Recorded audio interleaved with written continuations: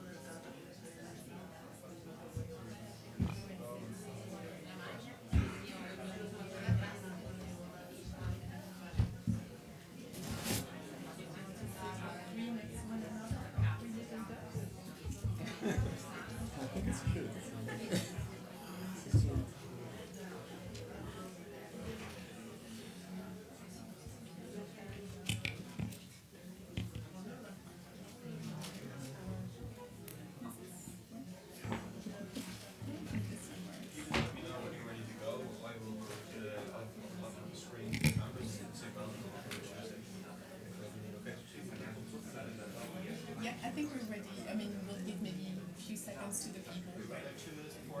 Yeah, Yeah. maybe. Okay, great. Thank you very much.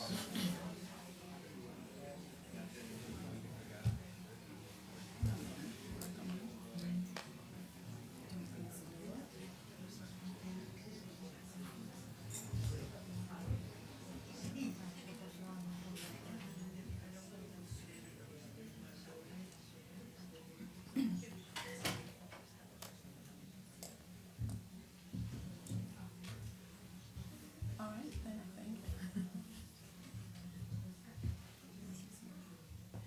Good morning, everyone.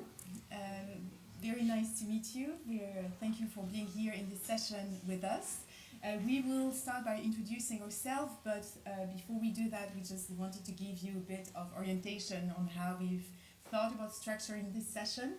First of all, you will see that we are all three practitioners, and this session will be very much about sharing with you the work we're doing and what we're learning and what we are seeing on this topic of biodiversity and how to, I think we have the title maybe now, if we could have the presentation. Maybe not. Maybe we can start projecting. So we will start by introducing ourselves, and then we will give short presentation on each of our practices and how we do it. Some are within the farming context, some are within the forestry context. And then what we would like to do is share with you some of the thoughts we've had and some of the recommendations that we started drafting. And we would very much to have the second part of this session to be very engaged with you, to get your thoughts, your questions, but also your views on what kind of recommendations we should be making on this topic. I think now we, maybe the one before, if you don't mind. Oh, it's us. We have it. Or not? Okay, fine. There we Yes. Right, exactly. So this topic is a fantastic topic, and I think we're all, you will see on stage here, very excited about the topic of biodiversity, specifically maybe more soil biodiversity, but biodiversity in general, and about how to enable it and how to make revenue generation with it. So that we can sustain it more. And I think that's really the goal, is to sustain these better practices, these ecosystem restorations, And so we will share how we do this, what we see working, where we see challenges, and how together we can make recommendations for the fuller group. Maybe we start now with a quick introduction. Do you want to start, Paul? Sure, yeah. Hello, everyone. I'm Paul Masarczyk. I work for a project developer, regenerative agriculture project developer in the Czech Republic called Carboneg. And I'll be talking about how we treat rewards and incentives for farmers to incentivize biodiversity enhancing practices. I'm Gianluca Bagnara, nice to meet you, from Italy. I'm partner in a family farm that is Colonna. It's a commercial farm, but we managed to organize around us also an ecosystem of innovation, like we heard during the plenary section. And so we collaborate, we have a collaboration for innovation on farm experimentation with FAO, university, and so on. But basically we have a commercial farm. We have some experience in organic carbon, and now we have managed also to evaluate the role of biodiversity in the soil. Thank you. And I'm Axel Ducos. I work for Land Life. We are a nature restoration company in the context of forestry.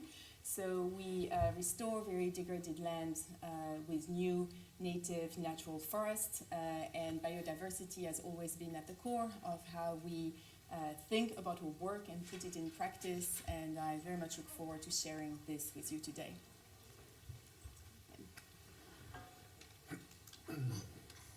So, I have put together a presentation just describing the work that we do at Carboneg, and I've called it towards holistic regenerative rewards, so how we can actually promote life-enhancing and biodiversity-enhancing practices within carbon farming. I'm covering things. This is a very different session. You can see it's very casual. We're all sitting on stage. We're friends here, so let's keep that energy moving around. So firstly, what is it that we do at Carboneg? So we help farmers transition to regenerative agriculture. How do we help? Well, we create know-how. We create sort of communities of sharing within Czechia and Slovakia, and we provide financial rewards through carbon credits. The transition that we're talking about here is to regenerative agriculture. So we, by and large, use 6 principles, which I'll describe to define regenerative practices. This comes from people that have thought much longer about this topic than I have. Gabe Brown, for example, in the US is a big proponent, and we use a lot of his work. And we also then help to reduce costs, increase yields, and increase resilience for these farms. We are Czech-based, as I mentioned. We have a global footprint, so we operate in a number of countries outside of Europe as well. And our main form of revenue is through selling carbon removal credits under ISO and with gold standard forthcoming as well. So these are the principles of regenerative agriculture, and this is something that I find quite interesting, this distinction that some people make between carbon farming and regenerative agriculture. How do they overlap? How are they different? Maybe I won't go into too much detail about these, but there's some basic principles that we try and help farmers to promote. And the idea is that these are also, they should be holistic. You can't just do one and not the other, because you really lose some of the benefits. This is a sort of symbiotic system that needs to be thought of as a whole, rather than small little incremental pieces. But obviously you can implement them incrementally, but to just do one and not the other it doesn't have quite the same impact. I think one that I'll highlight here is observing the natural laws and the context from with the environment that you're working from. I think that's really important when it comes to regenerative agriculture. There's no one-size-fits-all approach that you can just apply in different continents or different contexts. And that's something that we're trying to engage with quite deeply at Carboneg.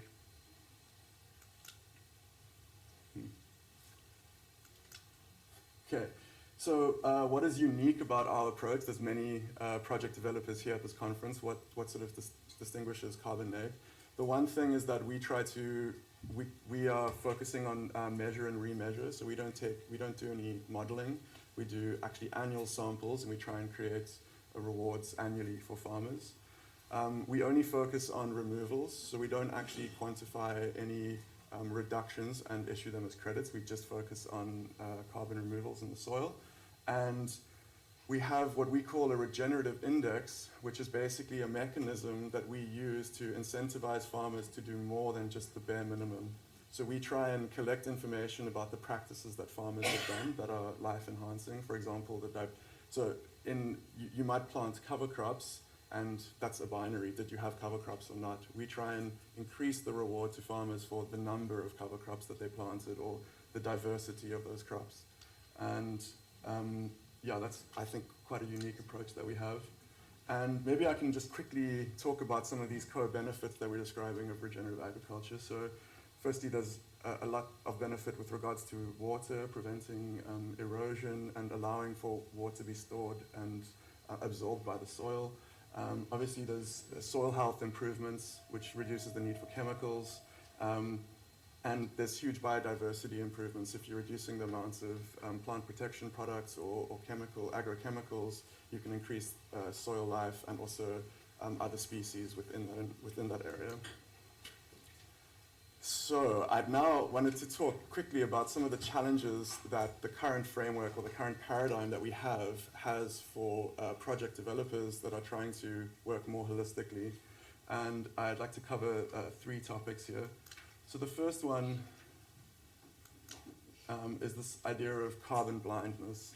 That when we think about sustainability, often in, let's say, in ESG circles, in boardrooms, we're only focusing on a tiny tunnel vision of carbon. So we think that if we deal with the carbon problem, then all of our other sustainability challenges will somehow magically be resolved. And unfortunately, this isn't actually the case. Sustainability challenges that we're facing are systemic. They're interconnected. They're mutually enhancing. So if we just focus on carbon, we don't think about biodiversity or other forms of nature protection, I'm afraid that we might be focusing on the wrong thing. It's an interesting reflection for me because carbon farming, for example, is quite a strange emphasis for even this conference, right? To think about what we're doing or what we're trying to do as just farming carbon. I don't know if anyone else finds that weird, but that's a weird thing for me to be focusing on. It's like, and to have this as a conference or to have a summit on carbon farming feels like having a fintech summit called the Ones and Zeros Summit, right? It's like, sure, that's, the ones and zeros are important, but you're really missing the big picture here. Like, if we're just focusing on the carbon, there's so many other aspects that maybe fall by the wayside.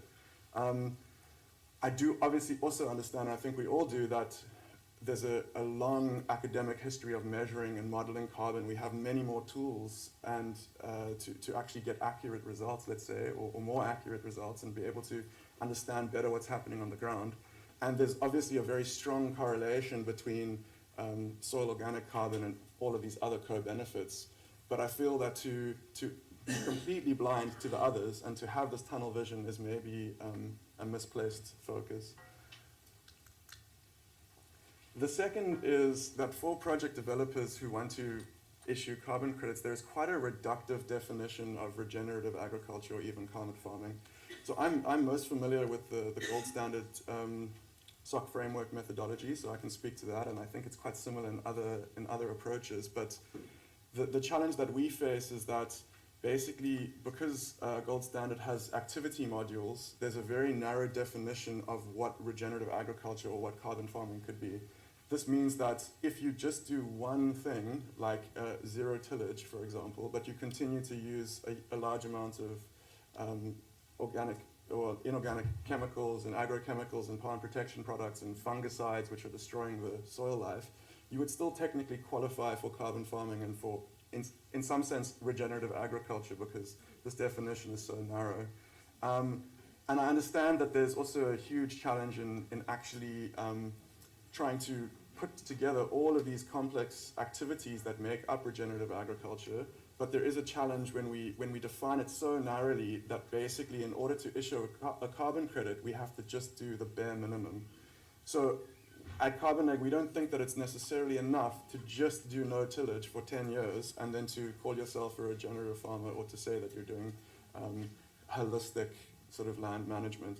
And under some of the certification schemes, that is actually possible.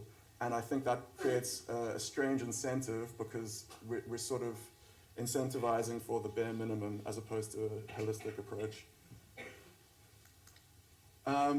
And I think the third thing, which we'll talk about much more, is how nascent any sort of biodiversity markets are. There's many proposals across the world. This is a map that I took from a report by Pollination, which is a foundation that focuses on nature markets and biodiversity markets. They have some really good resources that I would recommend having a look at. And they've outlined, I think it's about 20, I think Axel has a slide on this as well, but different approaches across the world to how we could actually quantify biodiversity or nature and create some sort of a market, some sort of a credit for that.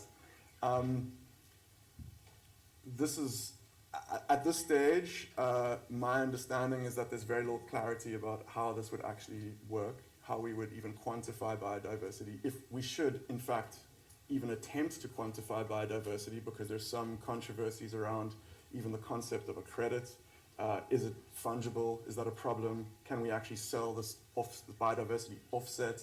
And it feels to me at this stage, as a project developer who wants to try and emphasize more holistic practices, you have a problem, right? You don't have the old world is dying and the new world is yet to be born. We don't have a framework, we don't have a pathway to actually incentivize these kinds of practices. And this makes it very, very difficult. So what have we done? Actually, before I say that, there are also some hopeful signals, let's say, that are coming from the market. And this is by no means a robust analysis. This is some anecdotal evidence I have from working with buyers and working in the sale of carbon credits. And what I will say is that two things I think have caught my attention, and these both come from on-the-ground experience talking to people. Mostly we deal with marketplaces, actually. And the idea here is that instead of the compensatory model, so offsetting emissions in one supply chain directly, 1 ton for 1 ton, companies are now also looking at beyond value chain mitigation. So essentially investing in nature protection or nature projects that are outside of their value chain, where they can compensate for nature protection, basically. Make contributions instead of compensations. And this, for example, some of the marketplaces that we've been working with have set up nature funds. Instead of us selling credits, we can contribute the outcomes that we have to these funds, and those can be invested in by their buyers. And then they can make, instead of compensation claims, those clients can make claims about the contributions they're making to protecting nature.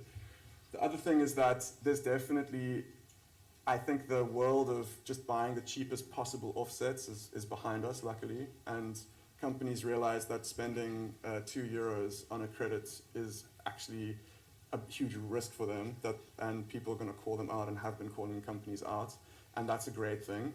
And the emphasis on quality, I think, is a very good market signal for everyone here. And we've had very positive responses from our customers when it comes to our regenerative index, basically being able to tell a story, having a narrative at this stage which can describe the extra work that we're doing, that our farmers are doing, and people are much more interested in buying those types of credits than the cheapest possible avoidance or reduction credits. And because of all of these challenges and these sort of market signals, we've come up with some sort of imperfect pragmatism, I'm calling it, that we want to try and motivate for more holistic practices and create richer narratives that can support our definition of quality, basically. And I'll go very quickly through this. It's a little bit maybe technical, but we basically have two indexes: a field care index for croplands and a pasture care index for people that have pastures in our program. And we have 3 categories of practices and 5 levels of improvement. And basically, using this matrix, we can assign a score to each farmer for the kind of work that they're doing and the kind of improvements that they make. So with field care, we focus on soil cultivation, crop diversity, the family diversity, the soil coverage, a whole lot of indexes there that we try and we collect the data. It's self-reported from the farmer every year. We try and validate as much of that we can through remote observation. And then what we do, and this is the pasture care index, what we do is we assign a score, and for each of the categories there's a weighting basically. So some of these indexes have higher weightings, which means that they would get higher rewards. And essentially what we do is that we have a compensation, we have a baseline compensation for each of the farmers in our program, and they can get up to 30% more reward for each ton of carbon that they sequester based on how they performed and how their index is calculated. So I didn't want to go into all the maths, but basically you can have the minimum reward as a farmer that we set as a baseline. Depending on which country you're in, there's a multiplier, there's a coefficient for the country, and then that is multiplied then by 30% bonus based on your regenerative index. And yeah, that's the end of the presentation. Thank you very much.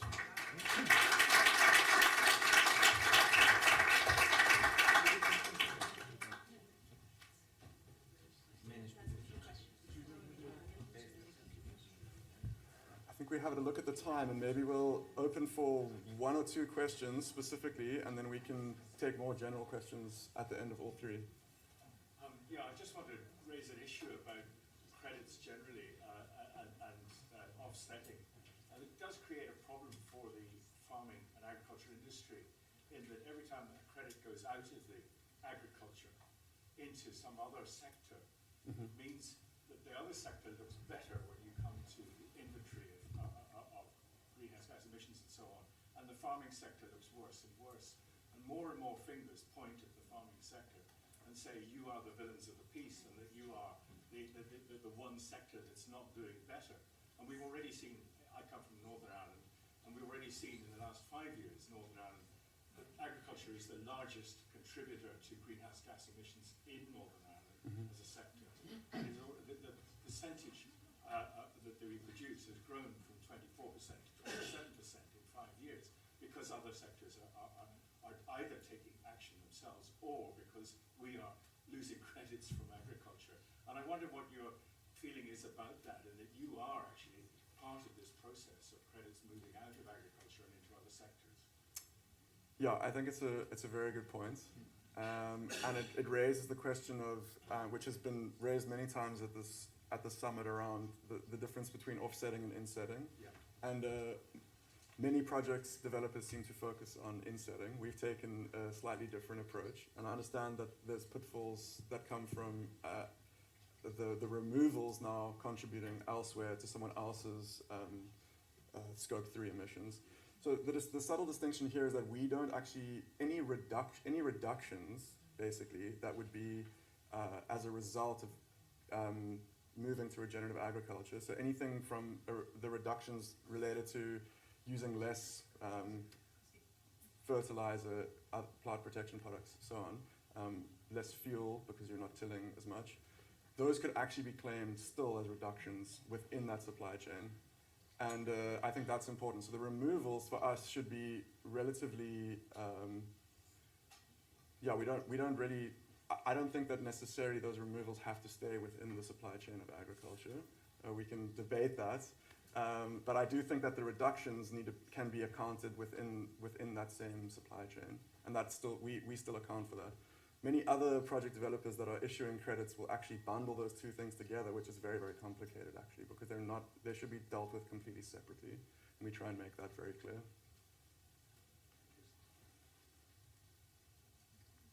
Anything else? Thank you. Great. Thank you. Where do you find the funds that goes up to 30% bonus? Do you found the funds to get the bonus for the farmers when they get the good practices? That comes from the sale of the credit, so we don't sell for the entire, we don't provide the farmer with the entire value of the credit. Okay. And there's some margin that we keep. So we try to give the farmer 70% of the sales price of the credit, and 30% stays with us for our operations and our costs. And that extra 30% actually that contributes to up to 70% of the total amount of the credit. So that's Thank you. Okay. Could you? Okay.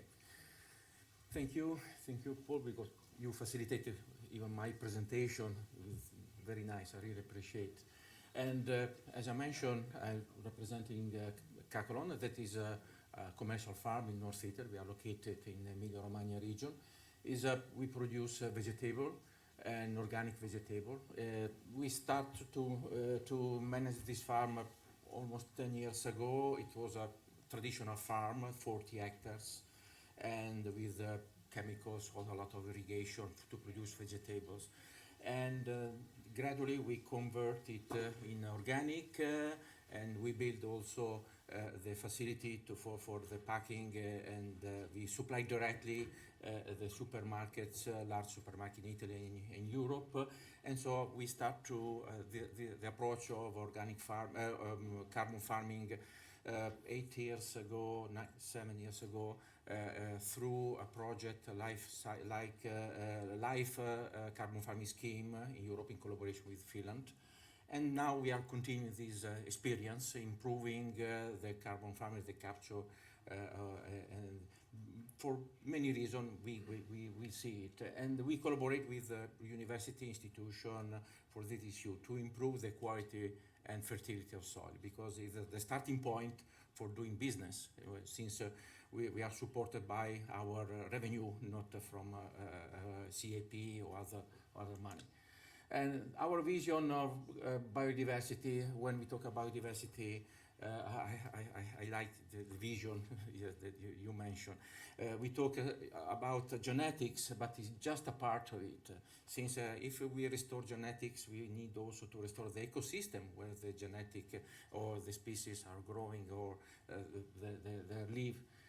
And the other side, the third leg of this vision is a culture, because we have to restore also our tradition, how to use, how to farm, how to cook, how to eat this biodiversity. So biodiversity is not just a matter of genetics, kind of a living museum. It's a matter of a living system where we are part of it. And that's why when we talk on innovation agriculture in the value chain, we adopt a value chain approach, according to your question. So our target is not to sell credits or external benefit for the financial market, but to improve the added value of our product to the final consumer. So we need to adopt a fully integrated value chain of innovation. That's I'm fully in line with you, starting from the land, the territory, landscape, agriculture, processing, and final consumer, education to final consumer. And first reason to adopt this approach of carbon farming, and of course including biodiversity in the soil, not for selling credit, but to restore the fertility of soil. What happened in Italy, and I used to say in South Europe, since the last 16 years, we are losing productivity to the impact of climate change we are suffering, and the poor condition of our soil. The average of organic matter we have in Italy, in South Europe, is less than 1% of organic matter in the soil, and the total factor productivity is negative, on average of minus 1% per year. So if we put more genetic, more water, more fertilizer, more pesticide, more of whatever you want, we got minus 1%. With a trend that is accelerating the last 2 years, that is about minus 1.52% per year. So that is the first reason to restore the productivity of farm. We need to start to restore the living habit of our soils.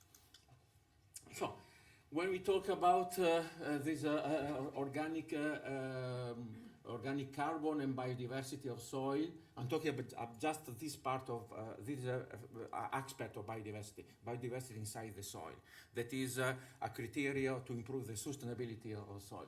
We talk about in situ soil services. So in the framework of ecosystem service, we have two aspects. In situ, that is the private part of our farming, and ex situ soil service, that is the public component, public benefit. In this case, we can also use the credit to enter in this kind of market. So two faces but of the same coin, so I used to say. But the final consideration is that we must have a living soil. Soil must be alive and so there are different criteria to evaluate because our final target is to measure in some way for the economic purpose the fertility of our soil in terms of carbon that we are able to fix and by the biodiversity as well. There are different methodology in economics and econometrics for direct market evaluation, revealed preferences like hedonic price that we used in this case, and starting preference. We use these techniques in order to see the inner value of the component of the soil. It's just one approach, it's not the full scenario of portfolio techniques. That is an econometric model we use. It's a simple balance of energy that we put in the soil, we take from the soil, and we stock in the soil. That's to measure the final carbon we can stock for a long time in the soil. When we long time means at least 10 years. Now we have an experience of 6 years of stocking, and we see the result. The role of biodiversity in this context.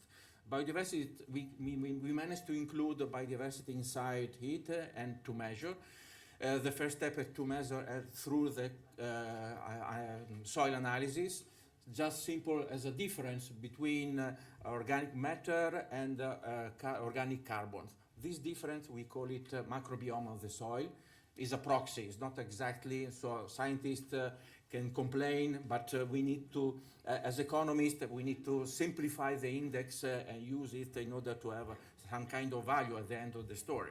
But I realize that it's quite really a proxy. It's not exactly an exact measure, but it could be an estimation for this kind of model.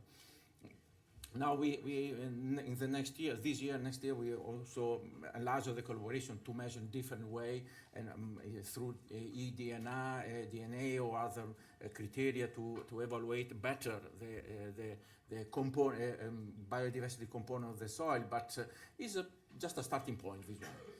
And the role of organic matter is to interact with the component of organic carbon in order to stabilize it inside the soil, since it's a way to improve the stock in the long term, and of course to improve the fertility. That is our first target. Criteria, I fully appreciate the criteria, the ecosystem services you mentioned, and so we start from requirement, soil quality parameter. We reintroduce crop rotation. We reduce the use of water, applying drip irrigation. We cover the soil during the farming season of the crop with bioplastic mulching. Also cover crops in winter time. So the first strategy is to preserve the quality of soil. We produce our own compost in the farm using the poultry manure. We are in an area where we don't have livestock, but other farm around has livestock, chicken, hens, especially hens, is a good manure. But we compost it with a vegetable component in our farm. Other strategy and so so this is a crop rotation during the year is just a picture.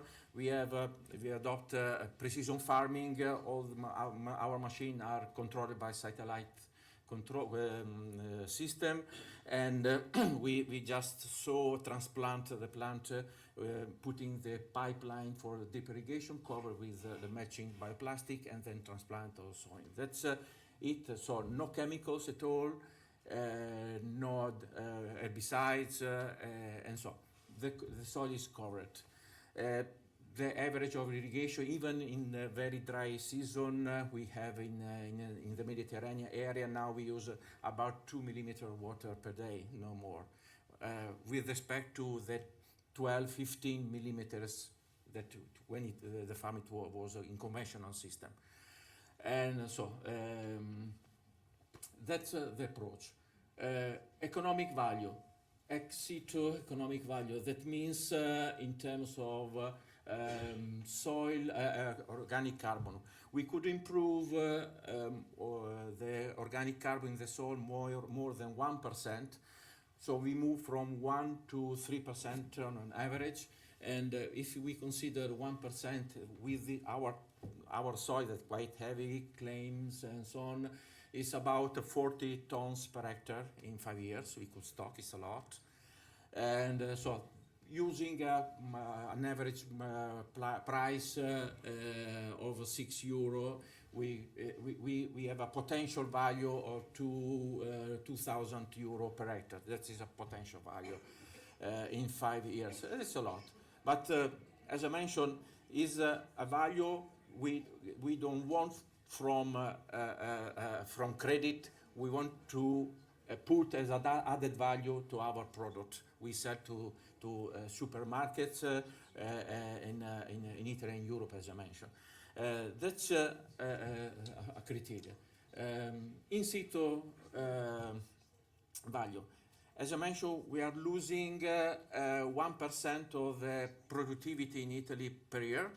That means it's about half billion euro of value per year we are losing in value term. And that is an average of €45 per hectare. And so if we restore 1%, we restore €45 per hectare of value. That is the real value we look for. Another to stabilize, to restore and stabilize the yield. And so we are conscious, we are in a situation where the Sahara Desert is moving up from Africa to the Mediterranean area. And we cannot stop it. We can manage to farm in different way in order to be more resilient, and our soil is the starting point to be resilient. So that's the real value to stabilize our production. So some final consideration for discussion with you. We have to combine different agronomic practices and work with a perspective of at least 5-10 years, at least, not even though with our revenue is coming from every year we farm. And the role of soil biodiversity is to capture and maintaining the carbon stock in the soil and restore the soil fertility. That is the main point. And so other value we have to work, and we start to work, is to better evaluate, to have a better evaluation of economics of biodiversity and traceability. We start now to work on blockchain in order to have a full traceability from the soil, the characteristic of the soil, in order to embed the quality of soil inside the quality of the product and provide it to the final consumer. We have many certifications, so we are not looking for new certification, but we managed to include the carbon farming approach inside the organic certification. That is regulation 848 of 2018 or Global Gap and so on. So to use the tools we already have to communicate to the final consumer the value of ecosystem, the value of ecosystem service and the land and the soil we have. Thank you.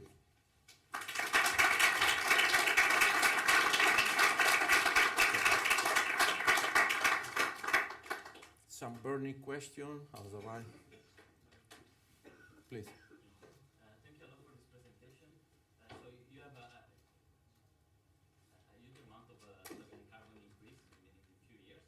As far as I understood, 8 tons per hectare per year, something Yeah, like that. 40 tons in 5 years. 5 years, yeah. That is plus we have 1% more of organic carbon in the Which soil. is really impressive.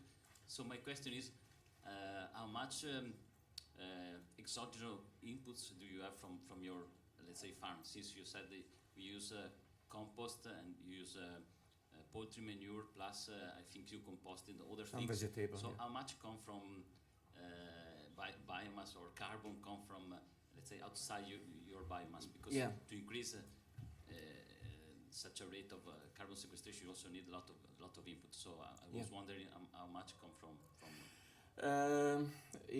We use about 40 tons of compost we produce in our farm. In the beginning, we start to use it every year, but the compost coming from poultry manure is the pH is quite high, and our soil have a high pH and high salinity. So we have to reduce. Now we use alternative year. 1 year we use compost, another year we use cover crop and cover, especially in winter time, and so we have to alternate external input, organic external input, or internal like cover crop to protect the soil, in order to reduce, to improve the acidity, to also reduce the salinity of the soil. That is like a key point in our soil, in our land. I have a question in understanding of your calculation.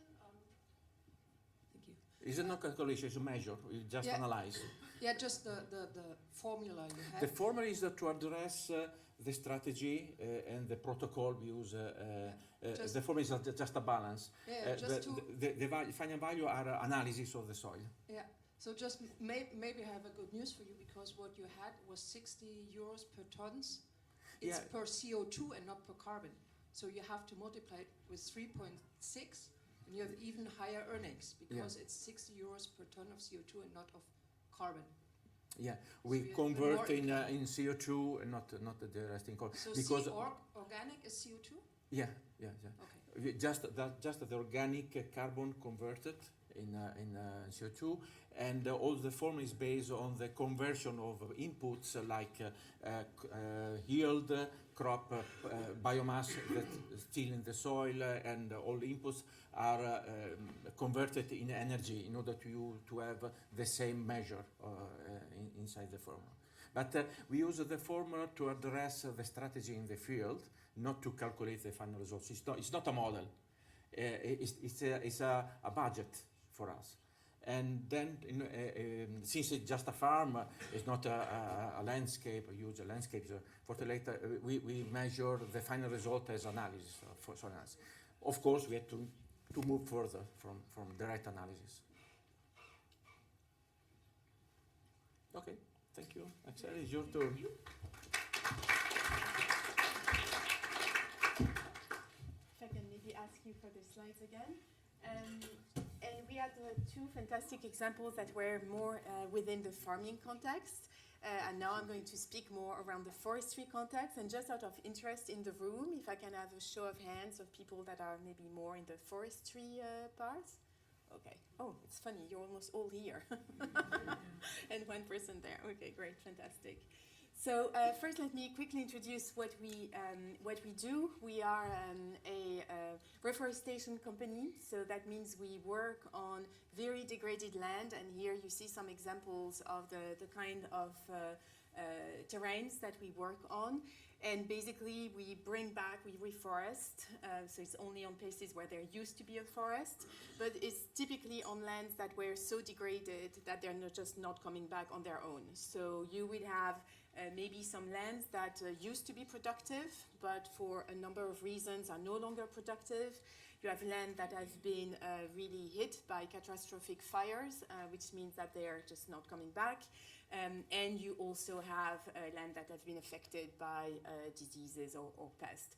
So basically, in this land, our goal is to bring a forest back. We work only with natural species, and our goal is to native species, and our goal is to bring a natural forest back and to revive an ecosystem. So to give you a sense of what it can look like, here is an example of a land that a project we started in 2019, and a couple of years back, you see the trees have come up. They're nice trees, they're really starting to grow, and wanted to give a sense, all the colors and the different shapes that you see is because this is not a monoculture. This is really trying to bring back as close as we can to the original ecosystem, the many different species that used to be there. And of course, we do that looking ahead, thinking about some of the changes that the climate is already affected by, so that we know we try to bring ones that are a little bit more resilient but are still native. So for us, and I agree also, the term carbon farming sometimes feels a little bit odd with what we're doing here, but the goal was always to bring back an ecosystem. And this is very important because otherwise, if you think only about carbon, and the tunnel that Paul was sharing earlier, unfortunately has in parts of the market taken place, you will go, and just put a monoculture of a species that will be capturing a lot of carbon, but this really does not bring back the ecosystem. So for us, from the start, it's always been this idea that we want to bring the ecosystem back. Carbon, of course, is at this point the best way. We have to fund and monetize those projects, but we wanted to do a bit more. And it's been so far, Land Life has existed for 10 years, so a lot of it was really trying to convince people on the value of bringing an ecosystem back. All of the points that Giancarlo and Paul mentioned earlier about the co-benefits. What we're starting to see, and we think that's an exciting sign of the evolution of the market, is that there may be more enablers to unlock biodiversity as a means of financing, right? As a means towards more restoration. So first, we see that there are more and more frameworks coming up that really try to quantify and to explain, what is biodiversity, what is the baselining, and how you measure the progress that is made on a biodiversity perspective. You have new technologies that are available to do this measurement and to quantify it, which is exciting because maybe a couple of years back it was more showing pictures of traces of animals that we had on our sites, and it makes for a very nice slide, but it's not really fully quantified. And the third bit is that we're also seeing more discerning customers and buyers who are starting to understand that, yes, of course, carbon is important, but there is a whole lot of other things that we need to do, and that they're starting to value these elements and to bring more nature positive thinking into their climate action. So I wanted to share a little bit more of what we see. We indeed see, we have not counted them all, and there are some reports that try to show all of this, but there is now a lot of methodologies that try to capture, and all of them grapple a little bit with the same thing, which is unlike carbon, biodiversity is more complex. You have way more dimensions that you need to take into consideration, and it is biome or bioregion specific. So how do you account for all that complexity but still make it simple enough that we can work with? And I think this is where there is a spectrum. Some are more simple, but maybe you lose some of the richness. Some are more complex, but they're much harder to operationalize and to use as a developer. Overall, I think we're seeing two types of approaches. One which is really around making more a statement, is to say, right, there is a rating, it's more a label, a proof of quality of the project, and this is where you see, for example, the global biodiversity standard being there, or also the FSC. And then you have some that are taking more a credit approach, and these would be going towards a biodiversity credit approach, where the goal there is to say, okay, we will really be quantifying, and that becomes this unit that you can really calculate and eventually monetize. Now, of course, there are a lot of questions on, is a unit of, what is really truly a unit of biodiversity, and does a unit of biodiversity in Spain compare to a unit of biodiversity in Australia or somewhere else? So that's also very different from carbon. But there are, some benefits to this where you can really get to also a monetization that can help. So I think this is what we're seeing. I don't know, this is all very nascent. I don't know that the market has really chosen yet which way it wants to go. But this is what we're seeing at the moment. Now, to share with you yes, I thought maybe before going into the details, maybe to remind everyone that for biodiversity, just like, we have this mitigation hierarchy, there is a similar one around biodiversity, and you can see, where the credits would fall, which is, of course, after doing a whole lot of activities to make sure that you reduce some unfortunate consequences otherwise. The second thing I mentioned was that there are a lot of new monitoring technologies which also make it easier to take stock of how much biodiversity there is in an environment. And that is also exciting. There are a lot of startups working on those and trying to make them more operational and trying to reduce the cost.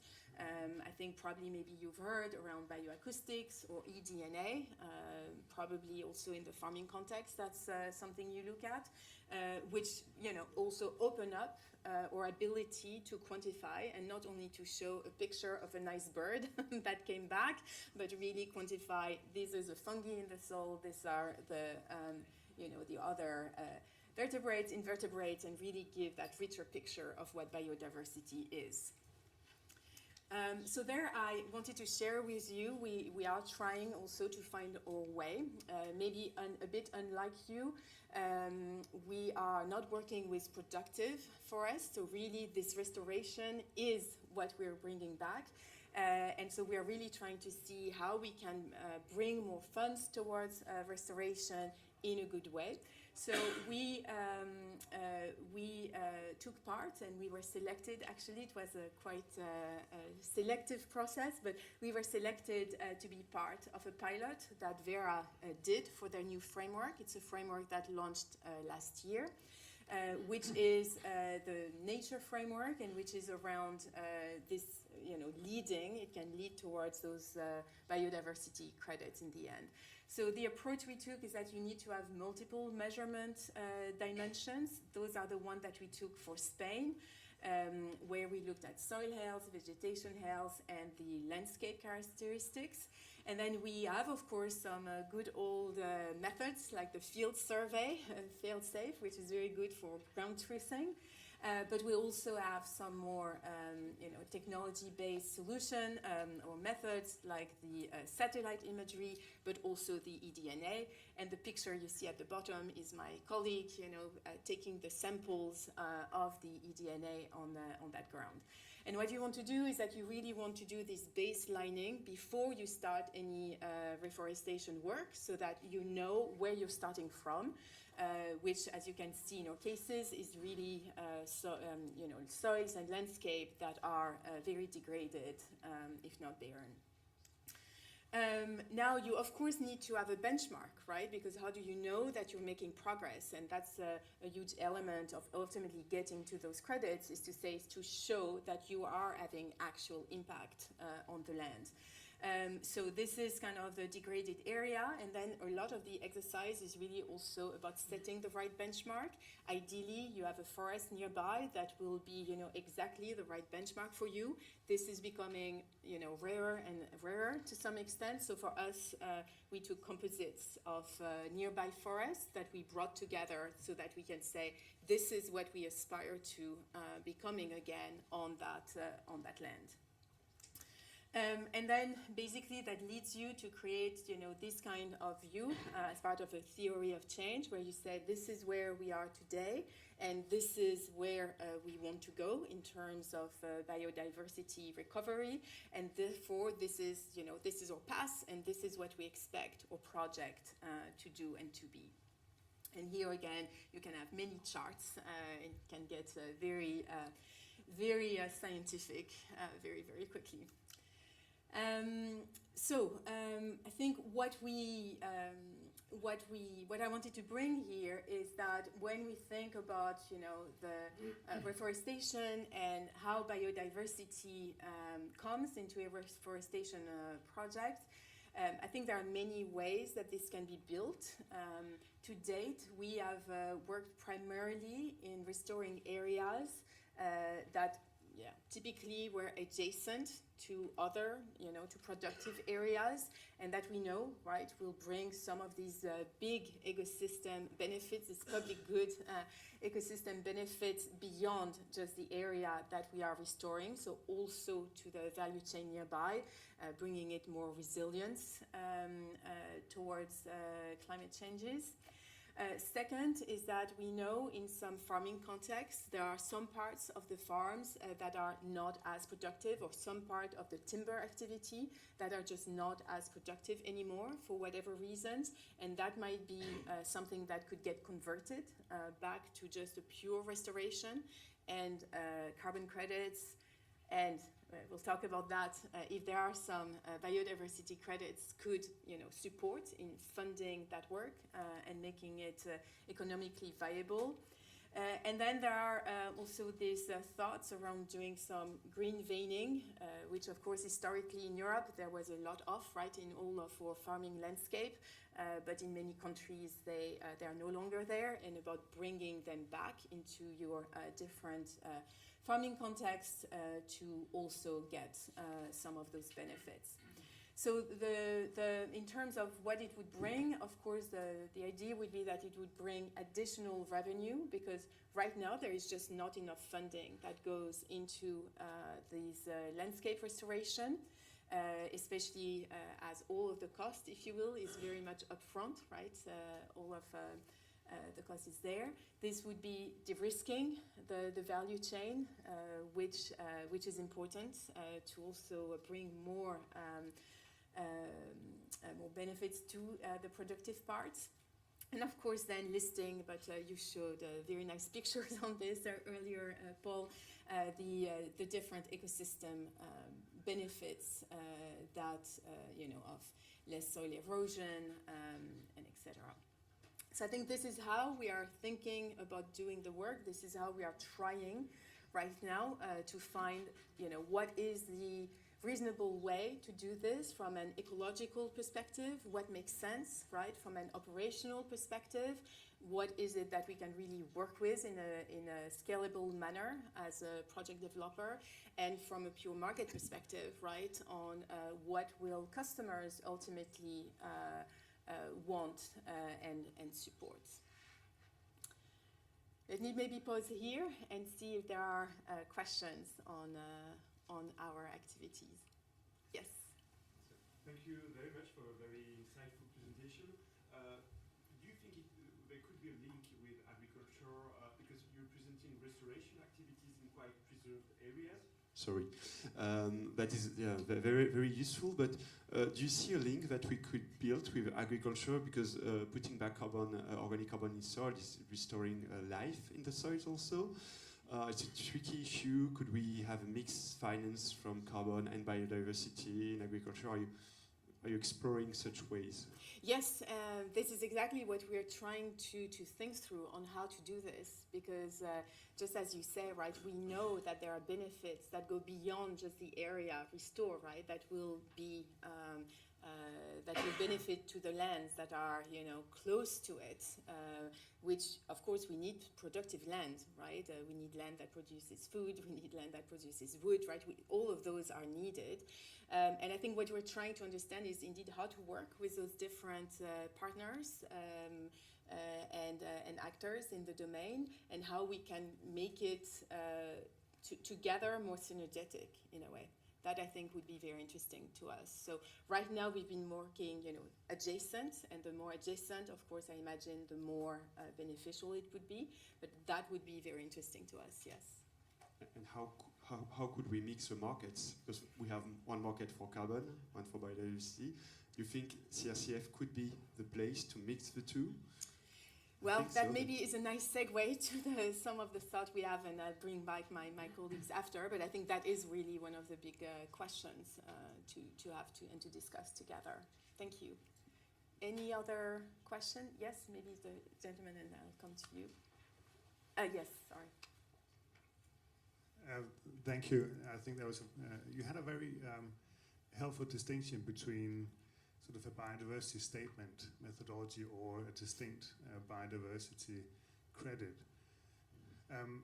So just kind of building on this last comment, are you thinking about having sort of a biodiversity premium on a carbon credit, essentially, or having it as a separate biodiversity credit?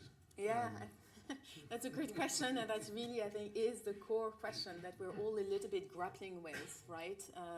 So right now there are multiple ways you can do this, and they use the terms of either you either have bundling, which is there all together, you can be stacking, and you could be, then selling separately.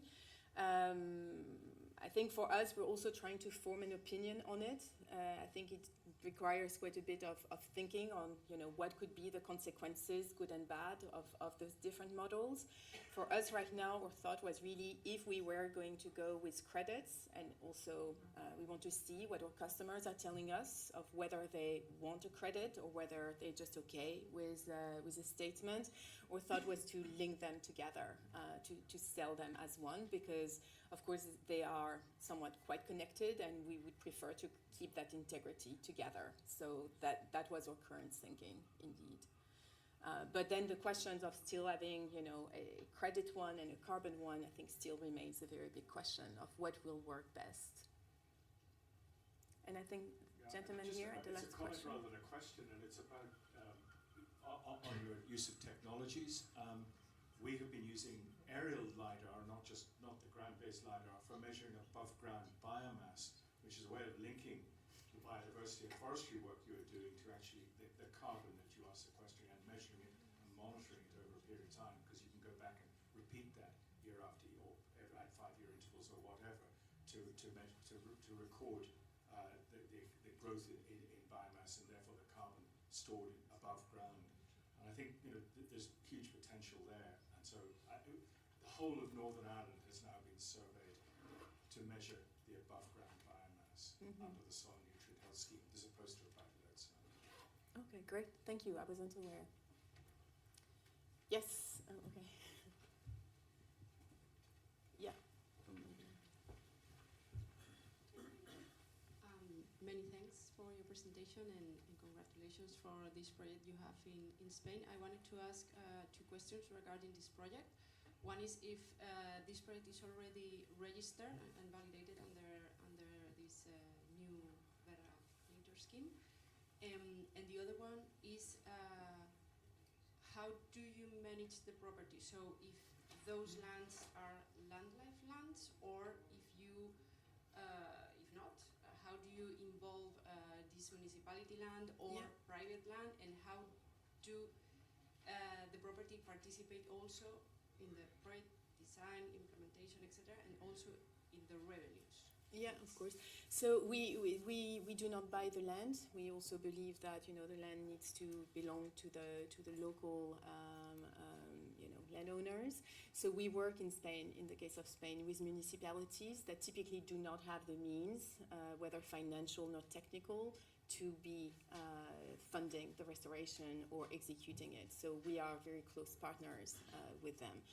And so, of course, when you follow all these processes, there is always stakeholder engagement. That is always a core part on the carbon side, and even more on the biodiversity side. In those, at least in what Vera has put together, you have to show even more proof of your engagement. with the community. In terms of this specific project, we have not registered it because we were in the pilot phase, and one of the key initial key learnings was that you needed to really do it before any restoration started, and we did it because before it wasn't there. We did, I think, 1 year after we had started some work. So now we have to see whether, now there is a bit more lenience to maybe going back, but we are deciding whether that's something we want to do or whether we will start with just a brand new project. And maybe just last question before we move on to the full group discussion, because we wanted to share with you some of the thoughts we had preparing this and some of the recommendations. But please. Okay, thank you. Do you have an idea about the value of biodiversity for the market? Yeah. So this is where it's very, very nascent. Some numbers I've seen, and I think there is a very wide area. But I've seen some number from some projects where it was around, I think it was between 40 and 60 euros per unit. Per unit of biodiversity, whatever unit they were using. That unit, how do you value the unit? Because, as you said, biodiversity is rather complex. Yeah. How can we create a unit that is comparable? Or yeah. I mean, that's the whole crux of all those methodologies, right? Is how do I define a unit? So each methodology goes about it slightly differently, but usually it's about making sufficient amount of progress right within a given time frame, and then that becomes a unit on a specific land area. I think each of them does it very, slightly differently, and those are, to be fair, some fairly complex calculations. And I think this is where, also all these methodologies really try to think about how do I bring the full complexity of biodiversity of the different biomes of something that can work across but still be operational on the ground. And I think some of them use slightly different approaches. So, yeah. Just to elaborate, because you have showed a photo from a forestation in, I believe it was in Australia. Yes. So it was 12 species, I believe. Yes, a little bit more, I think it was. 15 species. Yeah. So the question that sometimes confuses me is, when you plant the trees, you put 15 species. Yes. But on the first year, on the second year, suddenly you have to plant again because some of them are dead during the time. The value of planting in the first, second, or third year is the same that is in the 12th year? I think maybe this is a very specific question. Maybe we take it separately together. Happy to speak with you, because I think just in view of time, right? Maybe I will ask Gianluca and Paul to come back.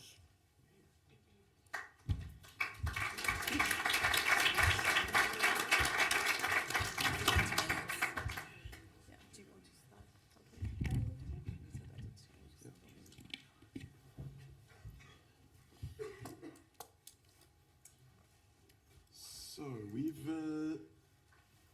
we've wanted to set up a discussion here about some of the recommendations. We've got some thoughts or some interpretations of the CRCF, and the emphasis here is how do we make sure to enshrine biodiversity and co-benefits within the CRCF. So what approaches could we take, what recommendations could we make in order to make sure that we don't have the carbon blindness or tunnel vision. And our interpretation of the CRCF right now is that it deals with these aspects in 3 ways. The first is that there's a do no harm requirement. So any of the carbon projects need to make sure that they don't actively degrade biodiversity, and things like monocrop plantations, for example, would not be considered certifiable. The second is to ensure that there are actually biodiversity co-benefits generated by these projects. And the third aspect is to create incentives for biodiversity. Now, our understanding is that these are still to be defined. They haven't been completely resolved. There's some recommendations out there. I attended a very productive panel yesterday where some recommendations were made how to approach some of these things. But in the next few minutes, we would like to describe some of our sort of premises that we've discussed and some of the recommendations that we've put together as we've tried our best, let's say. We're definitely not competent enough to come up with the perfect recommendations. And we wanted to open the floor to all of you to kind of in a collegial way share our thoughts, share our ideas, share the challenges, and hopefully also share our experiences in some of these challenges. So these are some of the, I don't know if you want to take over from here. But well, yeah, we can just exchange. Yes, so we thought, to be honest, to go straight into the recommendations, it was not so easy. You know, all the recommendation, you needed a little bit of grain of salt, it was not perfect. So we thought, let's maybe start with what we think to be very aligned on or be very clear about. And hopefully you being in this session is also something that you see and that you recognize.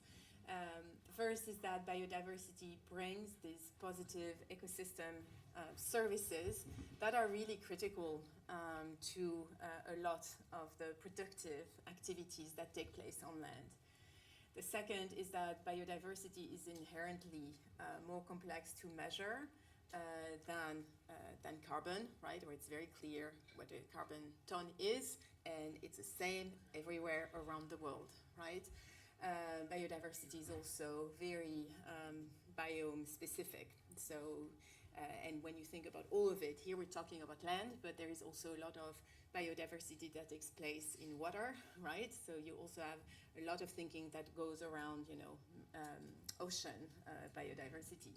So they're also trying to find solutions that work for everything. But fair enough, here we're about land. The second thing is that probably, you know, integrating biodiversity in your practices, right? When you're working around carbon, to be frank, it does take more work, it takes more resources, and it can lead, in the case of forestry, right, potentially to lower returns as well, because you are going to plant multiple species, right, and not all of them bring the highest carbon yield, right? So for your business case, to some extent, if you are just thinking about carbon, you would do a certain thing. But if you think more holistically, as the visual that Paul showed earlier, you will make a different design choice around what you're going to be planting. The carbon credit pricing today does not really fully reflect the value of biodiversity, which means it doesn't necessarily bring all the right incentives to the farmers, the foresters, the project developers to really fully embrace and go for biodiversity. And as we've seen, right, the biodiversity market on its own is very nascent, so it's also not bringing all this funding at the moment. And I think where we wanted to left it is with a sense of urgency, right, that we cannot really wait. We should be taking action early and quickly because the degradation is already quite high. We often use this number that 2 billion hectares of degraded soil around the world, right? This is like a very big number, and it is increasing. So how do we structure things so that we make a difference? Maybe just to stop here, is anyone, you know, disagrees with any of those premises or wants to add some additional ones?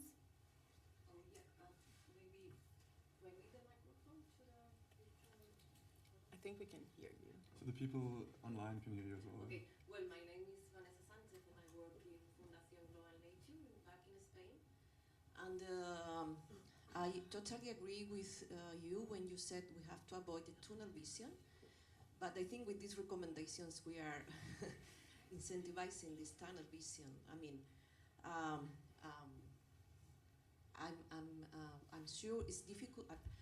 We all think that we cannot measure biodiversity gains in our ecosystems, but in my foundation we have been working during the last 4 or 5 years in a methodology together with agro industry to measure biodiversity gains in our ecosystem in semi-arid habitats. And we know we have to use a basket of metrics. It's not so difficult. We don't have to use on a specific baseline just in year 0, because biodiversity depends in our ecosystems on the, for instance, the weather conditions, or if it's a good or a bad year, but we know how to do it, and we are gonna publish in the following months the methodology in open.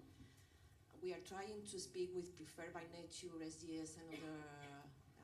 So just to let you know that we will have something that you could apply in your projects, and I think we should ask the Commission to integrate co-benefits on biodiversity, because it's important, and there are different ways of doing carbon farming, and there are ways that could harm biodiversity and ways that could not harm biodiversity, and we have to push in that direction. And I think it's wrong if we are gonna, because farmers, when you are a farmer and you have a farm, you do practices, and your practices could be positive for carbon and positive for biodiversity, or for soil, or for everything. And we should give them the answer to measure that. I mean, the way to can measure and give a value to that. I mean, if you have co-benefits on biodiversity, then your credits should have a higher value. I think we should push on that direction, and just to let you know, I will try to send you the documents we are working on with these biodiversity gains methodologies to measure our ecosystems, because we will publish it in our website and so on, and we are on that. It's a long work from the last 4 or 5 years, and we still don't have something to publish, but we will have it in the 2 following months, and I will share it with you, because there is a way to do it, and I think we should try to go in that direction, not going on the direction on just giving credits for carbon, because we should integrate the co-benefits on biodiversity. It can be done. It's not so expensive. You can do it at farm level. Something similar to the regenerative index. You are applying, and we should try to push the Commission on that direction more than on the carbon tunnel vision. But I think that's very much what we're saying, right? Is that it needs to be, recognized and valued in the right way, and that the way it is today is not quite fully doing this, which means that it's not fully embraced yet, right, by all developers. I don't think I think you were quite aligned then with the premises we were putting here. Yeah, because in the last premise you said something like we need to act fast, so we cannot ensure to measure co-benefits on biodiversity, but I think there are a lot of work on there. I mean, on biodiversity credits and what Commission wants to call nature credits, and I think we should push on that direction. Like, okay, maybe then a slight wording. That last sentence makes me think like, go ahead with carbon credits, and we'll see how to include co-benefits on biodiversity, but there is information on how to do it, and it's not so difficult. I mean, no, I think that was definitely, maybe it's just a wording piece, but it's that obviously you see all of us doing that today. Good to hear that there is another methodology coming. I think to some extent we have a lot of methodologies, right, that are available, some of them easier to deploy than others, but it's great. There's a lot of science and knowledge that starts to come through, and now it's really about how we translate that in the marketplace so that we can really have and bring the funding and the revenues to the farmers, to the foresters, so that it is deployed. I think that's, from my view, this is where right now it's not fully there yet. It makes it easy for farmers to use it. I mean, you cannot say farmer you can go for biodiversity credits, you can go for carbon credits, you can go for. I mean, there should go for ecosystem services at all. And maybe you could just repeat the name of your organization and to thank you for your important work on this as well. Yeah, it's Fundación Global Nature, Global Nature, based in Spain. Thank you. I don't know. Any other questions or? Could I just add to that slightly, and that is worry about continuing biodiversity loss. And for farmers, it's not necessarily their individual fault. And so if you're recording on a single farm, it may be because they have an oasis of good habitat that is surrounded by a desert of poor habitat with with no connectivity in it. And I think there needs to be some recognition that they cannot be held individually responsible for further biodiversity loss, and it may make biodiversity gain in the future extremely difficult for them because they can't, it's not within the landscape. They are the only people or the only area that is actually suitable for a lot of the biodiversity. I mean, I find that my own farm, I've lost a number of species of birds and animals that simply cannot survive in the surrounding landscape. They need a bigger area or a corridor of conductivity to get to the habitat. And I just don't know how you write that in or keep that in, but I think it needs to be thought about somewhere in the process. I want to say, I think it's a very, very good point. Those biolinks, right, are essential for. We try to do a project, in a way that you would create ultimately those biolinks. But you're right, there needs to be this landscape level thinking, and that also brings to the question that was asked earlier, right? How do we bring all the pieces together? Because we need productivity, we need natural. So how do we connect all of this so that at the end, overall, it works? Maybe we have the answer over here. So I'm here as a farmer and an innovator, and listening to, I don't know how many of you listened to Sheila this morning, but I believe it is possible that we farm biodiverse ecosystems and be productive. Now that's a big thing to say because for the last 120, 150 years we have been monocropping or moving in that direction. And suddenly we've arrived here with a very small number of plants dominating the ecosystem. Actually, there is no ecosystem. It is just the monoculture. And we talk here about how we have biodiversity around that. It is my contention, and if I will go back to what Sheila said this morning, you can have productive ecosystems which actually produce food. It requires a fundamental different way of thinking. It is ultimately better for the farmer because it has the potential to take down the cost of, you can be quite productive. It is difficult, they're very difficult to manage. It was talked about this morning, we don't have the agronomists who are independent to give the advice to show how this is done and to help us to develop that. I mean, I'm going around searching for that agronomy advice.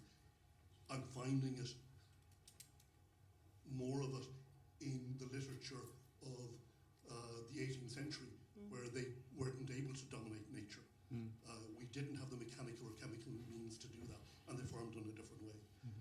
And we have the potential, and I said potential, to farm in a very different way, and we wouldn't be just thinking about one element of carbon farming, but we would be thinking about producing high quality food, affecting nature and the natural ecosystems, and impinging on human health directly, making people feel better,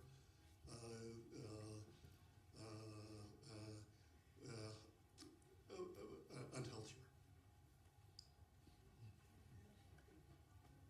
Thank you for that. Sorry, I should have given my name. Sorry. Firstly, I'm a farmer, and we're innovating a system called Fresh Graze, and it allows us to graze animals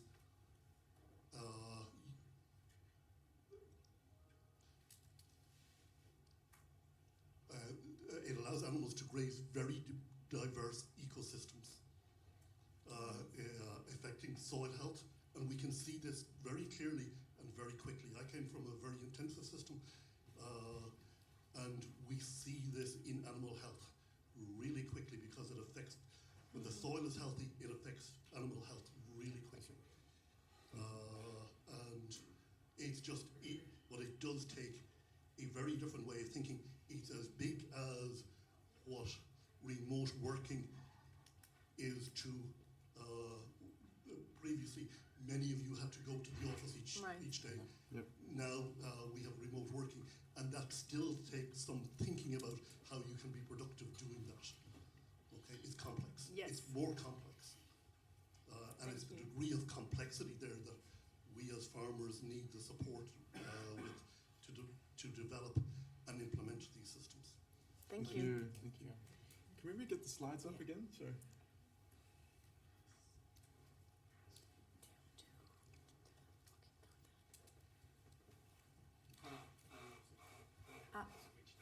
It switched off. Okay.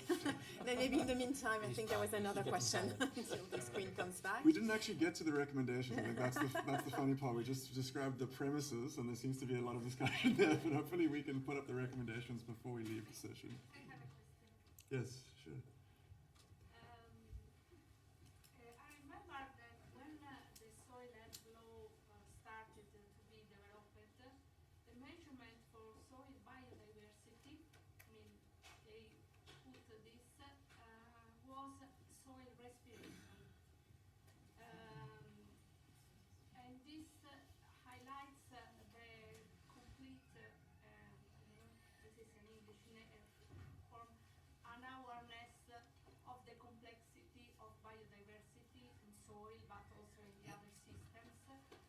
Consider that you can measure it just with a single parameter that is anyway not really the right one, because you can have DNA, for example, can be more able to give an idea of the soil complexity. So I think we are very far away from an understanding of biodiversity complexity on my side for soil, but it's applied, I think, for all the systems we are considering, plant, animals, etc.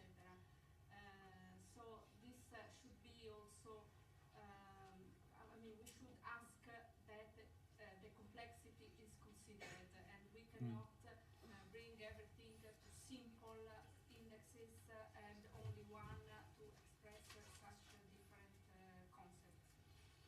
Good point. Okay, maybe I see there's a last comment there. Yeah, no, just had a couple of points. So I just get the feeling it's a bit hesitant. You know, we're talking about shouldn't we incorporate biodiversity into carbon and stuff. I mean, we're having a massive climate change crisis, and we're in the 6th mass extinction event, and they're intimately linked. They're both sides of the same coin, and it's no coincidence that the most nature-depleted countries are the same countries that have done the most damage in terms of climate. I mean, biodiversity is complex forms of carbon, and all carbon is either live or dead biodiversity, right? So that would be one point.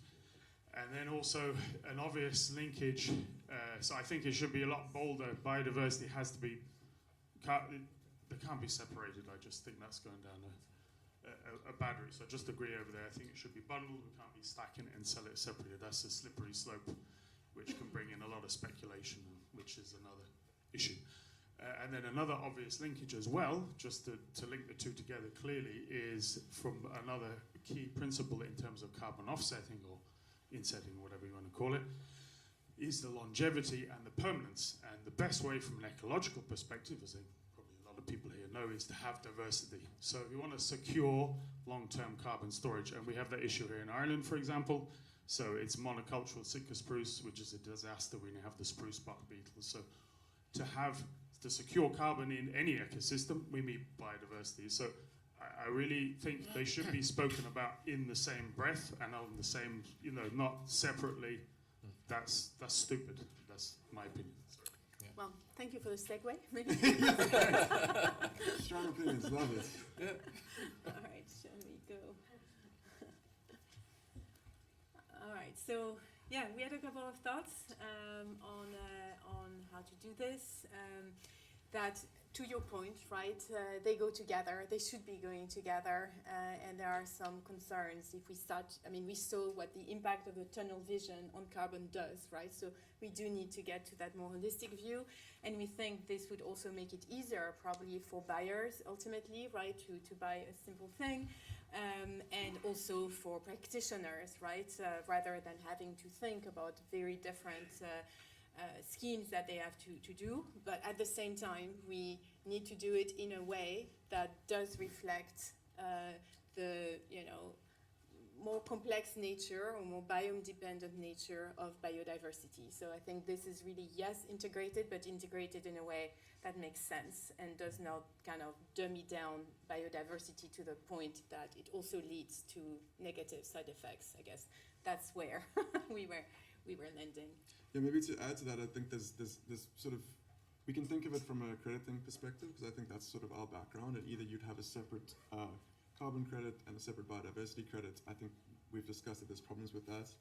This idea of like carbon plus, let's say, a credit that also incorporates some biodiversity benefits into it is a much more, I think, harmonized approach that would avoid some of the pitfalls of the other sort of way of thinking about it.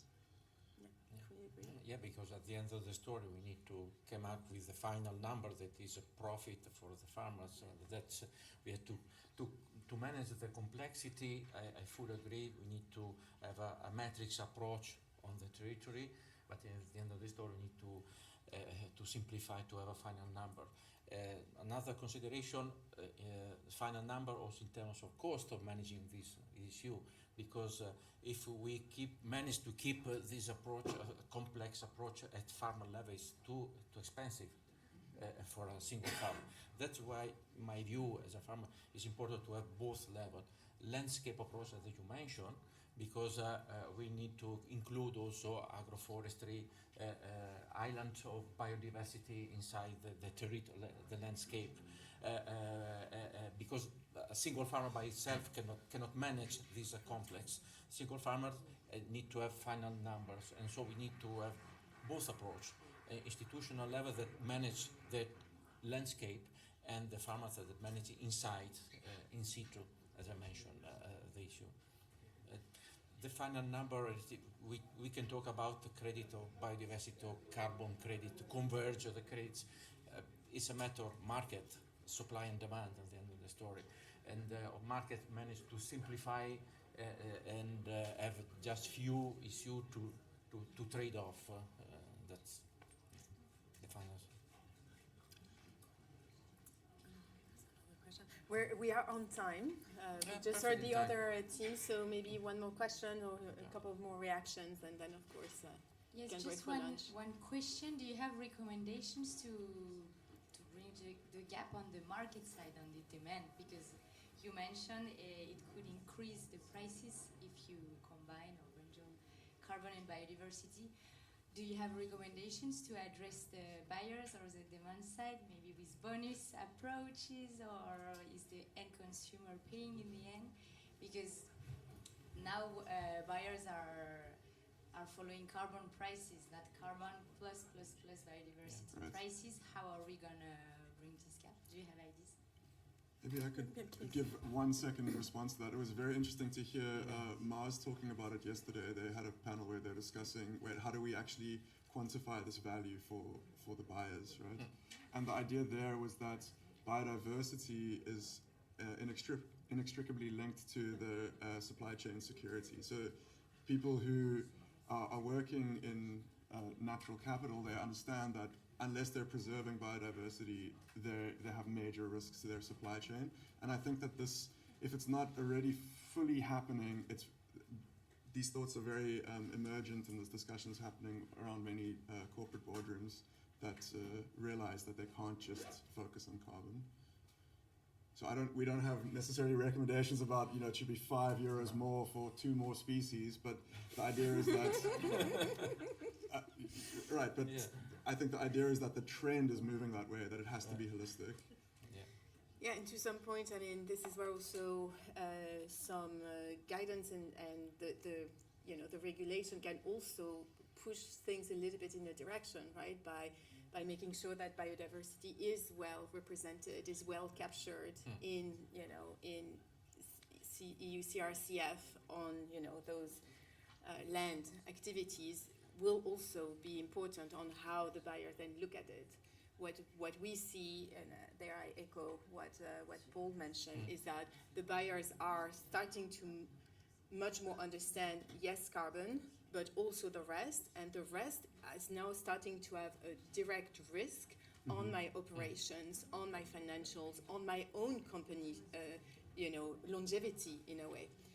Because if at some point there is no more, whatever one of the ecosystems, they might not be able to produce anymore, right? So I think there is this more maturity in understanding how all these things work together.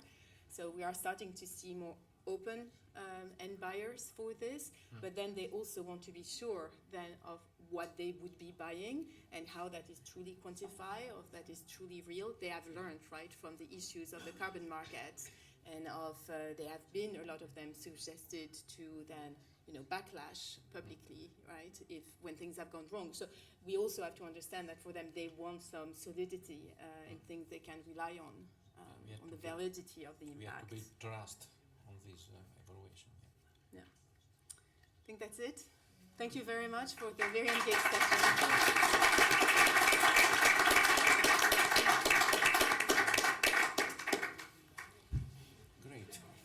Thank you. I really appreciate it. Congratulations. Thank you. Great.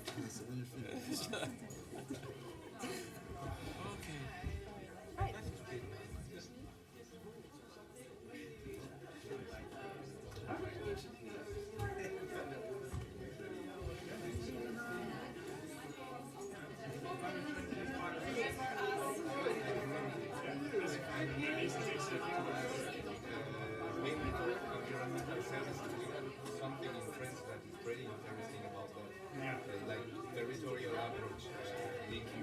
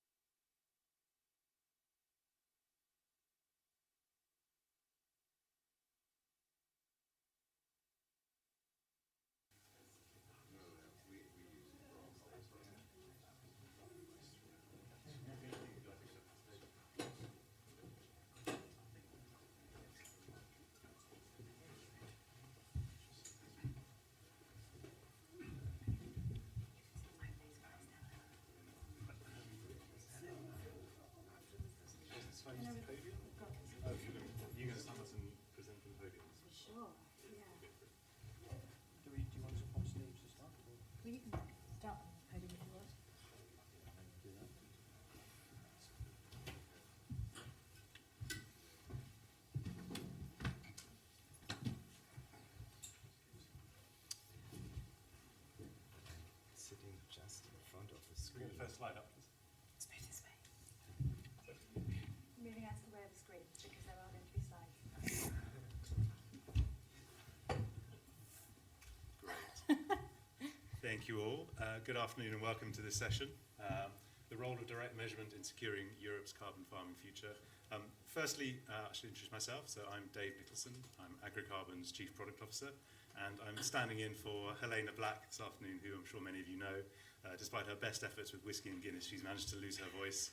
So it would make it very difficult to do a facilitation role in this session. So please bear with me because I've stepped in at a fairly last minute. If we could have the, oh, I've got the slide, haven't I? There we go.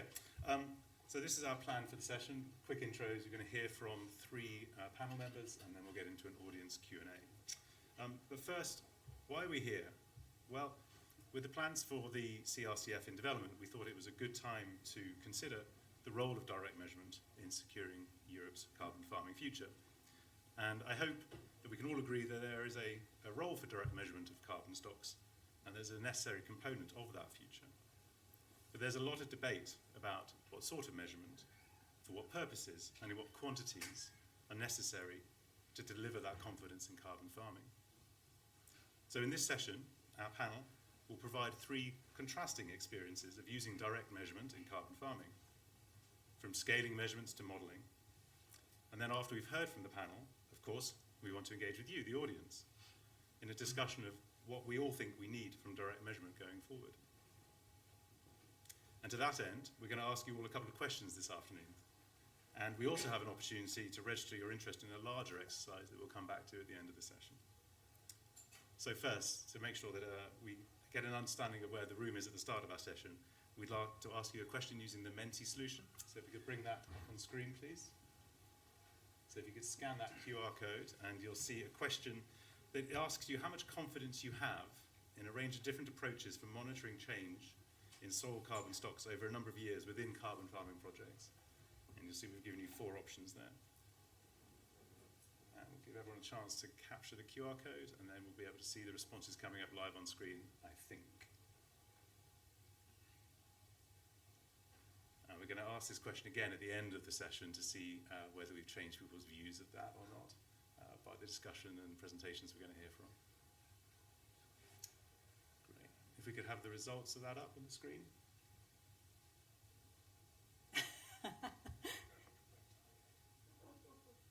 Hopefully.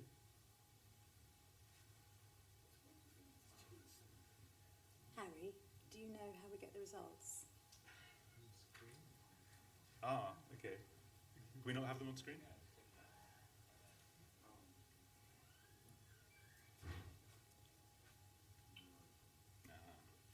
Technology fail at the first hurdle.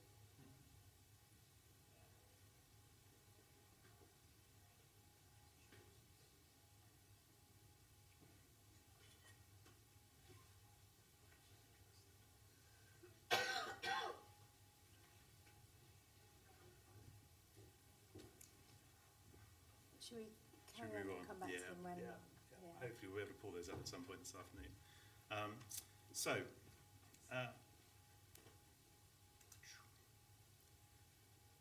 Beginning this discussion, we're going to hear from 3 people this afternoon who, between them, have built up a huge wealth of experience of generating and using soil carbon measurements for different purposes to support MRV in carbon farming. And after each of their short presentations, we'll take any quick questions from the audience for clarification only about what you just heard. So please hold any other questions for the longer Q&A session that we're going to have at the end.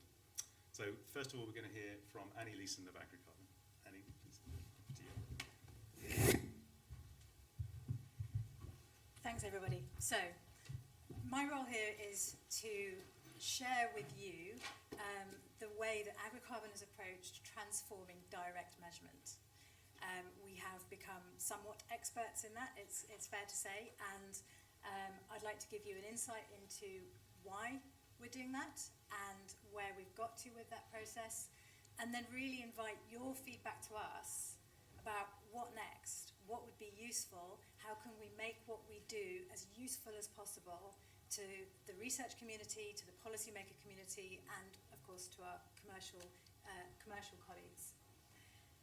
Someone at the start yesterday said it's really important to start a story with your why. Why are you going about this?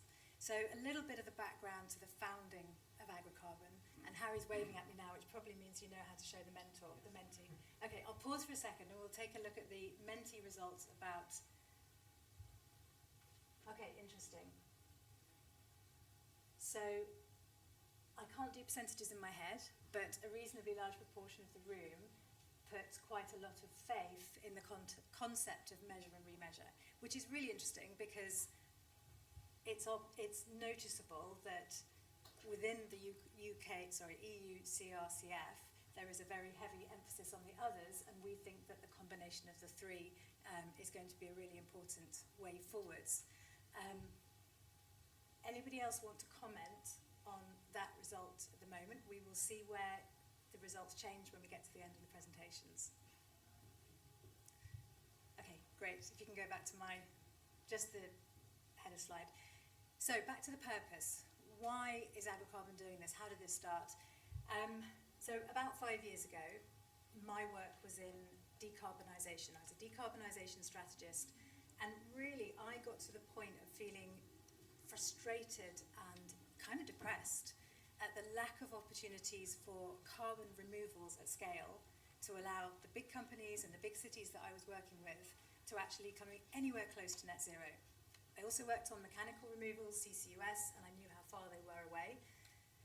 And I knew that soil represented an incredible opportunity, not just to allow farming to become part of the solution by providing an incredible carbon sink, but at exactly the same time, to be improving the resilience of the food and farming system, to be improving the health of soil, to be improving the biodiversity and the ability of the soil to support nature. All those things together, what is not to like? And I couldn't understand, why is that not in my toolkit as a decarbonisation strategist? So I went on a journey. I spoke to lots of people, from researchers to policymakers to big corporate carbon desks and all that sort of thing, and said, what's stopping you? No, number one, is there interest? Number two, what's stopping you? Number three, how can I help? Was there interest? Absolutely. So Microsoft, people like that, had already made bold claims about interest in soil carbon.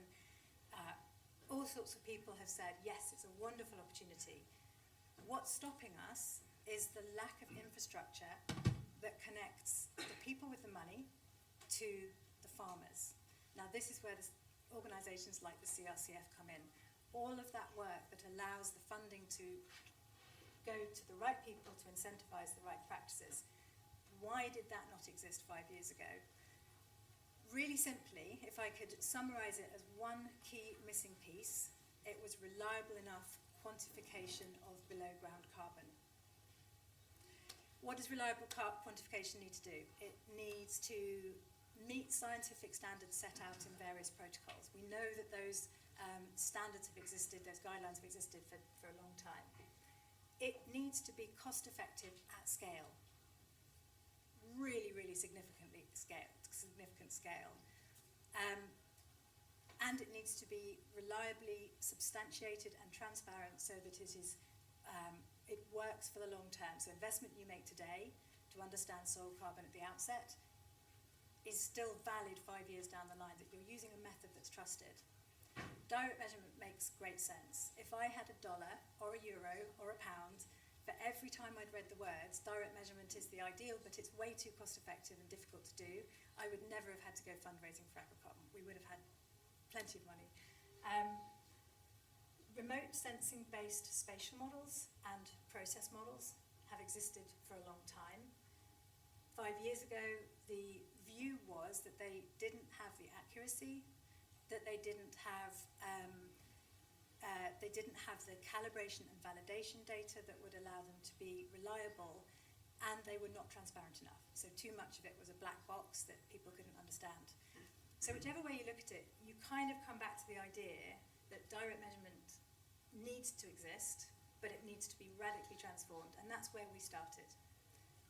So I scoured the earth and found a tiny little photograph in a Scottish journal about Dr. Helena Black, who at the time was heading up ecological services at the James Hutton Institute, and my now business partner, who is a farmer with a passion for soil health and for farming decarbonisation, And Stuart and Helena were in this tiny little photo in a field in a Scottish newspaper. And I immediately got on the phone and said, "You're doing this thing, aren't you?" And they said, "Yes."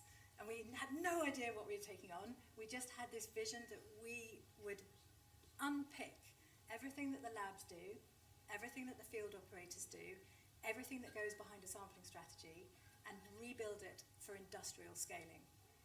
So that's what we've done. Industrial scale application of direct measurement in order to reduce the cost, in order to improve the accuracy, and really importantly, the consistency of results, and to be able to apply it at much greater scale than was possible before Agricarbon existed.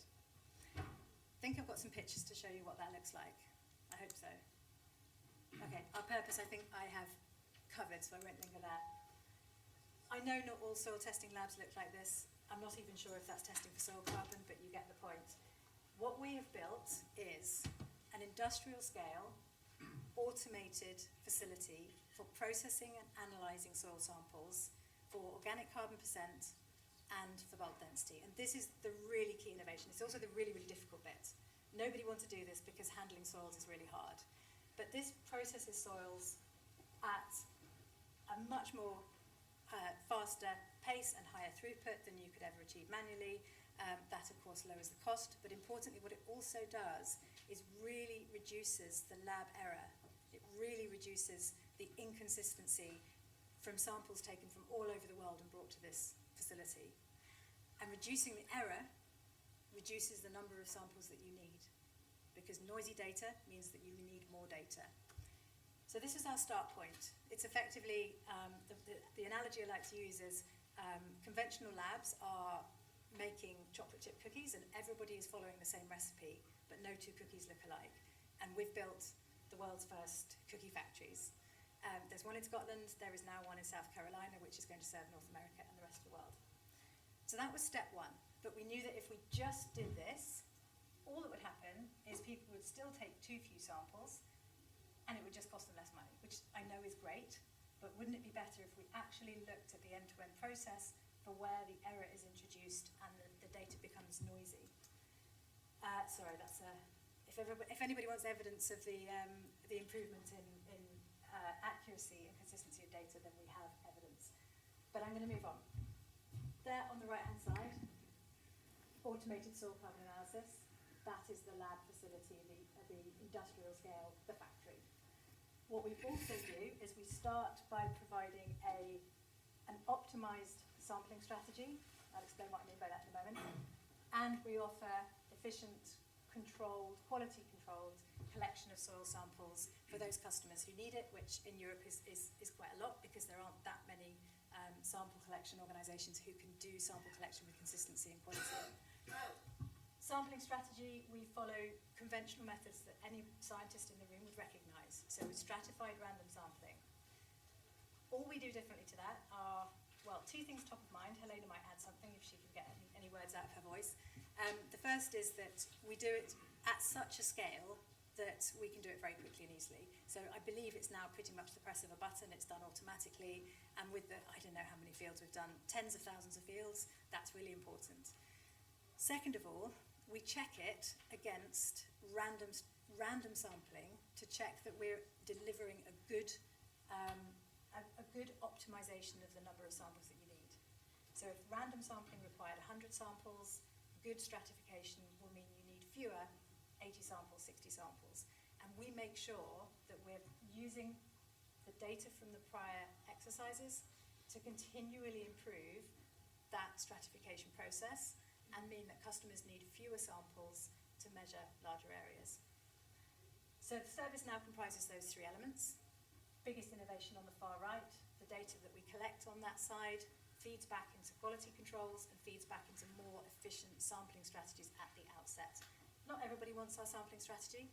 Some use others. Some are sampling for model initialization, so they're not that interested in whether they can detect change over time. They just want enough data to initialize a model, so they'll tell us where they want it. But generally, if you want to be sure you're measuring changes in carbon stock, this is the process to go through. Fun picture, classic hand sampling, and we have lots of these amazing vehicles. This is I think this was the first three that got the shiny new livery. Not all parts of the world want that much attention drawn to that equipment, but we also have some other tools that we use. We've got a hand sampler for getting into smaller crop types, and we've also got a hovercraft in development for wet agriculture, and I don't know what else it's going to do, but it looks awesome. It's going to improve farmer engagement, that's one thing I promise you.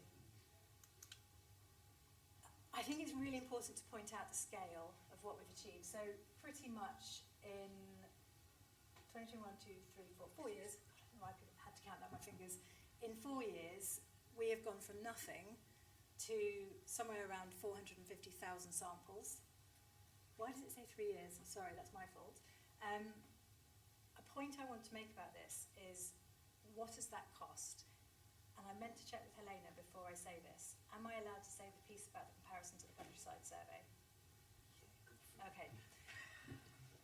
So Helena has enormous experience designing and delivering large-scale sampling campaigns. One of her achievements is the countryside survey, which is a UK-wide soil sampling survey. And I might get the numbers slightly wrong, but if I understand it correctly, it's essentially around 3,000 samples, and it cost around £8,000, more than £8,000. For comparison, 450,000 samples, I think from about 200,000 locations. Anybody wants to think higher than 8,000 or lower than 8,000? You can probably guess where I'm going with this. Yeah, so around 5.5 million for all of that. So that's the kind of difference in cost that we can bring by industrializing direct measurement. Dave is looking really baffled.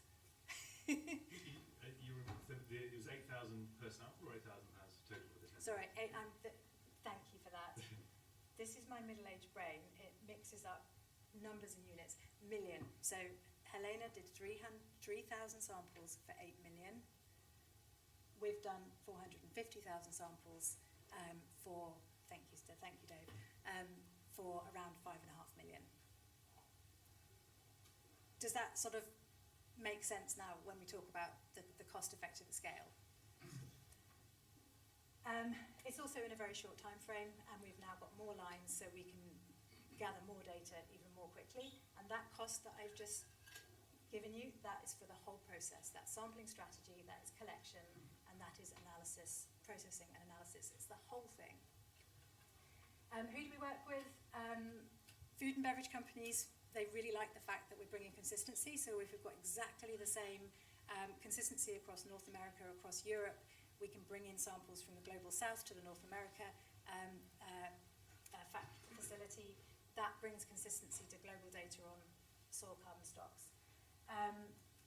Carbon project developers, also known as implementation partners, people like Soil Capital, people like Clem, there are quite a few of them in the room.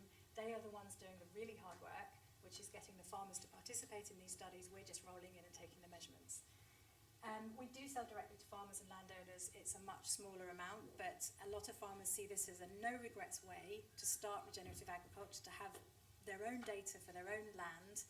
That means that when all of this stuff about certification and so on comes to fruition and falls into place with more confidence, they can then participate, having taken a really robust baseline before they got started. Okay, where have we sampled? Harry and I have a debate as to whether it's 17 or 18 countries. I couldn't count 18, so we've stuck with 17.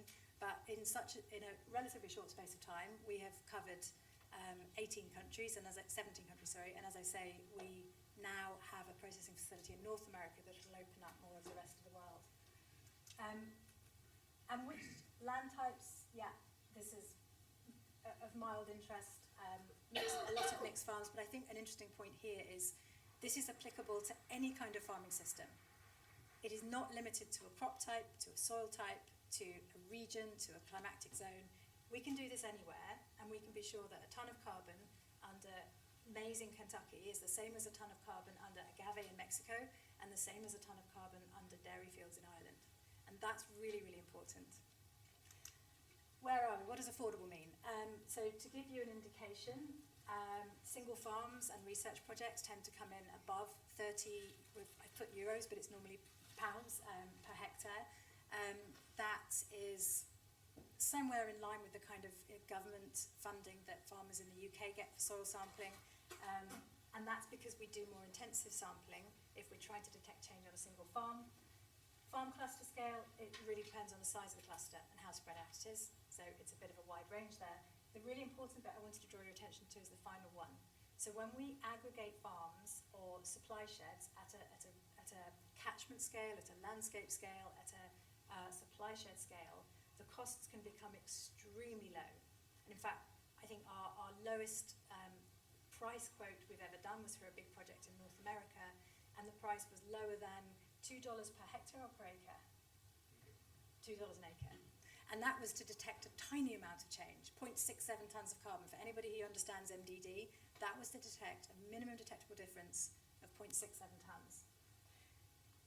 I'm going to stop there. I just wanted to give you an understanding of what we have brought to direct measurement and why we think that adds value. We think that it's extremely important to combine direct measurement with the other technologies, hence inviting Matt and Axel to talk today about modelling and remote sensing. What we see is the opportunity to bring them all together and to play to the strengths of each technology. And when we think about that, what we want to be considered is the opportunity to use direct measurement at scale rather than thinking about it in the conventional small amounts of samples going to labs and getting variable data context. I have no idea if I've talked for too long. I will stop there. Any questions for clarification? And then more principal questions we'll hold on till the panel discussion. Hi. So you mentioned that you also measured bulk density with this approach. Yeah. Can you clarify a little bit how you do that? Yes, absolutely. With normal soil sampling, that's challenging. Yeah. So curious about that. So we have a reasonably wide bore core. We maintain the integrity of the core all the way to the processing facility, and we have ways of adjusting for any slight expansion or contraction that might have happened in transit. And we maintain that integrity so that we can then take volumetric measures, and by the way, we measure the hole that we left behind, not the volume that we're left with by the time it gets to the lab. So we've got the volumetric measurements from the field, and we've got then the weights and measures that we take from every single sample. So we separate coarse fraction and fine fraction, and we do the usual fine dry bulk density, coarse fraction, fine fraction. So everything that you would see in a classic FAO, IPCC or ISO standard for how you should measure bulk density. Helena, do you want to try to squeak anything to add to that? No, okay, I'm really sorry. I think the key thing is it follows the standard lab practice. Generally, for every sample, not for the core, for every sample, so you can explain that. Yeah, so every single sample automatically goes through the process for both bulk density and for SOC percent. So there's no trying to match an uncertainty around bulk density with multiple samples that happen to be nearby. There's also the really important point about being able to see how the bulk density changes down the soil profile. So we can go down to a metre. We typically advise going down to at least 60. We very, very strongly advise taking at least 2 samples, even if they're 2 small ones, even if it's 0 to 15, 15 to 30.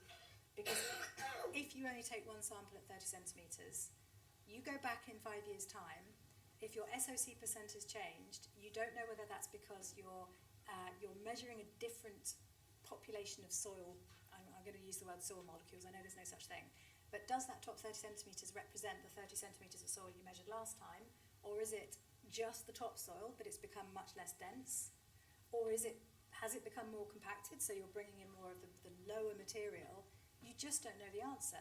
So you have an SOC percent, but you don't know whether that is a change to the same soil that you measured 5 years ago. So we always desperately try to encourage people to take 2 samples, especially because the incremental cost of taking 2 samples or of splitting the core into 2 is far smaller than the incremental cost of adding new sample points.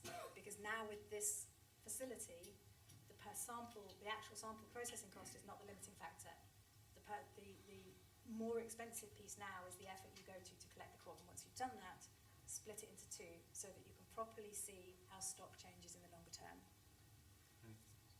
Yes. Then the cost difference becomes even a lot bigger. Yeah. Okay. very much.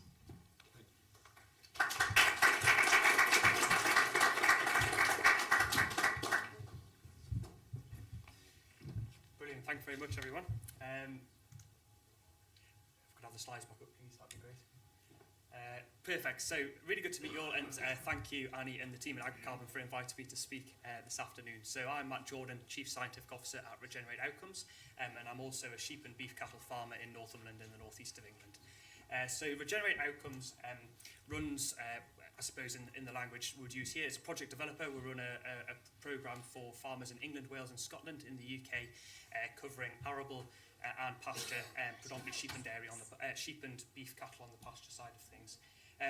In terms of the services we provide to farmers, we frame that very much as a soil health programme. So we have a strong emphasis on mentoring in the work that we do with farmers. That's in-person, on-farm mentoring from experienced regenerative farmers to help people think about improving soil health as a route to improving their business profitability and resilience. And then obviously we then come in and measure and monetize the carbon gains that come off the back of that for them.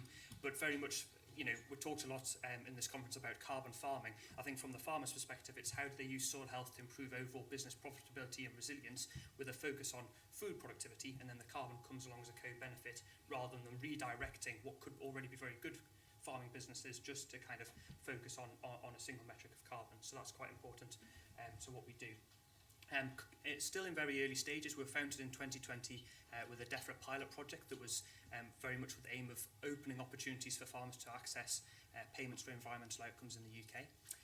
And currently working with over 20,000 hectares of British farms, which is small beer perhaps to some of the other projects. But I think that where we would see our distinction really being is in terms of giving tangible services to farms on the ground. So that's in-person mentoring, and it's direct measurement of every field on their farm every 5 years.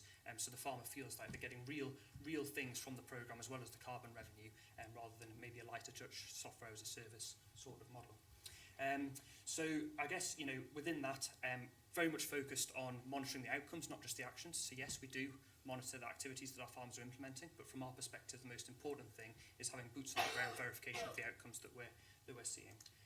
Obviously, a lot of people will be familiar with the use case of VM42 and within the voluntary carbon market. You know, there's a really good explanation in the plenary yesterday evening of the process of going through, you know, the process of calibrating and validating a model, and then the direct measurement that's the role within that. I suppose want to draw out a few points around what we're looking for in terms of direct measurement in the context of our projects, and I'll move on to the kind of modelling use case on the next slide. So I think from our perspective, direct measurement, first and foremost, we need to be able to identify change. So, you know, at the moment, yes, you know, the key focus is uncertainty deductions within VM42 within the verified carbon standard, but we recognise that the standards of today won't necessarily be the standards of tomorrow, that there might be change, iteration, improvements. There might be UK-based standards, EU-based standards that come into place over time that might have slightly different requirements, and we want the baselines that our farmers get to stand the test of time, to still be delivering value for them over the long term rather than the short term. And so, you know, we're very interested in making sure that we're collecting enough samples today to make sure that baseline is still useful in 5-10 years' time, and that we're able to detect change, so that when we get to a future point and we're going back and remeasuring, we're able to get down to quite a fine level of detail in terms of the changes we're seeing on farm. The second point is around heterogeneous landscapes. So in the UK, you know, I guess each landscape is different, but within the UK, I guess compared to maybe some of the other main farming zones in the world, we have quite small fields. We have quite variable soils driven by a kind of a geological history and so on. And field management differs from field to field. So you don't have these big areas that are all in the same cropping rotation. You might go to a 100-hectare farm and have, you know, 5 different management groups within that farm, all being done differently. And so from our end, and as I say, we're not just an arable project, we also work on a lot of permanent pasture, and obviously arable with cultivation history, soils can be a bit more uniform than maybe permanent pasture that hasn't been cultivated for 100 years or more. So from our perspective, it's really important to understand, okay, when we go onto a farm, we need to capture the variability across that farm, and that has implications in terms of the sampling density we need to be looking at. Obviously managing uncertainty, and I'll come on to that a bit more on the next slide. And then the final one will be credibility for buyers. So, you know, ultimately we're looking to generate a verified soil carbon credit that we can sell into the offset market or to companies in the food value chain. And once you get to the table with a buyer, they want to really scratch the surface of the project. They want to understand the additionality, which is in large part created by the mentoring, overcoming knowledge gaps and so on for the farmer. But they also want to understand, yes, the co-benefits, but also how confident are we in the soil carbon changes we're claiming. And a lot of that comes down to the direct measurements. So it comes down to what sampling density, sampling at depth, how we're doing stratification, all that side of things, which is really important. And so, from our perspective, direct measurement isn't just about ticking a box for VM42, it's about demonstrating value for the farmer. It's also about demonstrating value to the end buyer of those credits as well, which kind of gets you into talking about a premium price for those credits rather than maybe the current spot price in the market. So sources of uncertainty, as I say, a lot of people will be familiar with the VM42 use case, but it splits out sampling error and model error, and I'll talk a little bit about each of those in turn. So as I've kind of talked about already, variation in soils in the context we're working in the UK is perhaps higher than you might expect in other geographies, and so that's driving a certain sampling density requirement in our project. But ultimately, we're cognizant of that. We want our sampling density to match that so that we can optimise the carbon credit value we're generating in terms of sampling cost against minimising uncertainty deduction and therefore VCU value.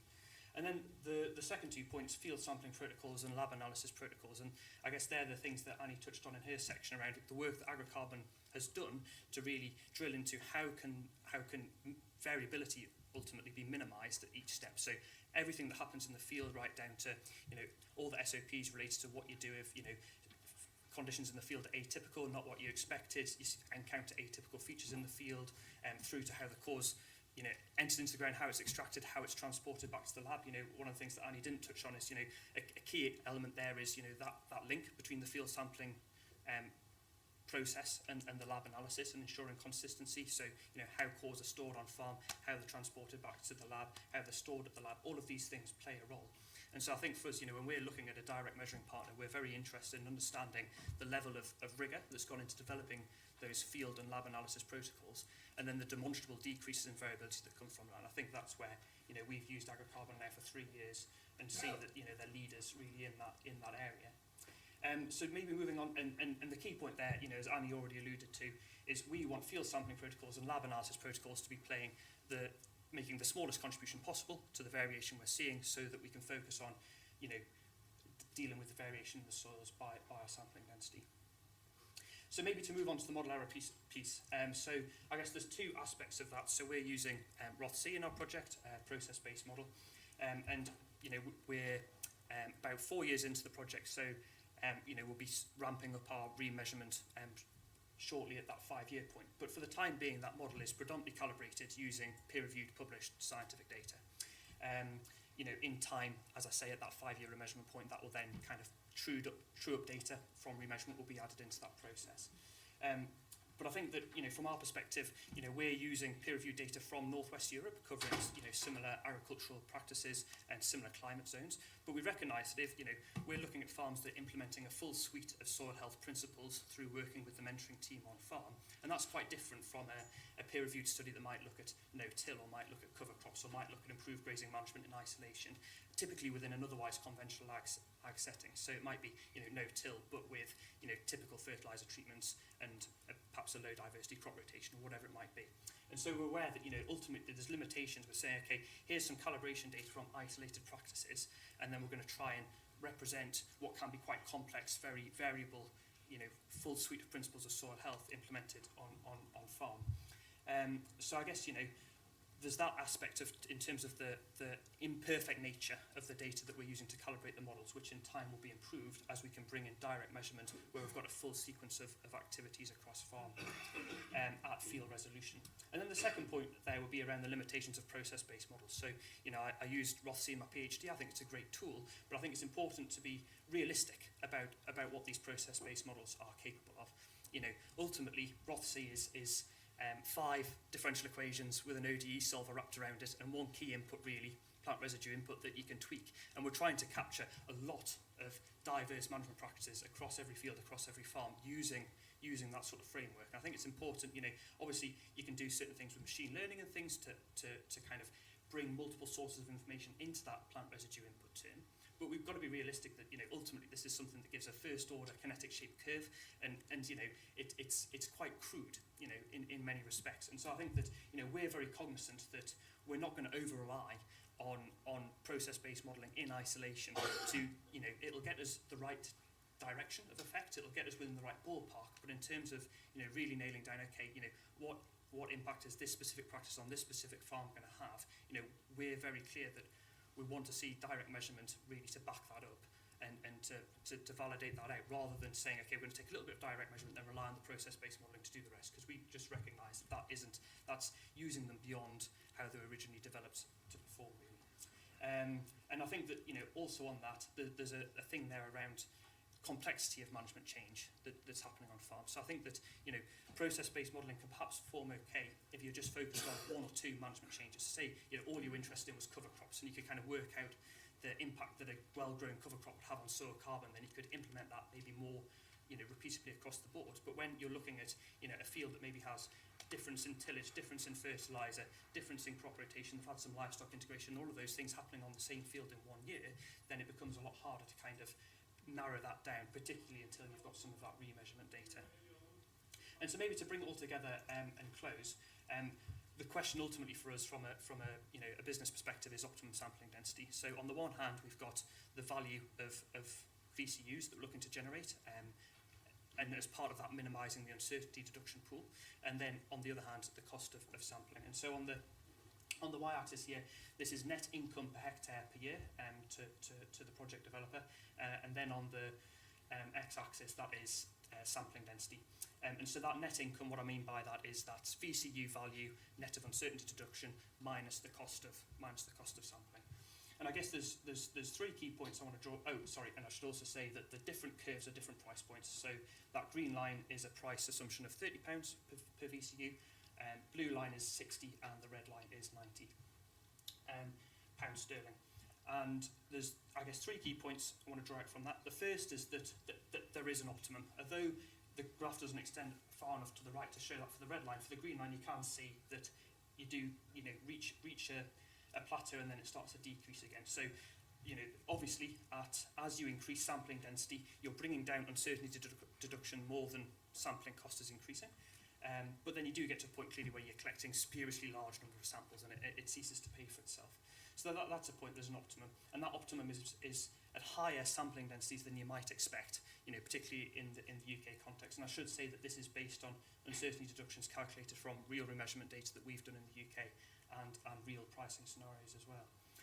So that's the first point. The second point is that optimum sampling density point moves further to the right, the higher your price expectations. So, you know, if you're generating, you know, kind of lower value VCUs or whatever it might be, clearly there's a certain sampling density that's optimal for that. But if you're accessing premium VCU markets based on, you know, clear co-benefits, clear additionality, whatever it might be, higher permanence credentials and so on, then that optimum moves further over to the right. And the other point to say on that, of course, is that, you know, so Regenerate Outcomes runs a revenue share mechanism with our farms where we cover all costs up front and then retain a 33% share of the carbon credits. This is just from our perspective. So, you know, yes, for us there's an optimum, but for our farmers' perspective, who aren't covering the cost of the sampling, clearly at higher sampling densities, they're just getting more VCU value from that. And so I think at that point, I'll pause and hand over to Axel, unless there's any burning questions of clarification. Yeah, go for it. Yeah, two questions or a two-part question. The first is the sampling density affected by whether you just want to measure the change, or whether you want to measure the change associated, whether you just want to measure the change in soil carbon between the baseline and 5 years' time, or whether you want to measure the change attributable to a certain crop or a certain livestock. You talked about having 3 activities on the one piece of ground in a year or over a 5-year period, and you try to disaggregate the impact of, say, cover crops from a certain crop rotation from the inclusion of livestock. And I'm just wondering, does your sampling density comes down? I just want to know if soil carbon has changed. I'm not interested in knowing whether it was the cover crop or the animals or the. Do you understand the question? And the second point then is, could you just clarify? I get confused between when you say sampling density. You know, is that? Do you aggregate samples? So if you go into a field, a 5-acre field, and you're driving your machine across the field, and you're automatically putting down the probe or the core, and then you're going, you know, diagonally across the field, and you're going down again. Are they they separate samples, or is there an aggregation of samples at any point? So there are two questions. Yeah, so I'll answer the last one first. So no, the sampling we use doesn't have that compositing.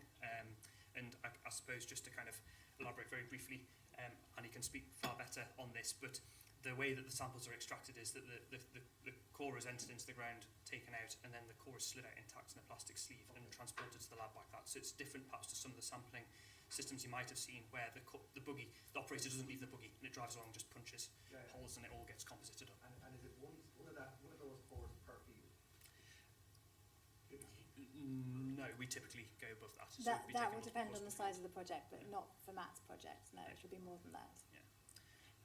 And then the first part of your question, so ultimately the uncertainty deduction is accounted for at the project level, and so clearly our sampling requirements are based on managing that uncertainty at the project level.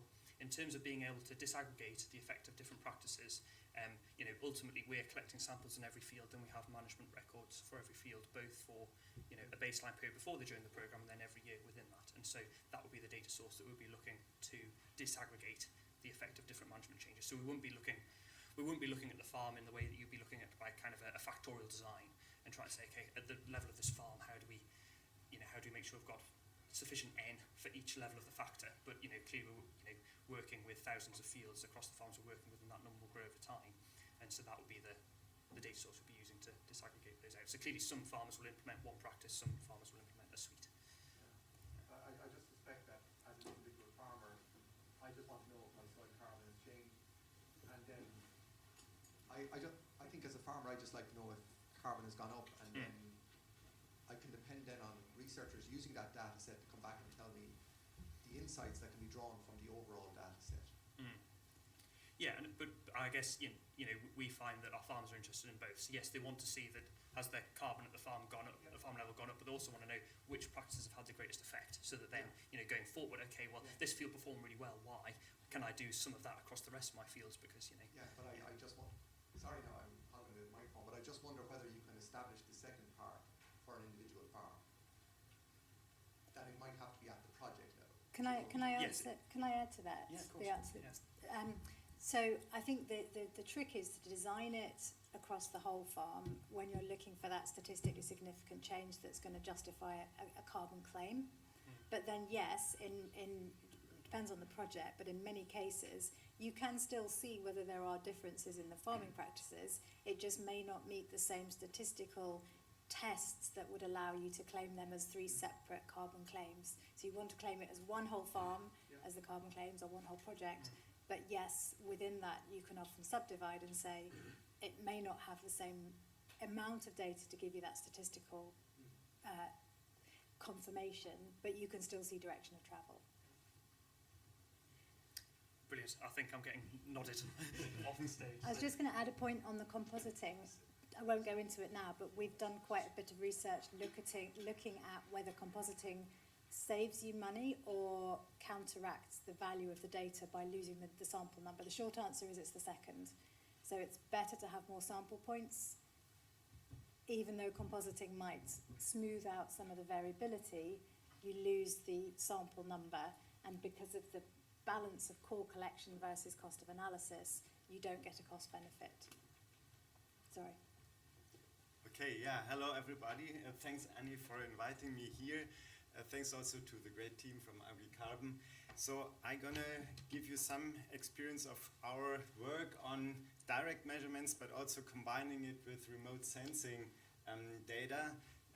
We are responsible in Germany for the national greenhouse gas reporting and the national soil inventory, and therefore we know about the challenge of detecting carbon stock changes. And the challenge is really due to the high variability of the soil carbon. And if we try to explain at a national scale across Germany the variability of soil carbon in agriculture, soils and grasslands and croplands, we can only explain roughly 60 to 70% depending on whether we include remote sensing products or not. And this already shows you that remote sensing can be combined with direct measurements to really make a difference. And here on the left you see our national soil inventory and all the more than 3,000 points where we sampled. And it's an 8 by 8 kilometer grid. And if you go from one measurement site to the next one, it can be already totally different. And this challenge we are facing with detecting carbon stock changes. And what we did, we looked also at plot scale variability. We looked at 18 different croplands and grasslands, and we sampled them very traditional with digging a soil pit, and we looked at the variability, at the small scale variability by sampling one soil profile twice. So we sampled it first, and then we cut away, let's say 10, 20 centimeter, and then we sampled it again. And we were really shocked about the variability in carbon stock. So we had a difference in error, sampling error, which was in the cropland almost 8 tons of carbon, and in the grassland, no, in the cropland it was 5 tons, and in the grassland almost 8 tons, which is 6 to 8% of the total carbon stock, a variability within 10 centimeter difference. And if we compare this with the numbers of carbon stock changes that we can achieve in croplands, so you should keep in mind within 5 years up to 2% carbon stock change, this is a feasible and realistic number. And also if we look at the semi-variogram showing where is the variability, is it at small scale or only if we move to the next field site, we've seen that the variability is really at small scale. So it doesn't matter whether we go 40 meters at a plot which is 40 by 40 meters or whether we go only 20 centimeters. So we have the variability at different scales and we have to cope with it. And therefore we said, yeah, let's try with remote sensing. To be honest, I'm not a remote sensing expert. I worked with colleagues together here. I'm a fan of direct measurements, and I saw the possibility to combine direct measurements with remote sensing because in Bavaria and southern Germany we had a very long-term carbon monitoring program running for more than 30 years, 35 years. So starting 1986. And they sampled almost every 5 years at 100 croplands in Bavaria. And we used this data set and combined it with data from Landsat and Sentinel. And we want to find out whether we can detect only with the satellite data the carbon stock changes that we measured on the ground with direct measurements. And in order to do so, we had to get to bare soil composites. So the satellite, most of the time it sees the vegetation and not the soil. That's a problem. Of course, it's only a problem for us as a scientist, but in croplands we have during autumn and winter also situations where you see below here there is no green spot anymore, it's only brownish, and we had to find good thresholds where to cut off and where in the end to claim that this is a bare soil and use this data set. And in the end it looks like this. So these are 9 randomly selected sites out of these 100 sites. And you see the direct measurements on the ground in red, also with a kind of scatter, because there's also variability measured at one field site. And you also see in green, green and the remote sensing estimates. And you see that there are not so many because Germany is often cloudy when it's winter, and so we do not have too many scenes with bare soil and cloud-free situation. And you see at some sites it matches very well the slope of and the development of the measured carbon stock changes and what the model or the remote sensing data predict. At some sites it's not so well. We published this in Global Change Biology last year, so you can read the details.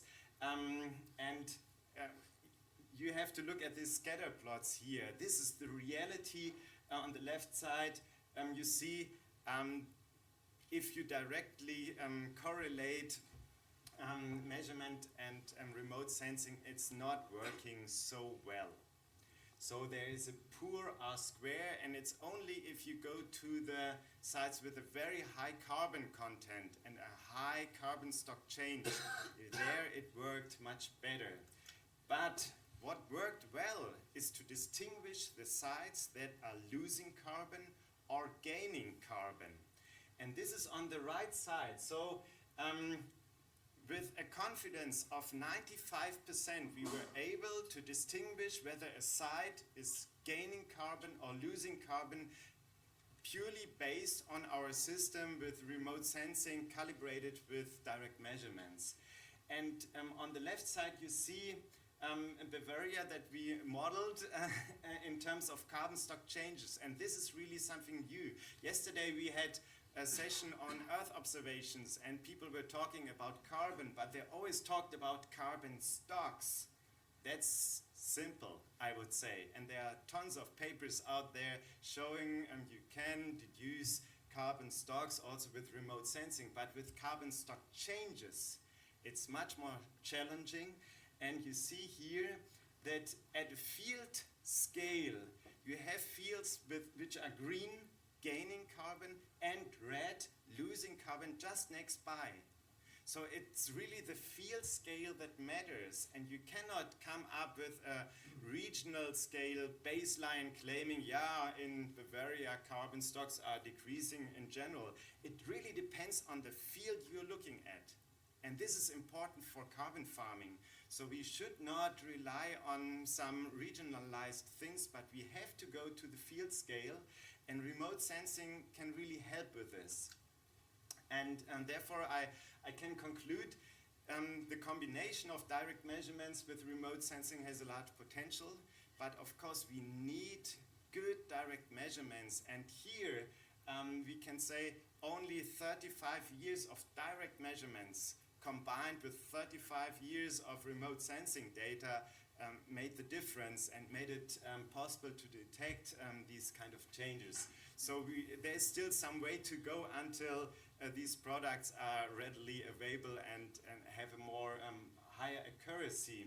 But in order to verify in the end whether the carbon farming people are right claiming there is some increase in carbon, we could use this to verify the certificates that are somewhere in the database, and then we can, because it's all connected with geodata, with coordinates, and then we can check with remote sensing, is it really like this, that these field sites are performing better than the neighbors?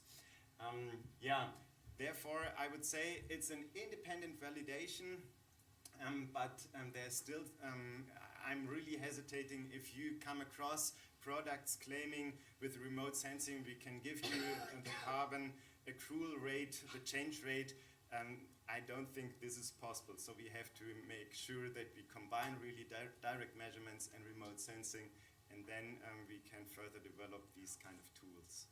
Thank you for your attention.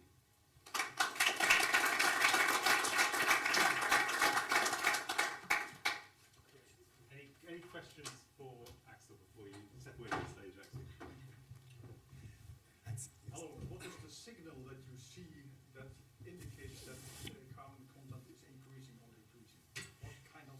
Yeah, it's mainly in the visible light band. So the darker the soil is, the more carbon is in there.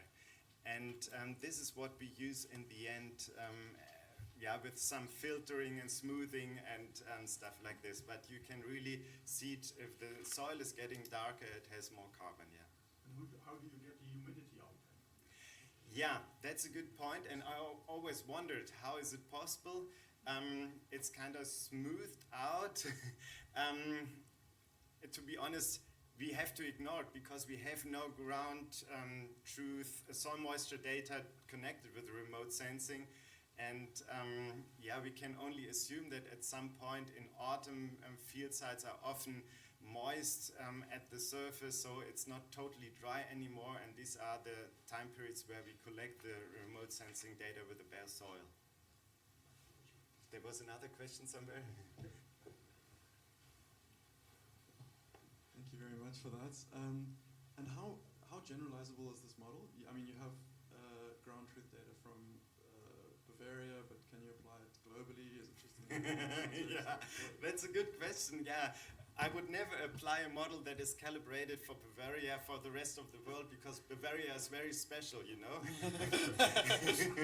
so you can validate the credits that come from Bavaria. Yeah, I can only say we need good ground truth data also in other parts of the world if we want to apply the model to other parts of the world. So it's not possible to really convert it, because there are special soil types. So it's really the background noise with the minerals reflecting also. So you have some minerals that are more darker and some are more light. So you have to account for this somehow. The farming practice, everything. So I would never apply a model that is calibrated to a small region to a broader scale. We need to work on this. Great. Can we maybe move to the... Sorry, do you want to jump in, Annie? Yeah, I want to... So this gentleman wants to ask a question, so right. Do you consider all the Sentinel-2 bands or other Landsat products, and especially if you also consider in the model all the static predictors like them or other any land use information? We considered all bands in Sentinel-2, but not Sentinel-1, so it's all Sentinel-2 and Landsat based. And we didn't use any other predictors than the satellite data. Do you mind if I ask a question for clarification? Sure. Axel, 35 years is quite daunting. Have you looked at how that 95% confidence drops as you go from 35 to 30 to 25 to 20? Yeah, we had another data set which was only 10 years with 2 measurements, and that was not enough. So it was only scatter and random noise. So it was only with more than 2 measurements. But I wouldn't claim that 35 years are required, but still you need some decent and good ground truth data in order to calibrate such models.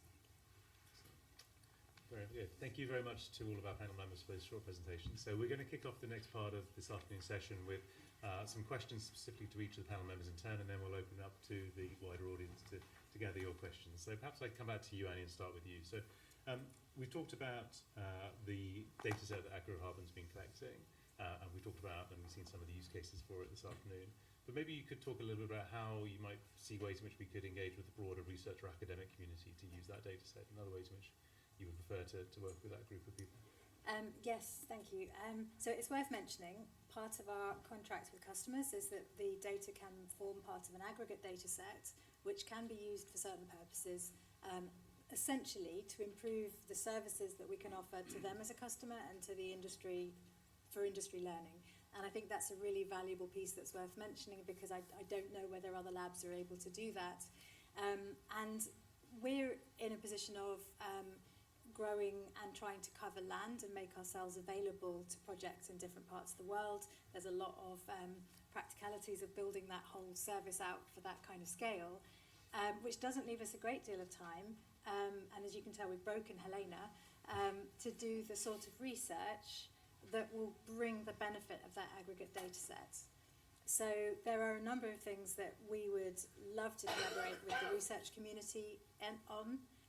One is looking at what could be understood from the data already. So to be really clear, most of the data is baseline. Some of it is remeasurement, but not yet. That will change in the next year or two. There'll be increasingly rich sets of remeasurement data. But even looking at space for time, there's potentially a lot to learn.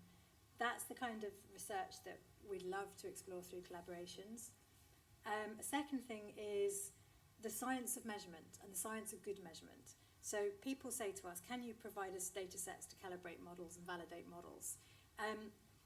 Possibly not as directly as that, but the ability to build tools and to build approaches to allow comparisons of models and how well they are performing in different circumstances is absolutely there. Now, I don't think that in most cases we'd see that as a commercial product. That is a tool that will help the industry as a whole to improve its quality, to improve the confidence other people have in what we're doing, and to accelerate the development work. In an ideal world, that sort of tool would be held and maintained by somebody independent, we'd love the data to be contributing to that. But again, we don't think we're necessarily the right people to do that. And in fact, before I forget, there will be a piece at the end where we are inviting you to sign up, either to collaborate with us in that kind of way or to collaborate in an expert elicitation piece of research that one of our other scientists is carrying out. So, number one, establishing what we can learn from the data already and in future on regenerative farming impacts. Number two, what we could do that would allow us to bring tools that could improve how do people design sampling strategies, how do they sample for modelling, how do we check model validity and comparison of results of models, how do we check whether remote sensing is actually telling us anything, particularly when it comes to extrapolation rather than interpolation. Those things would all be amazing. And one last really cheeky piece is we rely very heavily on Helena, and it's very, very hard for us to find anybody who could fill her shoes, but we are looking for soil scientists or soil scientists plural who could join the team. So if anybody knows anybody who they think would be really interested in getting more involved with this, then do let us know. It was cheeky, but I really thought. Why not? Have a room full of experts. Excellent. Axel, Matt, if you want to add anything or come in at that point, or if not, I'll move to your questions. You've forgotten the question. What do you want to repeat the question? I mean, in the end, it's all about the quality of the measurements, and I think the big difference is to measure soil carbon and bulk density at the same time, and this is really new in agriculture. So for decades, we only measured the carbon content, but now we are interested in carbon stocks, and therefore we have to measure the bulk density. And if we want to combine with remote sensing, we also need to know where to sample and to combine it, because the remote sensing can only see the surface and cannot look deeper, and therefore, only in the combination we can come up with total stock changes. Yeah, excellent, thank you. So Matt, maybe I'll come to you next. So you're obviously, I can say out the cold face, but that's perhaps the wrong analogy given the carbon with all that. But you worked very directly with farmers, and you work very much in the process of creating carbon credits. And so, from your perspective, how do you see those three different approaches of measurement, modelling, and remote sensing data combining, integrating well to provide the confidence that we're seeking here? Yeah, I thought that I learned a lot during Axel's presentation. I think that point around needing more than two measurement data points is really interesting. But I think where we'd really like to get to is, at the moment we're using a process-based model, which is, using baseline measurement data and then farm management records. What we'd really like to get to, and then you're making certain assumptions about the impact that those farm management practices have on that field being similar to that field, and so on. I think what we'd really like to get to is where remote sensing can help feed into that process to kind of understand the field level heterogeneity involved with implementing the same management practices, and probably going beyond just saying, did they do the practice? So, obviously there's well-established techniques now for using remote sensing to assess whether no-till is being implemented and also cover crops, but our project expands to practices much beyond those. What we're really interested in is, what effect did cover cropping have in this field versus that field if it's not the same? And I think that integration would be really useful. I was also heartened to see that detecting direction of change is perhaps a strength of remote sensing. A key role for remote sensing in our project currently is monitoring farms in the event of exit from the programme. So, obviously we have contracts agreements with farmers. In the event where a farm leaves the programme, we aren't able to go back and do a direct measurement over time, and nor does it make financial sense for us to do so. But we need to be able to monitor whether loss events have occurred, so then that can be removed from non-permanent deductions and so on. And so remote sensing provides us with a way of, by that point we might have two or more measurement events on that farm, if they've been in the programme 10 years or whatever, but then we can use remote sensing on an ongoing basis to say, okay, has the farmer got the plough out again, or are they continuing in much the same management? And that would inform the extent to which we might need to draw on non-permanent risk buffers in the future. Annie or Axel, any thoughts on that question about the integration of those three different approaches and how to best manage that? I think it's challenging, and yesterday we also talked about that it need to be in line with the national greenhouse gas reporting. And in Germany, we're just at the point that we try to integrate this direct measurement with our national soil inventory, the models, and the remote sensing. And to be honest, it's a huge challenge.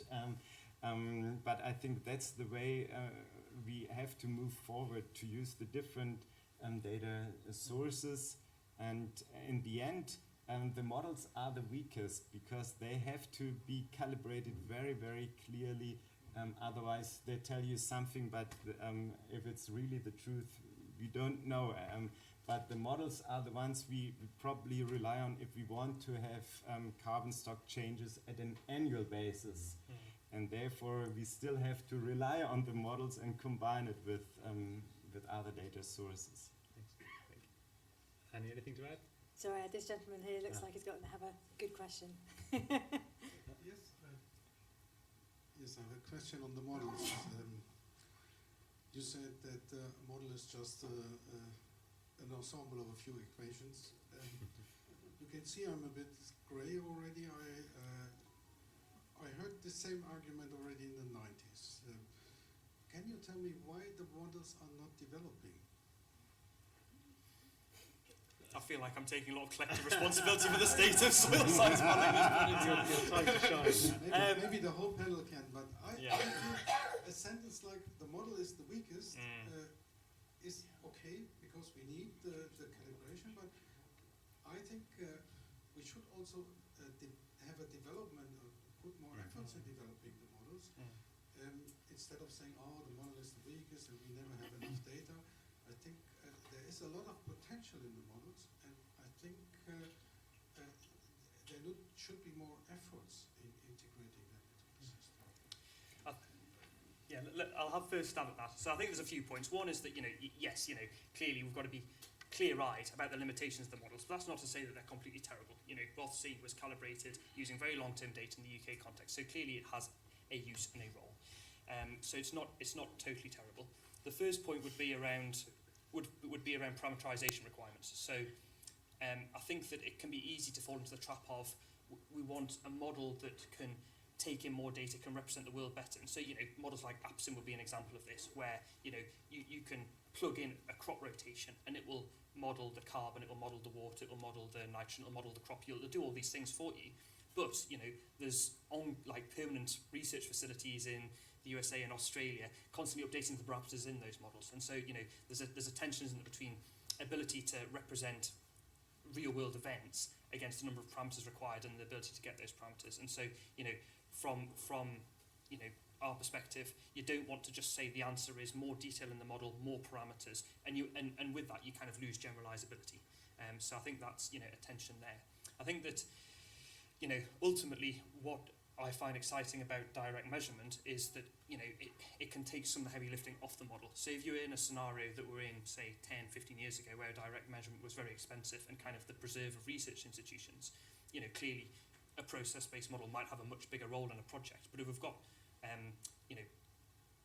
direct measurement approaches that pay for themselves in terms of reductions in uncertainty reduction in the current verification standards, then I would actually be interested in understanding, okay, well, how can we use direct measurement and make the measurement data primary rather than making, having to say, well, here's some measurement data and then we're going to use a model. How do we get the measurement data to do most of the heavy lifting and use process-based models for activities like, equivalents to baseline control sites or whatever it might be in the context of projects?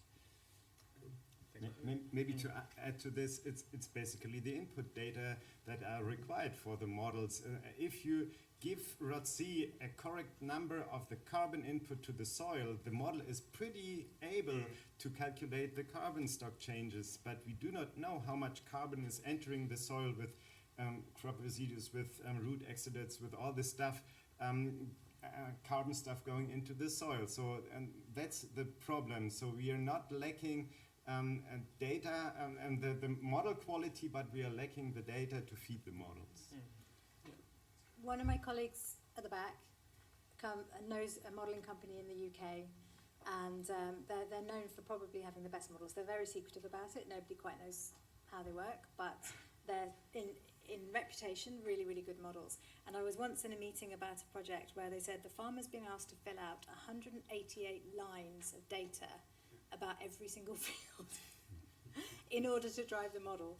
And I think going back to Matt's point, I would like to see the different technologies playing to their strengths. So if we can take a really large area and apply direct measurement very, very leanly across that area, we can still get very high certainty on the carbon stock change at very low cost. Within that, we still want to know which farmers should we be rewarding and how much of the overall reward should we attribute to them and therefore reward them for and encourage.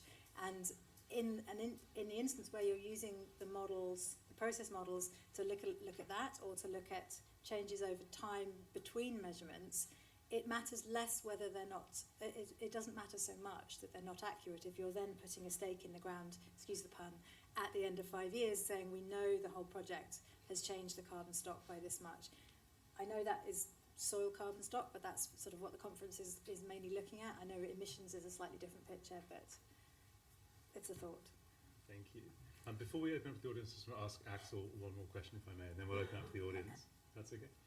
Axel, this might be quite a good segue from the conversation we've just been having, actually. So in your slides, you showed the remote sensing data, sometimes working alongside the measurement data and sometimes completely at odds with it.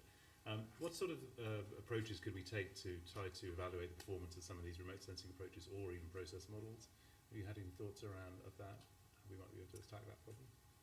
The problem is the connection of the remote sensing data with this carbon stock data, and you have all kinds of reflections and crop residues on the ground, blurring the signal, and in the end it's that we have not enough information on what the farmer is doing, also for example in terms of tillage practice. So this influences heavily what the remote sensing signal tells us and how we can convert it into carbon stock changes. So it goes into the same direction. So it's good to work with the farmers, because if they trust us in carbon farming schemes, they are also willing to give some data, but not hundreds of lines. A decent fraction need to come also from other data sources, and then we can move forward. But I am convinced that these activity data, what the farmer is doing in terms of tillage and fertilization, organic amendments, is really a crucial information puzzle in order to be successful in estimating carbon stock changes. Great, thank you. Okay, let's open it up to the audience. I think the gentleman there has the microphone. Yeah, thank you very much for a very interesting discussion. I was wondering, you talked about modeling and about direct measurements. Very impressive what you have done there. But there's also something in between, like near-infrared measurements that you could do directly in the soil, and maybe also combining it with direct bulk density, or at least like pressure measurements. So that's one thing. Then you could even do more points in the field. And where are the direct exchange measurements? We yesterday had a session on ICOS and how this reflects the change over time when we just measure how much is going in and out. So I would be interested in how you see these two parts of the puzzle. On the first part, the infrared, in theory, the issue we have is that the part that is now more expensive is getting around the fields. So it's hard to see a business case for still visiting the field on foot, but then introducing a great deal of uncertainty in each measurement. Now, a device that's being used in the field, we calibrate our elemental analyzers every 25 samples. That's a very, very carefully controlled piece of scientific equipment that's been perfected over decades. They're subject to all sorts of controls and quality checks and so on. And yet we still calibrate it every 25 samples. If you imagine a device being used in the field that needs to work sample after sample after sample, and the uncertainty that's introducing, it's hard to see the business case, because you would then need to take direct measurement as well to continue that calibration. So that's my first concern, is like I can't figure out the business case once if you're having to go to the field. And those devices aren't quick. They're not like boink, boink, boink, boink, boink. They have to be carefully put into the soil. You have to be trained how to use them. What we're doing is relatively quick. I'm not saying it's quicker, it won't be quicker, but it's not a big difference in time, and that's where the main cost is now. The second thing that concerns me a little is that the things that those sorts of sensors use to detect what they're looking for are, as I understand it, and I'm not an expert, changed. There are factors in the soil that will change substantially with regenerative agriculture. So the bulk density and the texture of the soil, or the bulk density at least, the moisture levels of the soil with climate change, the temperature of the soil, the amount of plant matter and other life that's changing the very nature of the soil. So I assume, based on that those sorts of in-field devices will need quite a lot of continual calibration before we have confidence. And I don't know when we'd reach equilibrium. And when I put all that together, I can't see the business case for it, and I can see a scientific drawback, which is the loss of certainty. On the use of those techniques in the lab, I'm very interested in how we could bring them in to look for other nutrients. So we've gone to the effort of collecting a core. We've got it laid out beautifully on a table in a facility. How could we use that kind of technique to get a very quick sense of other nutrients and other elements of soil characteristics that would be useful to combine with our data? And that would definitely be something I'd be really interested in. There was a second question which I've already forgotten. Flux measurements. Yeah, flux towers. I'm not an expert in flux towers. Whenever I've seen anything about them, I thought that looks unfeasibly expensive and impractical to do at scale, but it is the only way I know of actually measuring the exchange, as you say. I don't know. I would open up. I mean, Helena's looking at me like she wants to ask. Can you squeak and I'll translate? If you could pass her the microphone, it might help.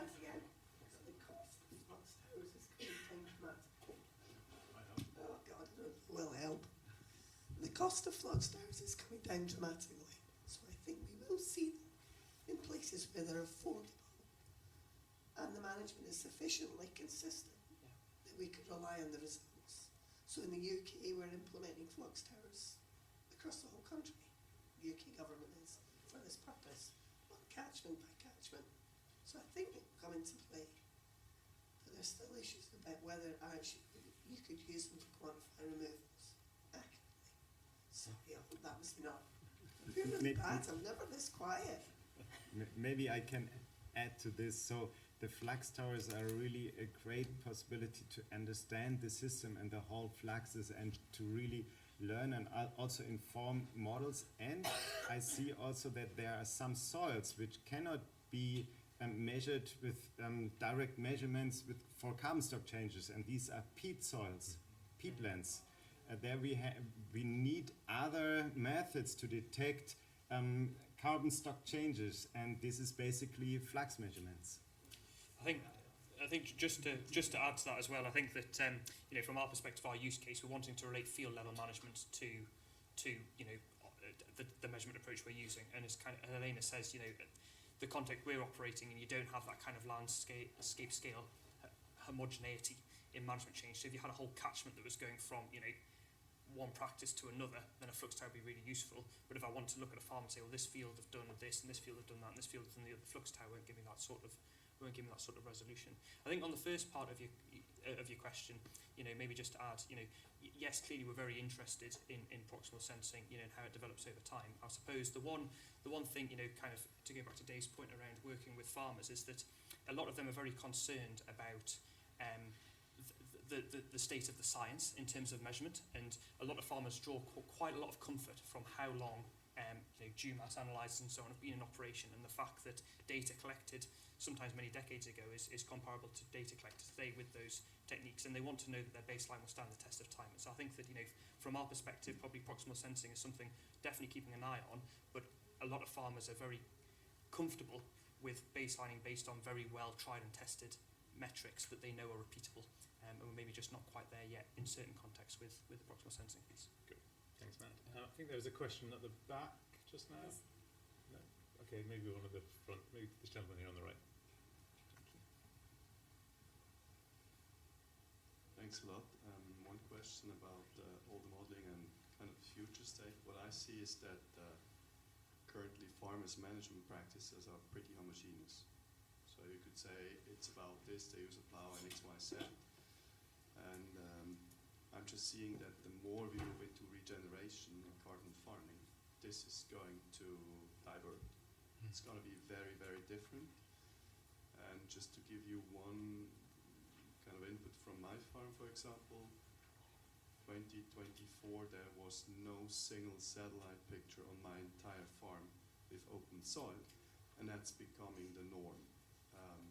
And I'm using new machines that have not been there in the past, looking at this and all the change in front of us, and still us needing to kind of be able to depict the change over time. How do you see all that evolving? May I respond here? Yeah. I totally agree. This is really the aim, that we have permanent vegetation cover, and to be honest, I would be happy if we end up in such a situation, and then I would say, okay, we kind of have to rethink about remote sensing, using it, or we have to go to, let's say, Sentinel-1 data or other data sources and develop them further. So the main goal should be to have permanent vegetation, and then we see how we detect the changes, and in the end we come back to the direct measurements that are the backbone of such a reporting scheme.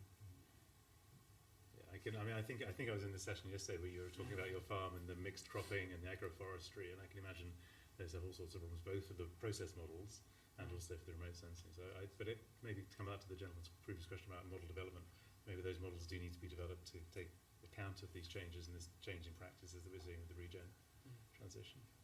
No, I think the way you get at that is because I enjoyed your talk yesterday about kind of, the types of farming systems we're moving to and how they differ from the farming systems we've come from. And I think that, what we try to do in our modelling approach is represent principles rather than practices. And so principles of soil health, and how do we amalgamate those into inputs of process-based models rather than thinking about individual management practice as a way of kind of encapsulating that.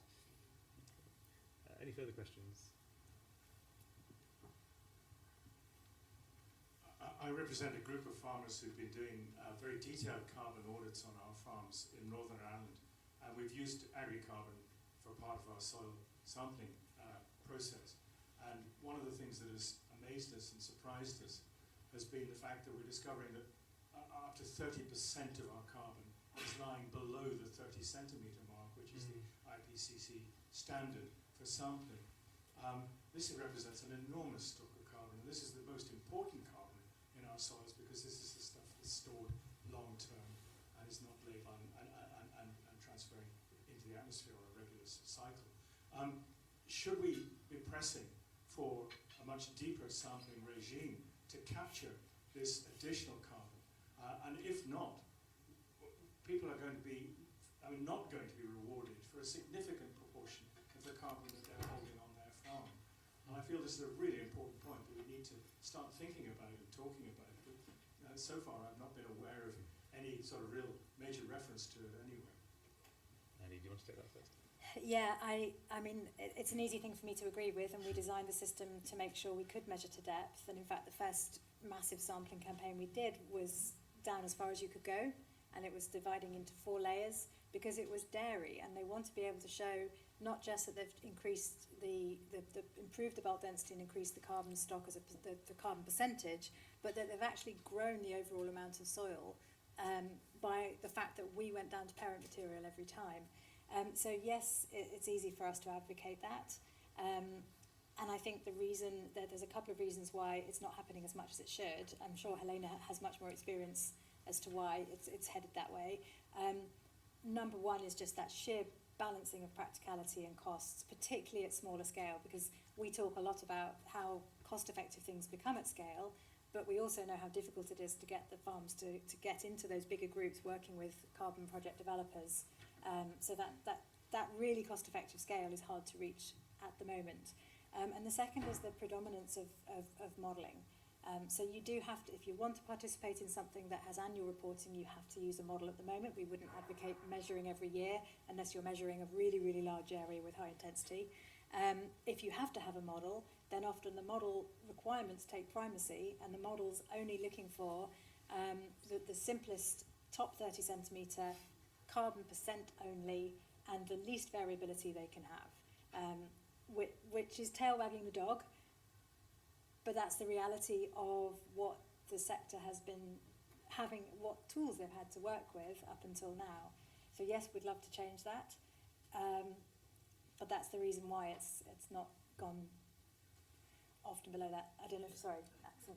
Yeah, I totally agree what you said. It's really a matter of cost effectiveness, and if there's some methods in place to allow deeper sampling, it's really important, because we showed with long-term field experiments that not only the carbon stocks matter in the subsoil, but also carbon stock changes. So we looked at different agricultural management options and how they changed not only the topsoil carbon, but also the subsoil carbon, and we concluded that 20 to 30% of the total carbon effect occurred in the subsoil. So we miss 20 to 30% of the carbon accrual with a certain measure if we only look at the topsoil. So it's worth to look into the subsoil. And a second point, we also have problems at the border between topsoil and subsoil, and to really sample decently, and Annie explained well how it is if you always sample the same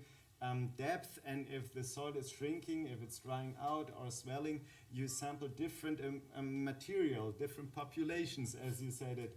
And if you sample deeper down to, let's say, 50 centimeters, you almost get rid of this problem. I suppose the final thing to add on that as well is around what we're trying to achieve, on the farms we're working with. What we're trying to do ultimately in soils is build aggregation, build soil aggregates that, yes, sequester carbon, increase water holding capability and so on. But a key thing we're trying to do is build aggregates down the soil profile. So getting roots down there, building aggregates down there. A lot of our farmers, as I mentioned, are permanent pasture farmers. A lot of them might have been organic, might have been farming in a sympathetic way to soil, shall we say, for a long period of time. And a lot of them come to us and say, well, surely my soils are saturated. Can I sequester any more carbon? And the answer is to work at depth. And then you're looking at changing grazing management to get deeper roots and build soil carbon stocks at depth. So we do measure to 60 centimetres well for that exact reason. I'd love to pick you up on the soil saturation point, because we have an experiment been running in Northern Ireland for 50 years now, and it has showed an absolute steady increase in soil organic carbon in the top 30 centimetres across 50 years, with an application of cattle slurry every spring being cut then for silage twice in the year. And that has been going on for 50 years and is still increasing. So we are sceptical about the concept of carbon saturation in soils, and I think there's some work come out of Germany just in the last year which is confirming some of those results. Yeah, I'm also very skeptical because on carbon saturation we published this study, and in the end it's all about the question, so if you add additional biomass carbon, crop residuals, organic amendments, do you still see an increase in the soil carbon stocks? And we could also look at field experiments, and we do not see saturation. So the more carbon you put into the soil in terms of biomass, crop residues, the more soil carbon you get. And there is no limitation of the soil, but it's a limitation of the biomass that is available, so the roots and the straw and stuff. And therefore, carbon saturation is not really the concept to inform about what is possible in terms of carbon accrual and carbon sequestration. It's all about the question, how much biomass can we produce and put it to the ground to become soil carbon. I think maybe just very briefly, I think there is good experimental data that mineral associated organic matter does saturate within a given soil profile. I think the two things that are particularly relevant are particulate organic matter and then depth. And so in a field, is that field saturated? No, because we can do particulate organic matter and we can go to depth. But I think that some of my more sceptical former colleagues in academia, I think that in terms of ensuring the credibility of this, we do need to be cognizant that there is a saturating component, but that there is still potential in most fields despite that. So I'm going to wrap things up because we're almost out of time. Could we have the slides back up again quickly? So the hope was that we'd have time to run another Mentimeter, but I think we're all going to be short on time for that one. But I think with the one last question. Okay. Just one last question. Just a question of your findings, especially about combination of measurement and real measurement, remote sensing, that can lead to better detection of soil carbon changes. Will this be part of, or will this enter into CRCF MRV frameworks? So will you colleagues there? Are you expert in the expert group also? Axel? Yeah, of course, we've seen in many presentations that CRCF will rely on different sources and measurements, measurement models, and also the remote sensing will be part of this. And this is the discussion all about. How can we combine it in the most intelligent and efficient way? Yes. And I have a question to Agricarbon as well. You talked about 450,000 samples, right? You took, I assume every core is like 10 kilo, perhaps even more. So it's, I think it's 6, 7, 10,000 tons of topsoil. It's much less than that. What do you do with this topsoil? One could make 2, 3, 5 hectares. You should see Annie's garden. It's we did think about employing a sculptor. Refertilize degraded topsoil somewhere in this world. Yeah, it's not quite as much as that, but the removal of the waste is something that concerns us continually. We're based in a semi-industrial, semi-agricultural location in Scotland and similarly in South Carolina, and so it's not a problem. And there are lots of ways in which that soil has to be treated to be biohazard safe and so on. So yeah, it's all part of what we have to do as a business. We're not building a new mountain range. We have thought about secondary business models with gardening topsoil, but that's for another time. Very good. Thanks, Annie. So just to finish off, Annie mentioned earlier that we are running a piece of work where we're looking for input from a wide variety of different people.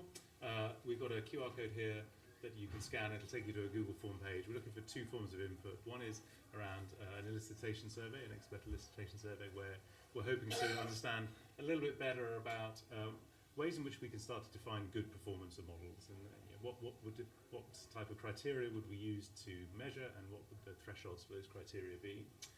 And also we want to build on some work that we've done previously with some partners where we have looked at using our directly measured data to evaluate the performance of models and help to understand what level of accuracy and predictive power those models can achieve. So if anybody would like to participate in any of those 2 things, please scan the QR code, leave us your details, and then we will follow up with you after this session. So we'll leave that up there. Is there a way that can be shared with other people as well? So can the form be sent to other people? Just a link, yep. So you can share that URL with anybody that yeah, so please feel free to circulate that to colleagues who might have an interest in participating as well. Yeah.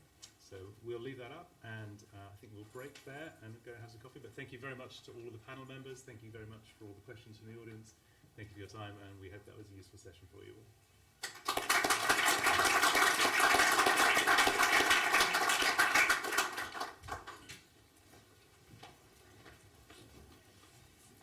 I'm really curious to come to your lab and to have a look because it's really impressive. It's basically a slightly grubby pharmaceutical factory. Yeah, because in our soil lab it's always dirty and dusty. Yeah, the first iteration, like our MVP, was very dirty and dusty. Thank you.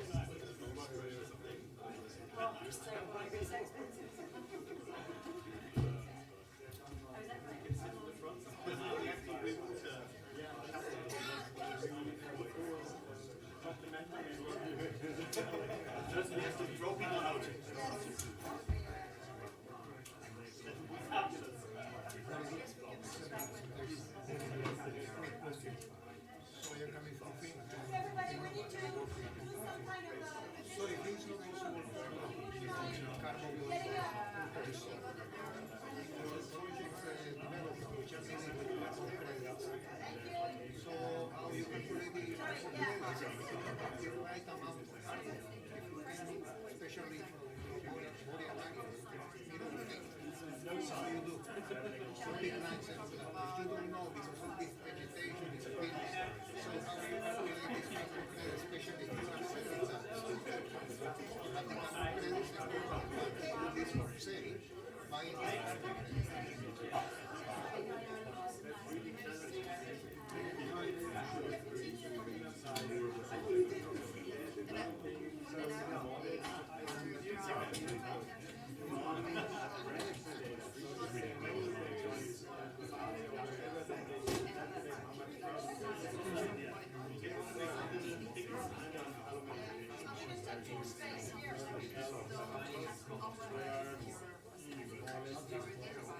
how you do that there in this particular, in Germany, this area that you were you don't do that.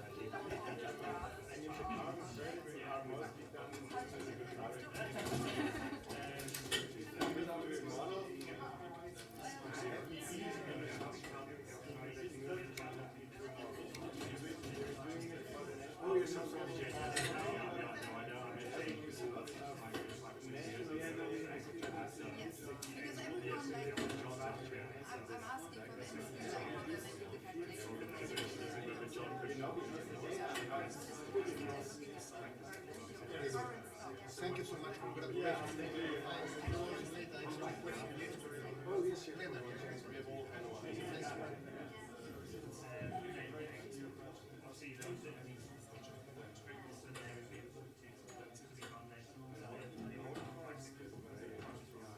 Some sort of cost.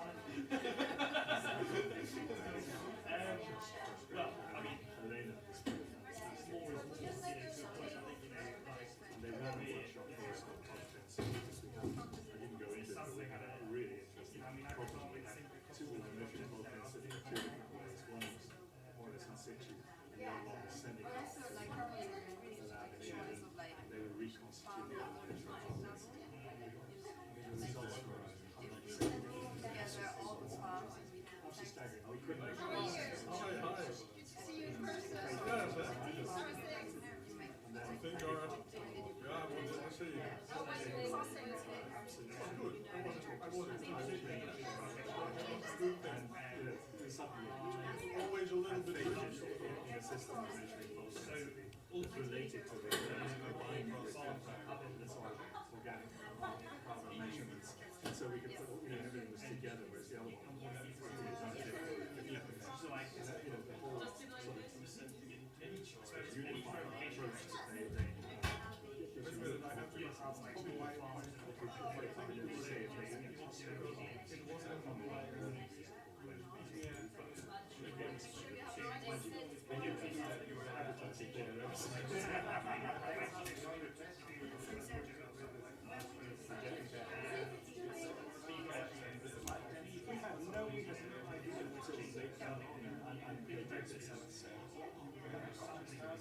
this is, and also this is the important thing, this is really important.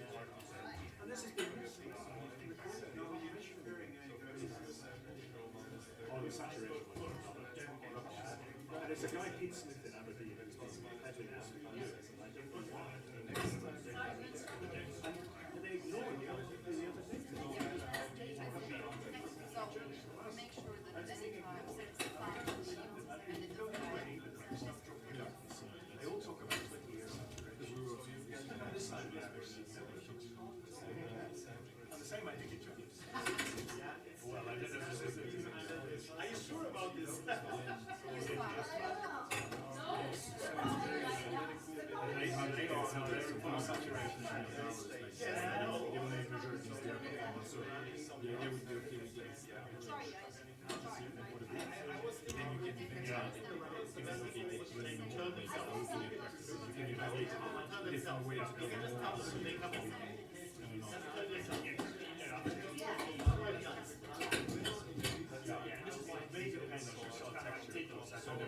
I'm farming on very sandy soils and it doesn't hold me at all. And yet people put these sorts of tricks, that may just be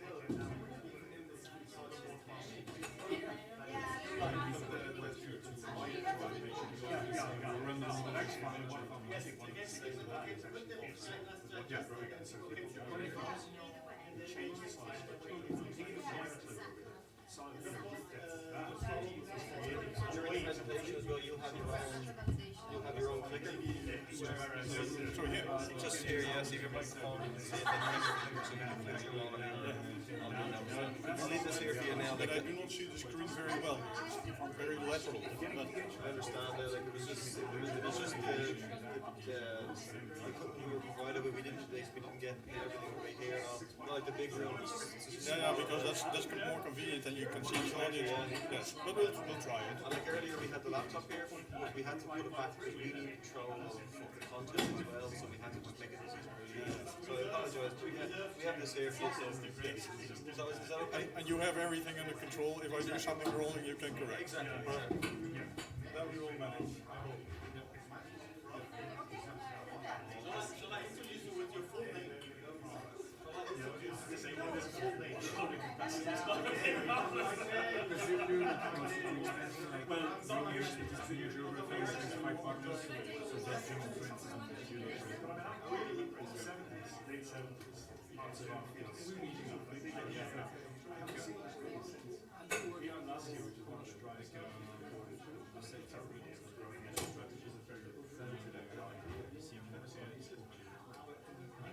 It's a curious thing, maybe because I'm building a more verified.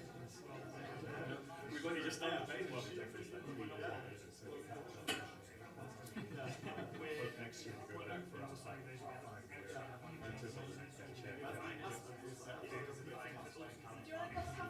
Oh yes, in our group of sort finding sources, so we've got an EIP organization that did the original.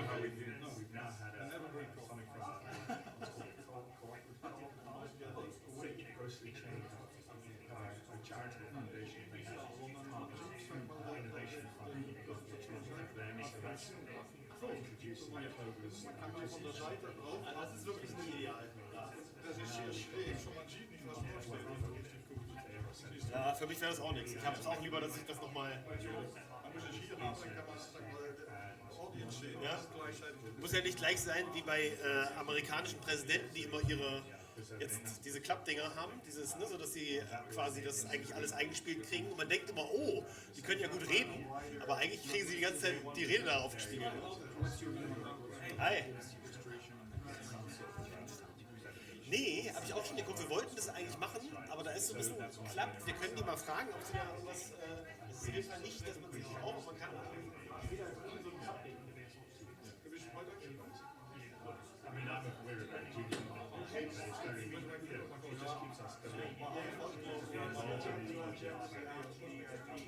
That's exactly the problem. That is, we're very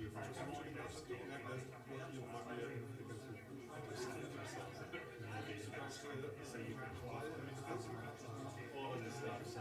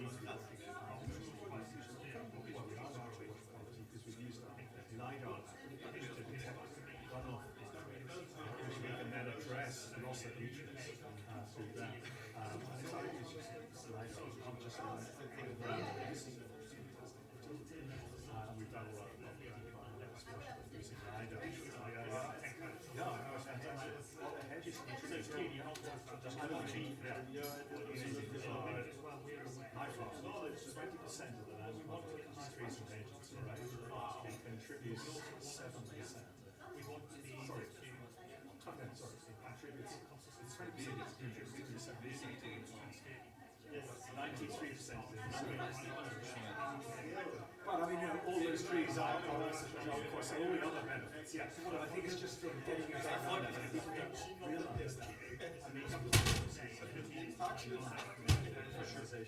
also consistent price, yeah, there's an increase rate increase over here. Because they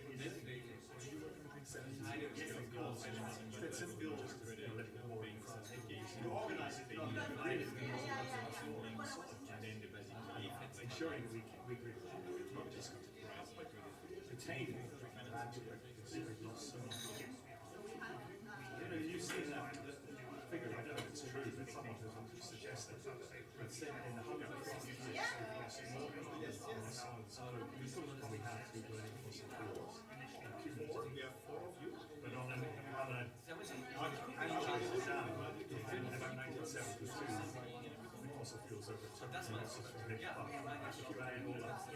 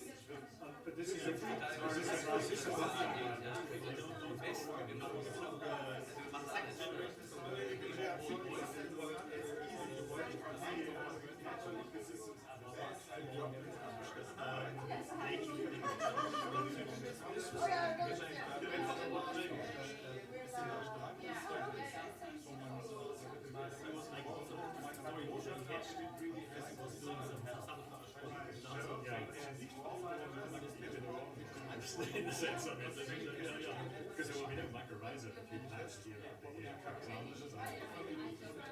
He was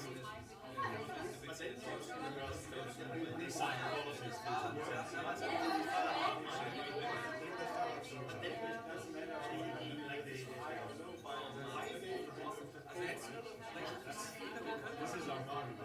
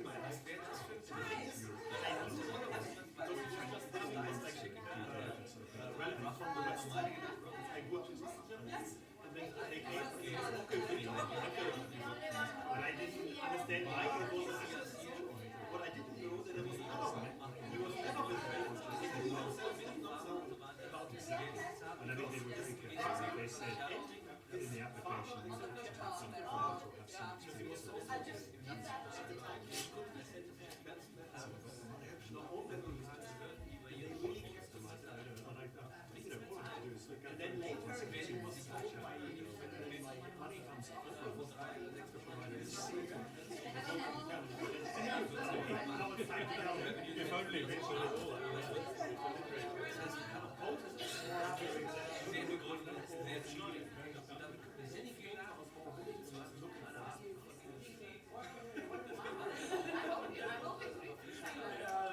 A little bit, but it's really cool. Ach, cool. Ich schicke dir das mal. Ich schicke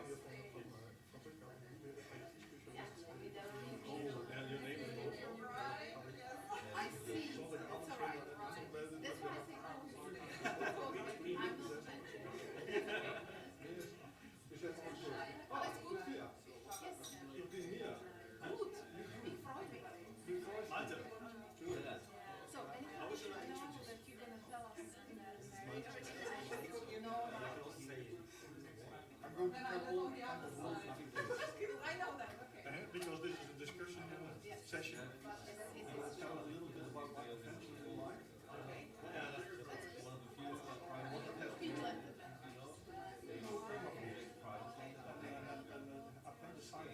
Oh yes, that story. We need to catch. I want to be. I was thinking more about what you said about how we related this whole, and I really feel strongly that we should do it in the sense of at least like, I should be able to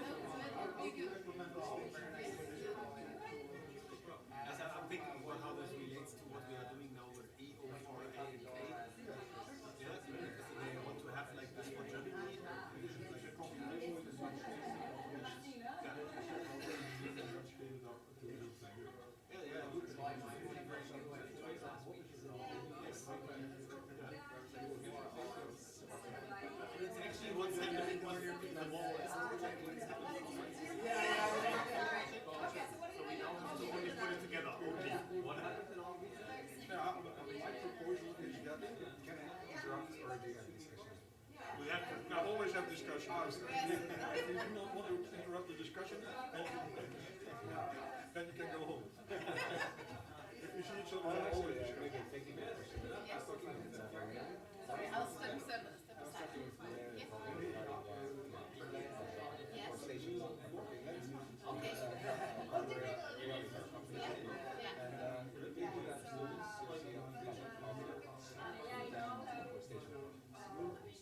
Not afforestation. No. Well, we are looking into it, but I would be interested in what we know that by not covering afforestation, I think that we are very, let's say, we don't have solid science on it yet. But I think we are looking at under what circumstances in the second phase, maybe under what circumstances and which type of species. For example, and I know some Baltic countries are also looking at that.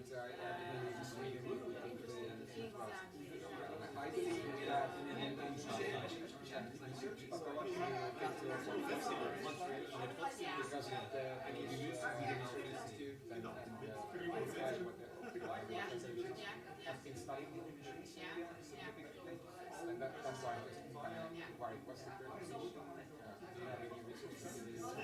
Why as of now, or what's the situation? So are we being we see there's hundreds of thousands of that are currently Working also with Greifswald to see, okay, what is the solid we know, basically, because we know it's not disputed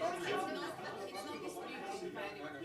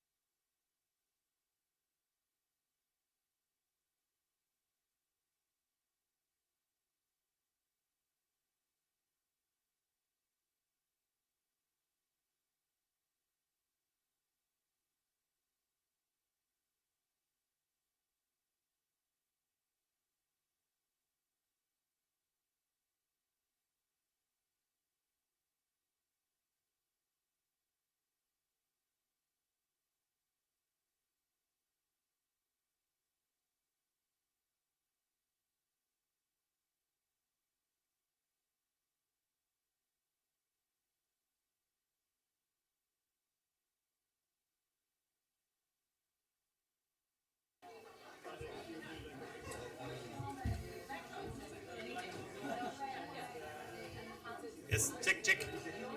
Can you hear me already? Yeah, because in front you cannot hear yourself so nice. Or you can hear yourself, but you don't know whether others are hearing you.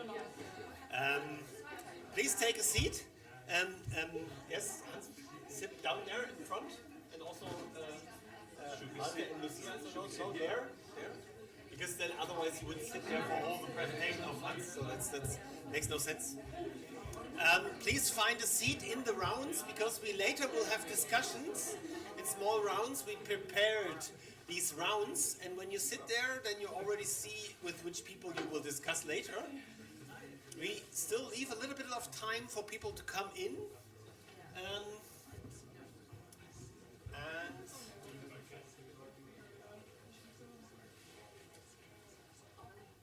I have a question to the IT. Can you bring up these slides? Yes, this one. Yes, nice, thank you. So, but I'm still hoping for some people to come in. There's also an interview in the back, which is interesting somehow. He's there. We're waiting for you.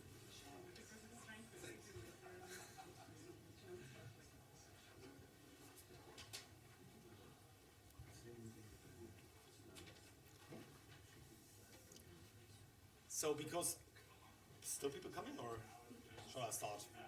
I think we will start and then see. Yeah, but still.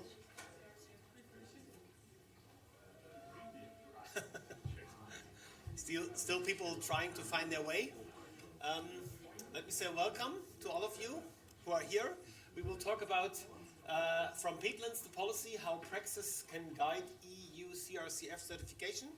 My name is Gerard Jurasinski. I'm Professor of Peatland Science in the University of Greifswald, and together with my colleague Irina Reiskaya, we organized this session, and we have a very interesting setup here. We have, next slide please, the organization of the session. I can change this myself, yes.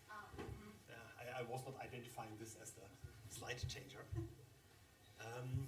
So we will have first this overview, and also check whether we can use the interactive tools with the Mentimeter, whether we can all do that and are comfortable with it.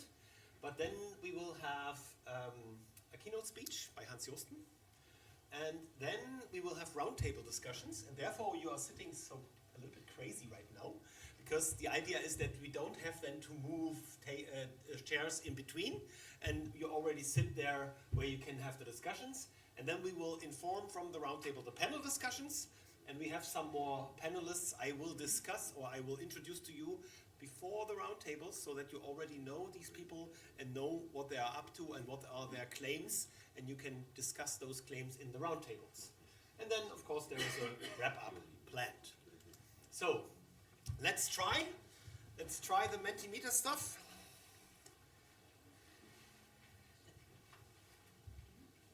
And also, there's already a question here. Yes, what's one word that comes to your mind when you think about CRCF and peatlands? I don't say an example here, because otherwise this might be, of course, an influencing what you put in here.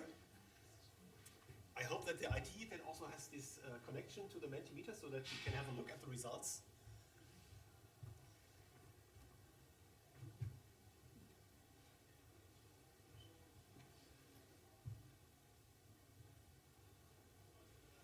So I see that people wrote something and did something. Yes. Oh, that's interesting. High potential. Rewetting, of course, yes. And I like how that's moving, so it's already like pointing to the dinner. Will there be some dance actually with the dinner? I don't know. Opportunity is also here. Yes. We need more clarity. Clearly why I got. Yes.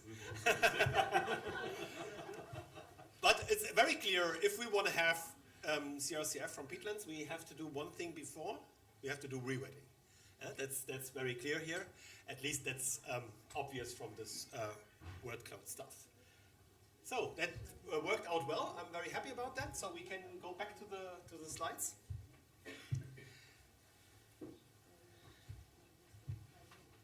Yes, and Hans Josten, who has been professor of peatlands and paleoecology at the University of Greifswald until his retirement, but he's very active still. He has been and is still very active in communicating to the public and to politics the relevance of peatlands, and is one of the fathers of the recognition of peatlands we see today, I would say. So I would also ask you to clap your hands, because this is really important what he's doing. And we are here because of you, yes? Among others, of course. Also, he is focusing on building the biggest knowledge database on peatlands. It's a library, yeah? The Peatland and Nature Conservation International Library, PENSIL. And therefore, he's here today. He's an A-type member of the CRCF expert group of the European Commission that tries to drive this certification. And now I ask you to come to the stage and do your talk, and I hope that IT will take care that your slides will be visible over there. I hope that also. You can slides change with this nice thing. Next and back is very easy. Good. Peatlands and CRCF, effective solutions for complex problems. This is Yuri Kazak. He is a member of the indigenous people of the Yukagir in northeast Yakutian, and he was the guide in my first Arctic expedition. And I told him that I'm always afraid on such expeditions very far away of appendicitis. Because if you get appendicitis, it is very painful and you will die from it. And then he said, no problem, I'm a surgeon. He was the surgeon of the hospital of Çukurdag. And I said, but you do not have anything with you. That's not necessary, he said, because at Çukurdag we do not have an anesthetist. I always operate without anesthesia, and I have everything with me that is necessary. You need a knife, you need a bottle of vodka to sterilize the knife and to put the rest into the patient. You need 4 strong men to fix the legs and the arms. And you need a piece of wood to put between the teeth that you do not bite off your tongue. But then he said, it will be painful at first, but you will survive. I have never felt so safe and so secure than on this expedition and the later ones with him beside me. We have a similar problem, the problem of climate change. And it is a severe thing, so severe that in 2050 all countries of the world, countries that were in war with each other, decided unanimously that it had to stop. That we have to limit climate change to 1.5 or 2 degrees. This 1.5 or 2 degrees implies CO2 neutrality, net zero, by 2050 if we want to keep it at 1.5 degrees, and in 2070 if we want to reach 2 degrees. These numbers are informed by the enormous catastrophes that increase when we go beyond that, as we already experience. Because every ton of greenhouse gas more in the atmosphere makes the climate warmer. The question is not whether, but when to reach net zero. So we must stop talking about low-hanging fruits. Low-hanging fruits is a nice metaphor when you need a box of apples from a full tree, but now we are talking about picking all the apples from the entire tree.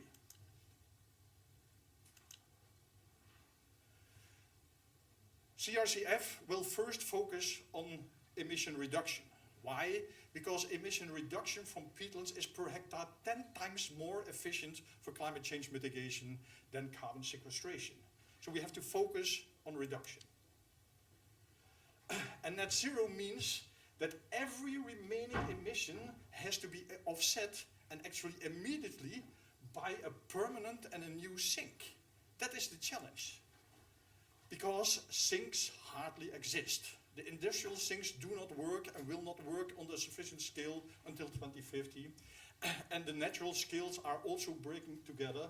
And the few ones that still will be there will be used for keeping vital practices working. They will not be used for compensating peatland agriculture. Because we should not forget, in the European Union, peatlands emissions are agricultural emissions. 3% of the agricultural area of the European Union consists of organic soils, of peat soils, but they are responsible for 25% of all emissions from agriculture, including the emissions from burping cows and including the emissions from nitrous oxide.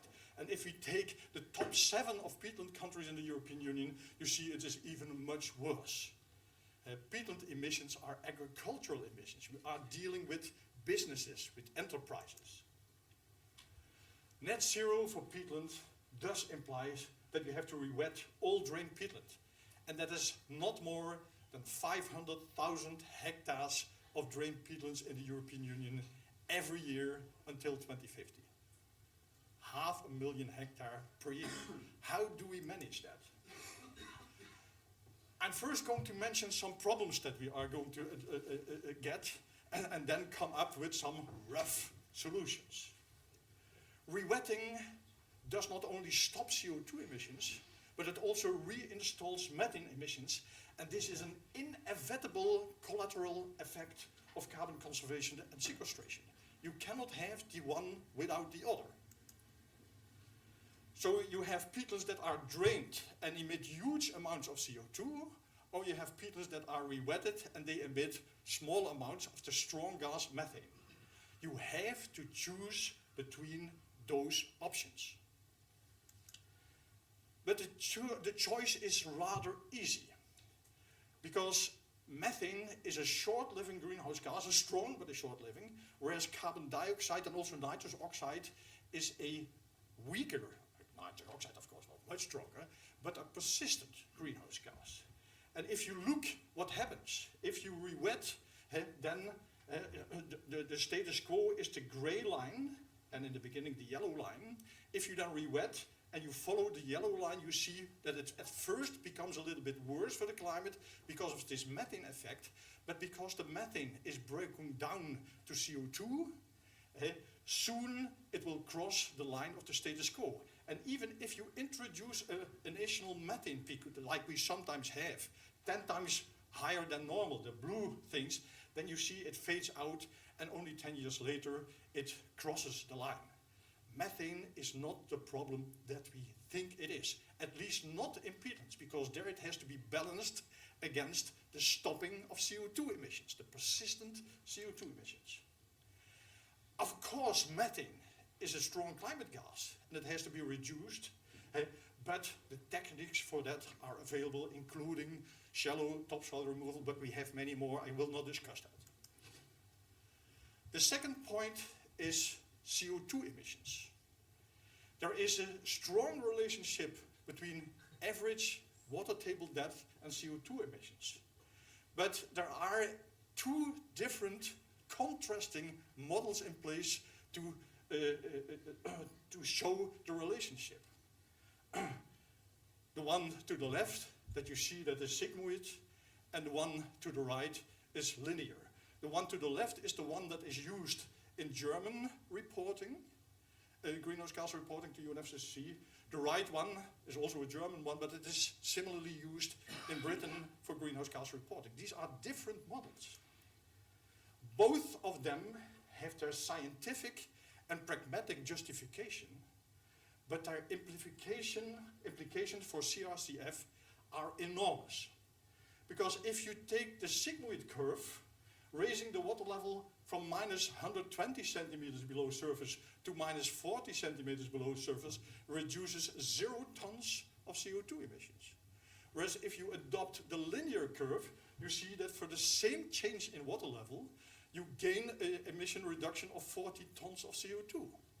That's a big difference.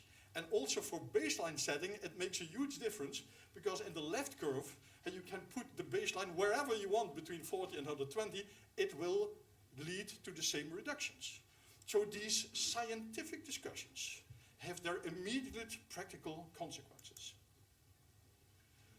The next problem is that the global warming potential that the UNFCCC has chosen politically to adopt as a metric for recalculating greenhouse gases is not suited for peatland emissions. IPCC writes that already in the first assessment report in 1992, that it is not suitable, but it is working, and therefore we stick to it. Here I have, I hope that you can see it, shown that there are different metrics. We have here modeled the federal state where we are living in, Mecklenburg-Vorpommern in Germany, with respect to peatlands. And we re-wet the area in 2010, I think it is. I don't see it yet. On top, you see what is happening with the CO2 balance. The CO2 balance almost immediately becomes negative and remains negative. You see what is happening with the carbon balance. It almost immediately becomes negative and it remains negative. It's a little bit less than the CO2 balance because you get methane, also a carbon source, out again. Then we see what global warming potential 100 looks like. It drops immediately and it stays constant. But if we look to the only viable matrix, that is radiative forcing, what the atmosphere sees, we see this remains positive all the time. Re-wetted peatlands remain warming the climate for hundreds of years. We can modify this a little bit, but this is the story. It reduces the emissions enormously. This orange field is the amount of emissions that are reduced by re-wetting between the baseline on top and the re-wetted situation at the bottom. As you reduce immensely, but it does not cool yet. The third thing is the problem of permanence. Permanence is an invention of foresters. Because if you plant a forest and you cut it, the carbon is back in the atmosphere. This is not the case with emission reductions, not with peatland re-wetting. If it is re-wetted, even when you reverse the activity, the emission reduction stays. Every emission reduction is permanent, even if the activity is later annihilated. Two graphs to the left you see in blue the re-wetting and keeping it re-wetted, and you see there is no increase in climate burden anymore. In red is the status quo, and then you have subsequently different scenarios that you re-wet 10 years and drain again, re-wet 20 years and drain again, re-wet 30 years and drain again, and you see these project scenarios all remain below the baseline. Even if you re-wet one day, you have a permanent reduction of the burden on the climate compared to the baseline. We even checked, and that is the right graph, that you re-wet 10 years, then drain 10 years, re-wet 10 years, drain 10 years, and that is this wiggle thing between these two graphs. The lower graph, the blue one, is still the permanent re-wetting. What is the color? I forgot it. The red one is the permanent drainage. You see that it goes up and down, but it remains below the baseline. That is very important to understand because this is crucial for carbon farming, because it allows reversible reduction projects, and this is attractive. And that is what some people here are trying to implement, because we know that a short project, even with an initial negative climate effect of methane, you see that in the beginning with the red arrow, inevitably has a positive effect later. This is not the ex-ante rewarding of reductions, but the ex-post rewarding of efforts that inevitably bring mitigation. So we talk about, with CRCF, about ex-post rewarding, not about ex-ante. This is an ex-post rewarding of efforts that inevitably reduce the burden for the climate. The next problem is what is actually a peat soil and an organic soil. We must, for CRCF on peat, distinguish peat soil, organic soils from mineral soils. But we do not have a worldwide standardized definition for that. No definition addresses the climate function of peat and organic soils. And the existing ones are wrong. They have been inspired by agricultural considerations. The depth of the plow is the main source of the definitions of a peat. This has nothing to do with the importance for the climate. We are using the wrong definitions. Because a 15 centimeter thick layer of peat may hold per hectare already more carbon than a high carbon stock tropical rainforest. And we all agree that we have to save high carbon stock tropical rainforest for the climate. If that is so, we also have to safeguard peat layers of 10-15 centimeters. And that is the reason that the UNEP Global Peatland Assessment has encouraged countries to use peat layers thicker than 10 centimeters as the definition for peatlands in their policies. But if we would do that for the European Union, it would imply that the entire European Union, almost the entire European Union, has to be remapped. It is of course faster and more pragmatic to use existing definitions and existing mapping, but we must aware that we might be wrong, that we exclude opportunities for reducing emissions. So we must use existing maps, here the map that we just made for Lower Saxony, although we know it is wrong, but it is better to use a somewhat wrong map than not do anything at all. The next issue is that emission data have a wide range of uncertainty. That has to do with the fact that we are dealing with various greenhouse gases, with various site conditions, with various measurement methods, but also gap filling methods and interpolation methods. And we have in the literature an enormous amount of flaws in publications. With the first meta-analysis that we made in Greifswald in 2010, we had to get rid of 80% or 90% of all publications because they were not measuring long enough, they did not include biomass in the right way, etc., etc. There's a lot of rubbish outside in the literature, and you have to do quality control. This is of course such an issue. Who is going to define the emission factors and to validate the emission factors? I think for market reliability, we want to get money from the market. The product must be as reliable as possible. You cannot leave it to the project operators to develop their own emission factors. This has to have a quality control like we have done in the IPCC in the 2014 wetland supplement. A similar thing, quality control has to be centralized. We also know, and we have discussed this many times, that for standard monitoring on a large scale, doing 500,000 hectares of peatland rewetting every year in the European Union, the direct greenhouse gas measurements with chambers or with eddy covariance, etc., are too expensive. We need cost-effective proxies to bring that into the area. And we know by now, by a long experience, that the average annual water table depth is worldwide, everywhere, the best single predictor of emissions for peatlands. So if we have data about water level in peatlands, we have a good idea about the emissions. Also, land use has been a classical proxy for emissions. Actually, the entire IPCC guidelines based on land use, a little bit modified, cropland, forest land, grassland, you know, it's settlement, wetlands, etc. This works. But even more accuracy, and interestingly also on a politically relevant and practice-orientated timescale of a year or several years, is reached with vegetation. Here we see this same graph again about the relationship, the linear relationship between average water table depth and CO2 emissions.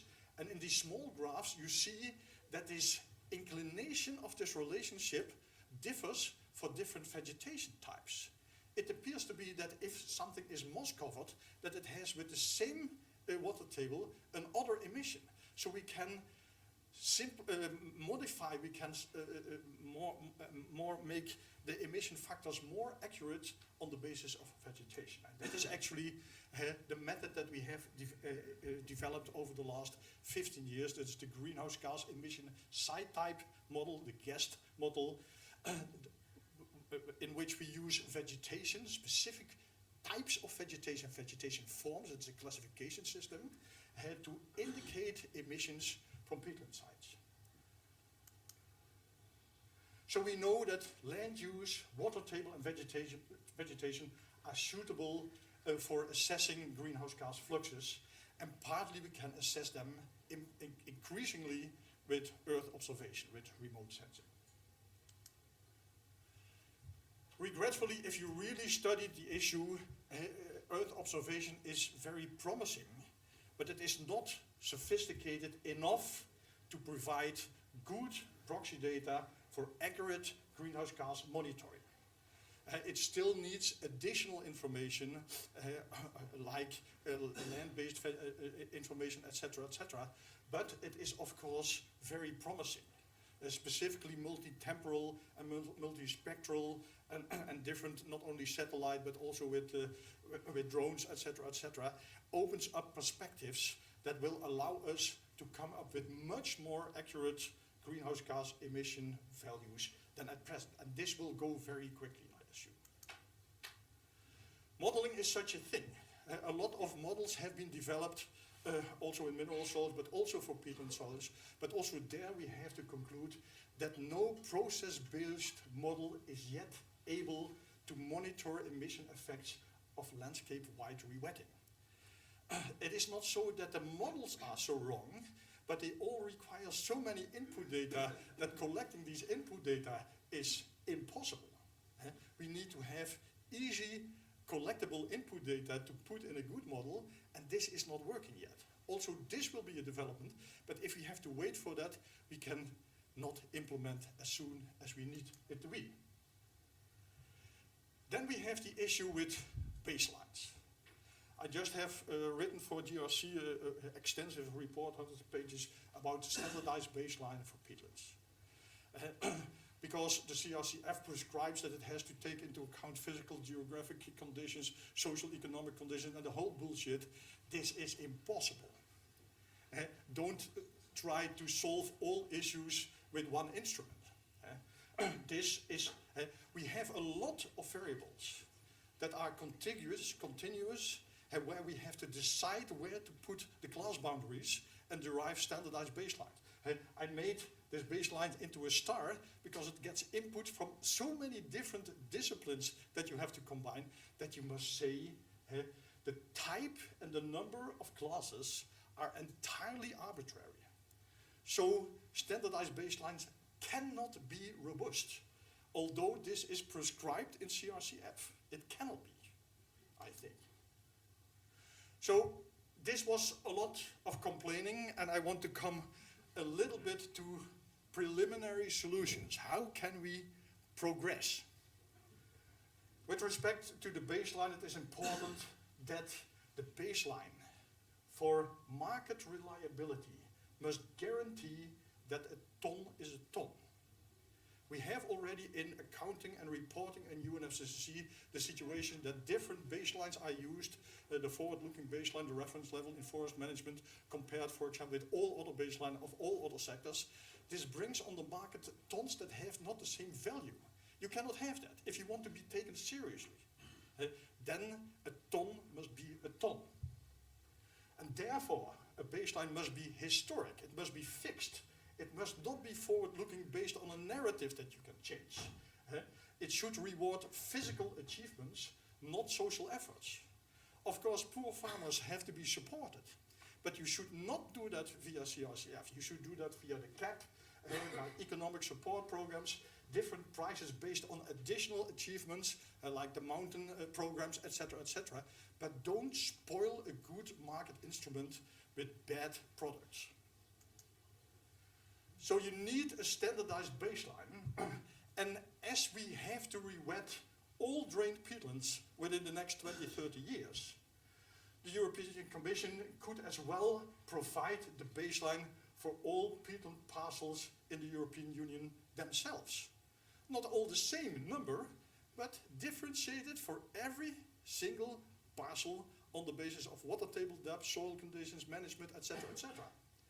This will allow a methodological consistency and provide transparency that is needed for the market. We want to go on the same level as the European Union emission trading system, with these prices and with this reliability. It will make the cumbersome validation of many different project baselines redundant. If every project is going to make its own baseline, you create a chaos on the market unless you guarantee that you have a trustworthy validation centralized. And that is much more work than do it from start yourself. it will therefore be much cheaper and much faster. I think that in the next months, a feasibility study should be made whether it is possible to make, on the basis of available data with water levels, vegetation map, Colonna, etc., a baseline map for all peatlands in the European Union. We have shown for Germany and some other countries and parts of countries that it is possible to come up with a rather reliable baseline. We should try to provide that for the projects. And projects that do not accept the standardized baseline can always develop an own project baseline, but then they have to pay it themselves. And that is always a balancing, of course, will it cost more or will it bring more? Of course, there is a bias when you can choose, that is correct, but making a good baseline, a trustworthy baseline, is also not cheap. Don't forget that. Permanence, emission reductions is inherently permanent, and this allows for reversible projects without losing the climate achievements of short-term projects. And this is an enormous important asset, because this perceived irreversibility is the most important obstacle for rewetting of agricultural land. That is our experience over the last 15 years. Additionality. I say, forget additionality. As long as we are living in a world where rewetting is less than 5% annually of what is needed, you can simply deem all rewetting as additional. The mangrove people have done that. You can do that. Start to think about additionality after you have rewetted 30, 40 or 50% of the drained peatland area. Then it becomes relevant, because then you have completely changed economic and political situations. Don't do it now. Skip additionality. Rewetting. Emission factors have large uncertainties for various reasons that I just mentioned. So we need more greenhouse gas emission research and better site differentiation, which will decrease uncertainty, but some uncertainty will always remain. If you want to be entirely safe on the project level, you should only allow water level rise of at least 30 centimeters. But on a program, regional, national and European Union level, uncertainty will increasingly factor out and become less of a problem. And if you would like to avoid this discussion about sigmoid or linear, I think that the linear is the more right one. But if you want to avoid this discussion, then you have to rewet until at least minus 20 centimeters. Good. Emission data are poor in number, diverse and insufficiently harmonized, and the European Union should therefore incentivize gap-filling research and meta-analysis. Experts should analyze these things, provide best estimates for non-measured situations that you can use them in your projects, and recommend gap-filling research. We should allow flexibility in monitoring method. Everything that works, works. But water level and vegetation are still the best proxies. But you should stimulate methodological development, including of Earth observation. We have to keep in mind that reduction credits are no removal credits. Reduction credits will fade out in some decades, because eventually remaining emissions can only be compensated by removals, not by reductions elsewhere, because everybody has to go to net zero. But the reduction credits can provide income opportunity for farmers until wet production techniques, paludicultures, are self-sustaining. Methane, rejoice in methane emissions.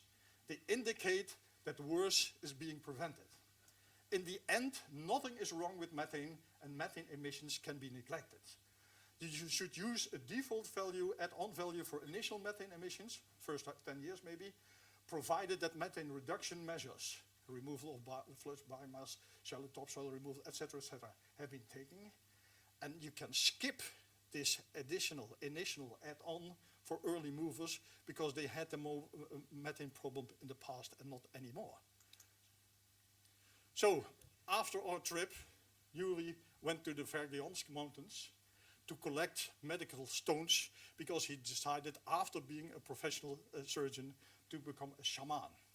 And the year after when we came back, he appeared to have learned all the plant species of the tundra with their Latin names, that he could also communicate with us. He learned me that the Dutch proverb is right. Zachte heelmeesters maken stinkende wonden. Soft doctors make stinking wounds. We need to take rapid and drastic action and explore new avenues. We must set out on the journey. We know the direction. We will find the right path on the way by following the pioneers, combining existing knowledge with new technologies, learning by doing, and being persistent, consistent, and transparent. Take your knife and start cutting. The pain will soon be over.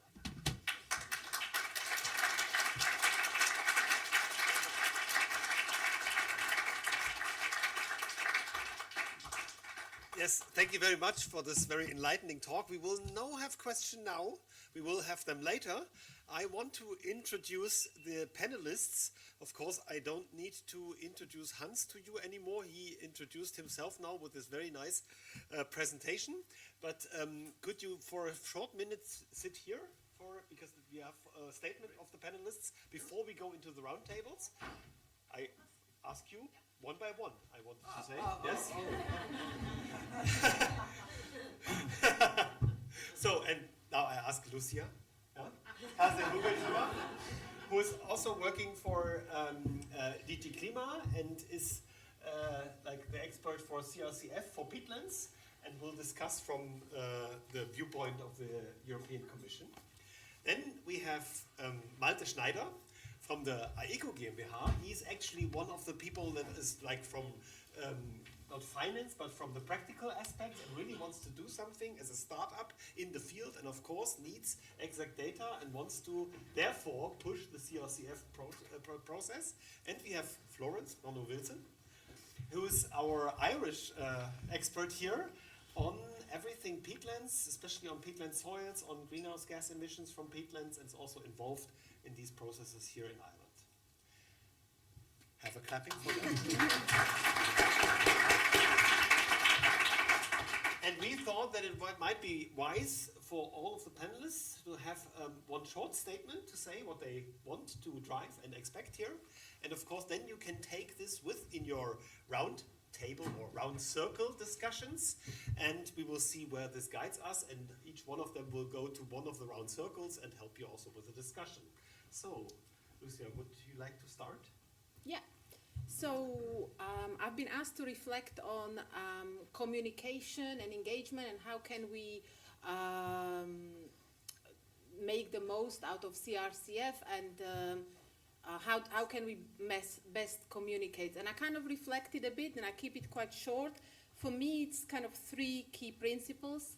And the first one is kind of build trust with the stakeholders, and we've been trying to do that from the beginning.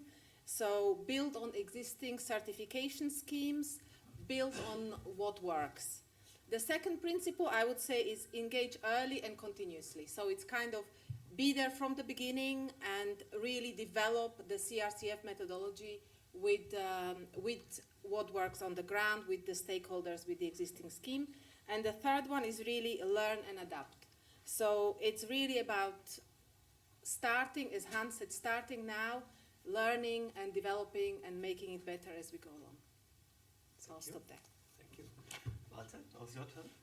Yeah, thanks. I'll add to one of your pain points, but I think it's important. Peatlands is many parcels together because it's a hydrological catchment area, so you have many owners and maybe even a few farmers, and you need to convince them all together.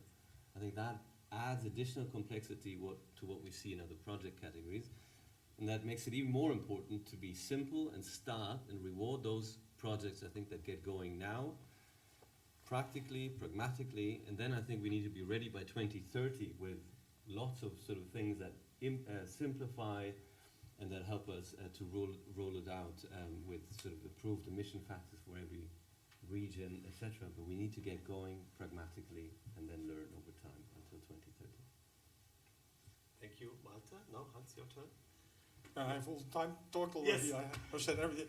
My simple message is always that peatlands have to be wet as soon as possible, and you have to get rid of the hurdles that prevent that, and be pragmatic in that. We might not know every detail, but we know the general things, and we can learn. We should not let the better be the enemy of the good. Yes, I think it's a good statement. And Florence, do you have also a short statement for us? A very short one. As you said, we've heard a lot of things at this conference, but peat soils are even more special. You know, all the problems, all the things you've heard, I think we can multiply that by 10. I know there's solutions there. I know we need to start, but we have a lot of problems. They're special. Irish peat soils are even extra special. Really, really, really. I may discuss that afterwards. But what I found from our Irish experience is that, and in the context of the schemes here, the CRCF, is that I don't think the scheme is taken into account the issue of heterogeneity at different scales. Landscape scales, regional landscape and field. And we have this issue in Ireland we've come across, and we need to know exactly, I know you had some very good idea about baseline, but we need to know what we have before farmers move in, and what we have at the moment is a patchwork of things that could go really in all sorts of directions, and I want to address this before we get too far. I think we need to address the heterogeneity, which is important at different scales, and right from the field all the way to the landscape, which in Ireland is important. I shall, just for those who don't know, we have a fifth of this country is actually peat soils. That's a lot. Yes, thank you very much. And now there are coming up these discussion points, and I read them while the people now come to their circles. Also, the people here on the right can watch their circles. There are 4 circles in the room. You can see them. They are not perfect circles. It's like with peatland rewetting. Yeah? Don't let me the perfect the enemy of the good. We just start. So find your circles, and also the panelists will go into the circles, and the people that end up with Hans will discuss what are the main challenges in CRCF processing and development. How can we overcome them? Well, Lucia is ending up where you will talk about how can communication at all levels improve the CRCF policy implementation. What communication strategies have proven most effective? I keep them here so you can always look them up. And the group that ends up with Malte will discuss why is it important to have well-developed CRCF schemes, what factors are key to successful CRCF implementation, and Florence group will discuss how does data availability and sufficiency affect CRCF implementation, how can we improve it. Don't be shy, just find your circle and see which panelist ends up with you and discuss the question that is on the board. Here in front you cannot discuss anything. Yeah. So these circles are not perfect, as I said.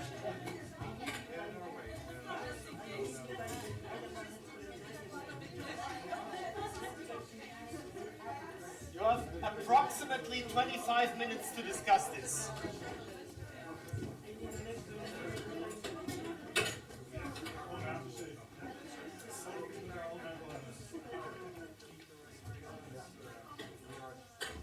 Keep it, yeah.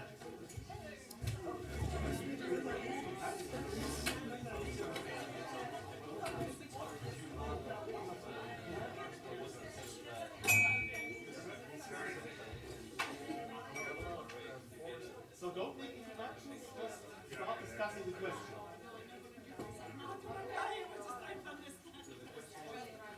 What are the main challenges? Not mention one of them. Well, you actually mentioned it, but I think we should do a bit more. Let's say people overcome the complexity of actually generate some contribution credit from this. Then who's going to buy them? And how do you make companies want to buy credit from people? Yeah, who's going to buy the credit?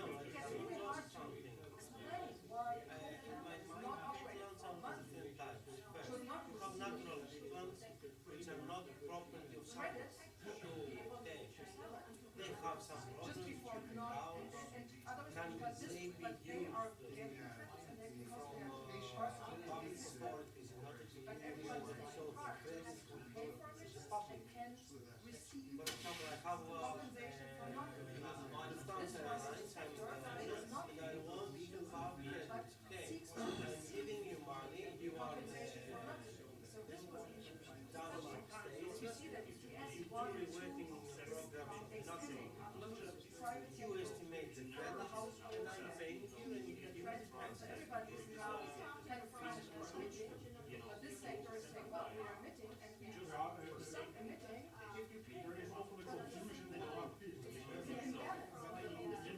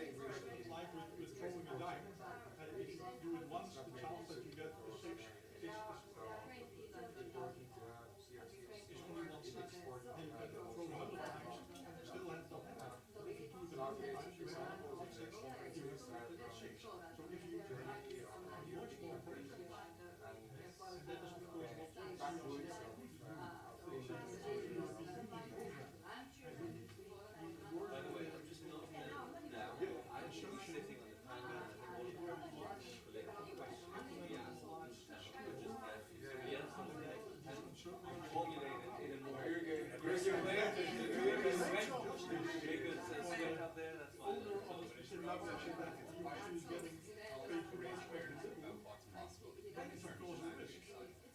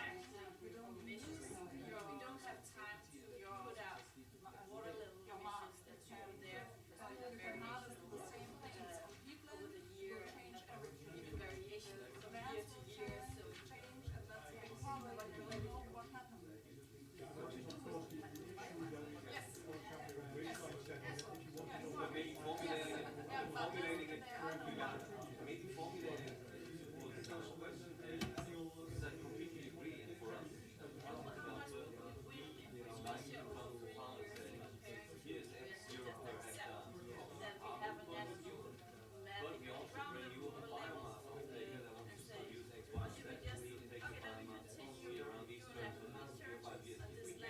agricultural policy is not.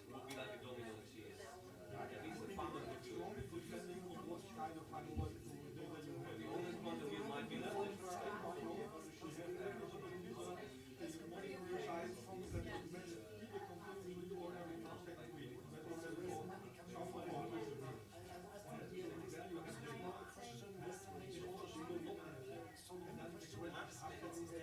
course make it more channels.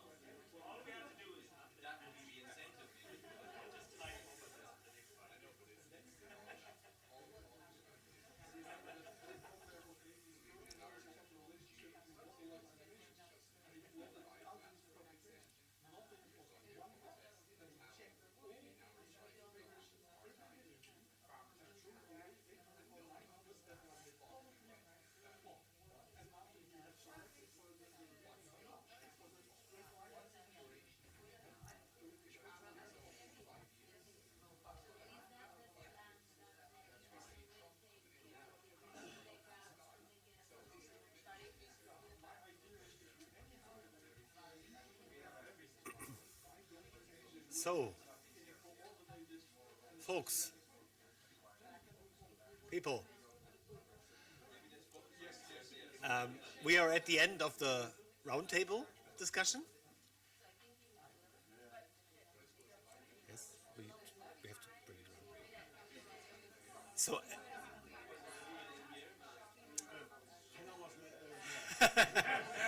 yes, of course, we need more time. I know that. But I would ask the panelists to come back to the front, to return to the panel.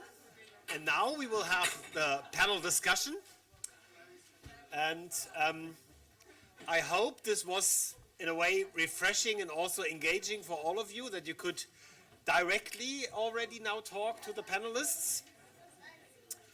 And yes, I'm waiting for them to come back.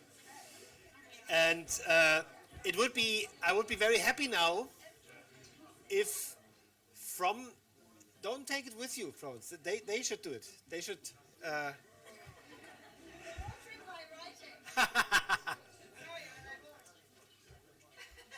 We will try to figure out. So now before we ask the panelists. We want to have the rounds. Tell us, we have a room microphone. Tell us the important takeaways they had from their discussion. In answer of the questions that we had on the screen, yeah, just go to them and find someone who's telling you, yes, to this group. Somebody wants it? Yeah, we are very spontaneous here, that's good. Yeah, the room microphone is up. Does it work? Yes. Oh, cool.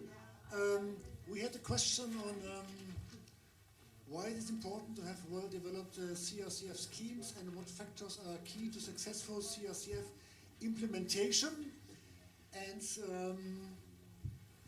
well, this is really difficult to read. One point is not top-down, but to work bottom-up, so together with the landowners and the farmers. I really can't read this. Alignment of what? Yes. Important is planning security also in the long run. So what happens after you revet for a couple of years? Is there planning security? Then of course, question is what is the business model behind? This would be important as a factor for successful implementation. And what is clear communication around? What does it mean? Do you remember? Yeah, but it's a good thing. Clear communication. Clear communication. That's indeed true. Because that brings me. I will shift to the next. I will shift to the next group up there. To the, like we call it, the communication group. What did you come up with? Like, what is important for the effective communication? What is your talking points that we can bring into the discussion right now? Okay, so our question was, how can communication at all levels improve the CRCF policy implementation? So what we have written is kind of simplicity and clarification between policies, speaking with a degree of certainty or honesty, acknowledging the unknowns. Inaction causes a level of distrust and a kind of, with information sitting in the ether, things can kind of breed underneath, which makes more issues. And we kind of have a bit of a statement that we probably need a lot more explaining. Would be to kind of make incentives worthwhile and advertisable in terms of that would lead in with communication. And then the secondary question, which we didn't really get around to, was what communication strategies have proven most effective? And it's a bit general, but kind of the bottom up or regional approach to this kind of communication is key. Okay, yeah, thank you. I think that sounds very good. So we turn now to the big round, and there was nothing written down, so I hope. Elizabeth did something, that's good. Well, yeah, I think I can summarize very quickly from my understanding from the discussion. One challenge which had different view was the demand, and it's unclear that in some countries there's a lot of demand, maybe in others the demand is not there. So maybe it's about the whole system to develop the demand. We didn't find a solution for this one, but the second biggest challenge is the lack of data and what to do with those regions that cannot apply the guest approach.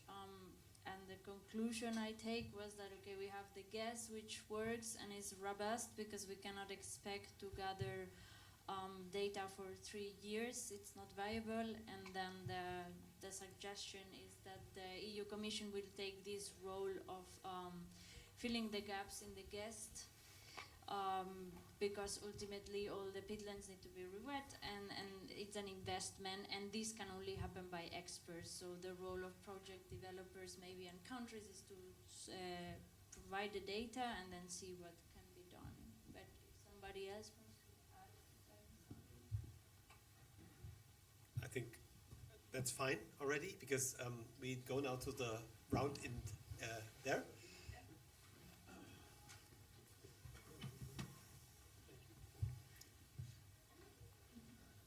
Okay, Flo's rating's better than mine, but mine is diabolical. So, first of all, we talked. Our question was, how does data availability and sufficiency affect CRCF implementation? So, one thing we talked about was that, do we have enough data to start at least? Is there enough to say, okay, let's start, let's improve that baseline? We talked about adaptive management in that, and seeing if we can shift it as we move.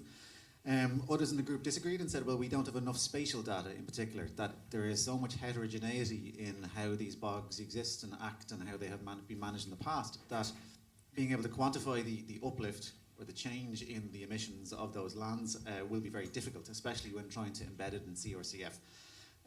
Some legal queries around appropriate assessment and how we must know the positive outcome will occur, and in most cases we can't actually definitively say that. So we may actually be contravening our additionality there, certainly in terms of protection. But then queries around additionality being both legal and financial, and that in some of these cases, yes, there may be existing legal obligation, but the finance isn't there, and therefore if we can provide the finance from elsewhere, then it does become additional. So that's a positive. We spoke briefly about the sigmoid curve and the straight line curve, and that some of the more recent work in Denmark has showed a reinforcement of the sigmoid model, which is, good or bad, depending on how you look at it. Again, coming back to not having enough data, but also in some cases having too much data that's simply not interoperable or combined, in that it's sitting in servers elsewhere doing nout. That's us, I think. Yes, thank you very much. That gives us a lot of things to think, and I hope we can bring it to some questions to the panelists. I would like to ask you, making the round really, that you tell us about. There was this. A lot of things are still uncertain. we talk about the right model and so on. So how can we communicate in a sense of certainty about uncertain things? How we do that effectively? And therefore, I like to ask Florence first, and then go just on the line. Just short answers. What do you think? What can be done about it? Okay. I was just actually making the point of all the data would show that we have this huge uncertainty with our degraded peatlands once they are re-wetted. They are not as resilient as normal peat soils, and there is this huge interannual variability. On top of that, we're going to have climate change. So Ireland, even though we are the northwest border, but we're actually getting drought as well in the summer, whereas some parts of Ireland we're getting even wetter. So how do you add that on top of it? We can work with it, it's just it needs to be integrated into this scheme, and I don't think it's integrated enough. Brushing it off is not going to help. We need to integrate it and then move on. Not to stifle the whole scheme, but to make sure it's there and we're aware of it and we can be transparent about it and not ignore it. Yeah, thank you. How can we communicate in a certain certainty about uncertainty? How we do that so that it's effective and not intransparent? Uncertainty is an invention of scientists. It's the most important instrument of science. You have to doubt as a scientist. In real life, politicians have to decide, even on the basis of incomplete information. And the most important thing is that you recognize that not deciding is also deciding. It is deciding that it remains like it is. And we do not want to remain like it is and go into the wrong direction. So we have to take some risks, not too large. It is the same as walking in a peatland. If you come in front of an unknown peatland and you want to cross it, you also do not know what problems you are going to encounter. You only know the direction, and you have to start walking and find the problems and solve them when they are there. And of course you must be careful, and that is the way we have to start. Of course there is a very good discussion about the model that you say, it is real. I do not put this away. But nobody says that emissions are decreasing when you drain peatlands deeper. Unless you drain them to such an extent that it is dry peat, then it will also not oxidize anymore. But that is in a landscape unthinkable. So we simply have to start. There is nothing wrong with making peatlands wetter. It is a non-regret thing. There are some dips with nitrous oxides in specific levels, etc., but this is not a large deviation. So we know the direction, and we should start, because the challenges are enormous. What is in front of us, if we do not get this under control, is beyond imagination, I think. We have seen many examples in the last years. We should not want to have that.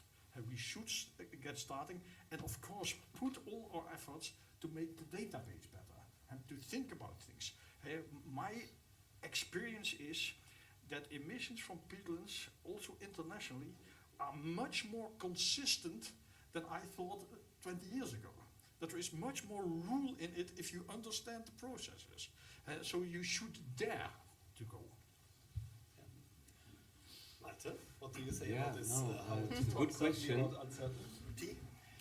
I'll just, we are talking about large uncertainty, but super small volumes of carbon credits that would come out of this now.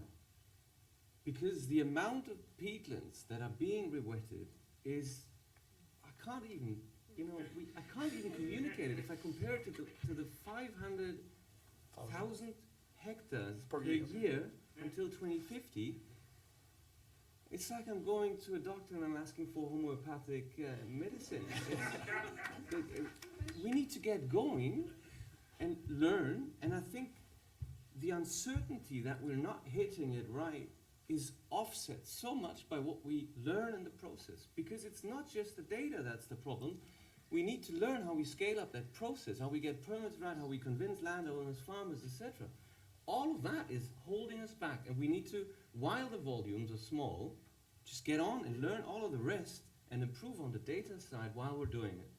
So that's something that I feel super strongly about, because really this greenwashing, fear, etc., yes, it's real, but we're increasing the knowledge base a lot, and a few thousand tons or even 10,000 tons, if you compare it to, you know, the problems and the quantities, even on the carbon market, which in itself, the voluntary one is minuscule, it's negligible compared to the learnings we will get.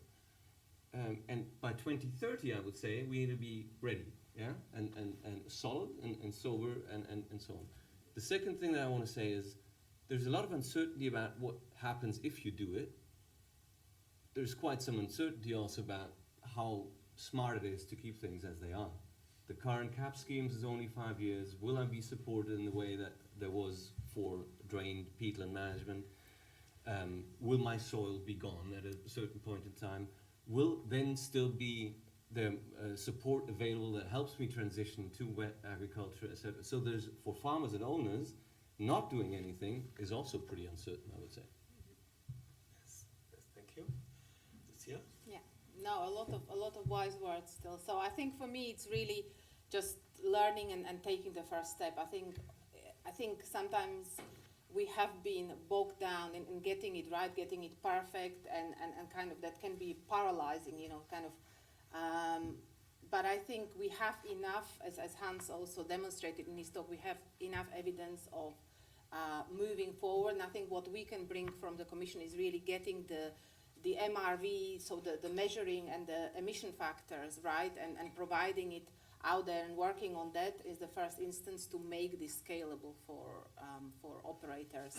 Because yeah, as the challenge is huge, but I think we are determined to make the first step. So yeah, not be put off by the uncertainty would be my message. Yes. But can I just add, we really need, one thing we need to reduce the uncertainty is the what we start with.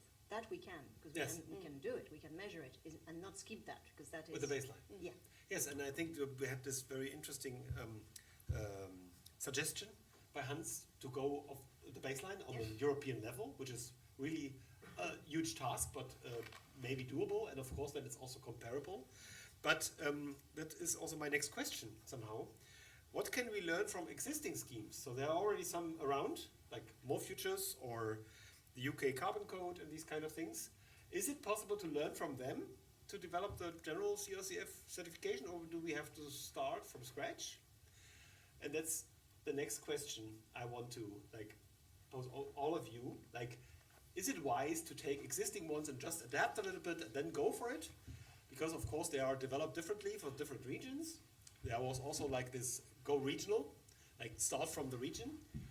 Or should we strive to, is it a good idea? So that's the question, to start from existing stuff and just try to make it better.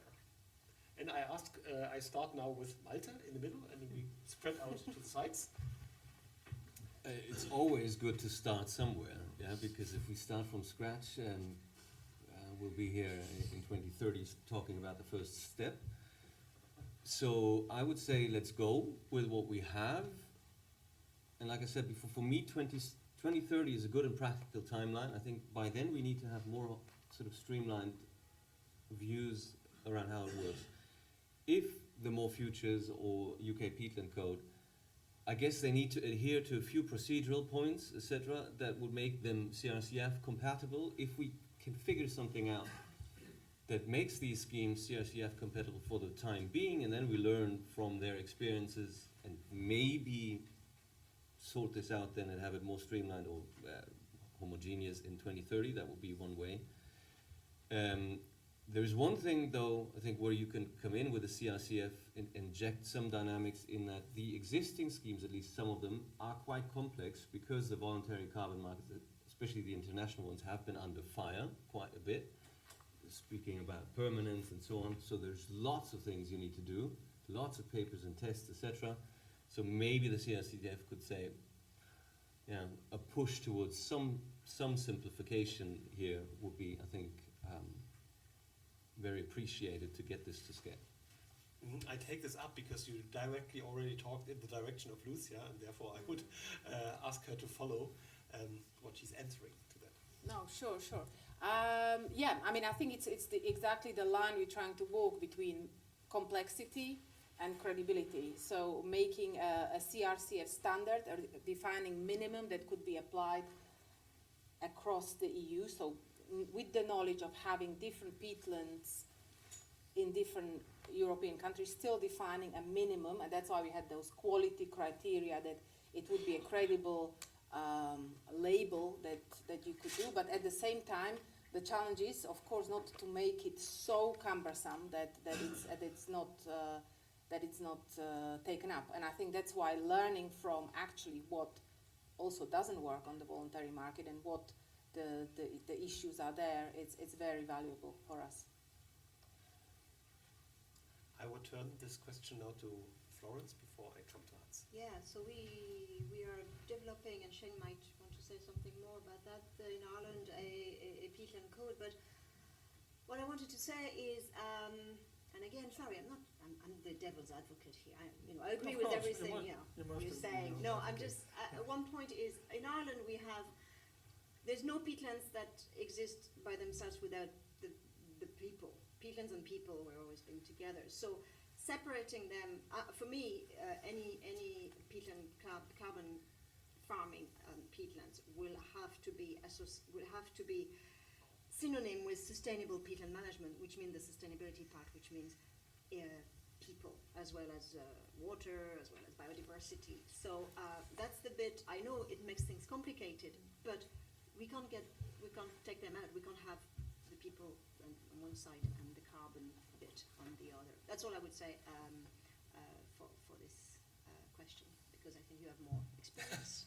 Yes, I would like weigh in a little bit here, because our final workshop for a MOCA project, which was peatland climate protection via building capacities for the experts and so, and it was people make peatlands. It was our claim. And I think I agree completely that peatlands and people have to be thought of together. And I think also Hans will agree on that. But now back to the question, that we asked beforehand. I forgot. Can we learn from existing approaches? And is this a wise thing, or should we invent the wheel new? Yeah, we always have to learn from existing projects.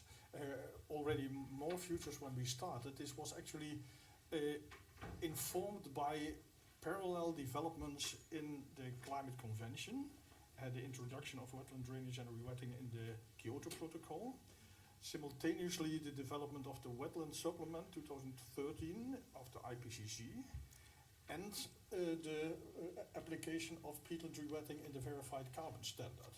And then we said this is such a complex system.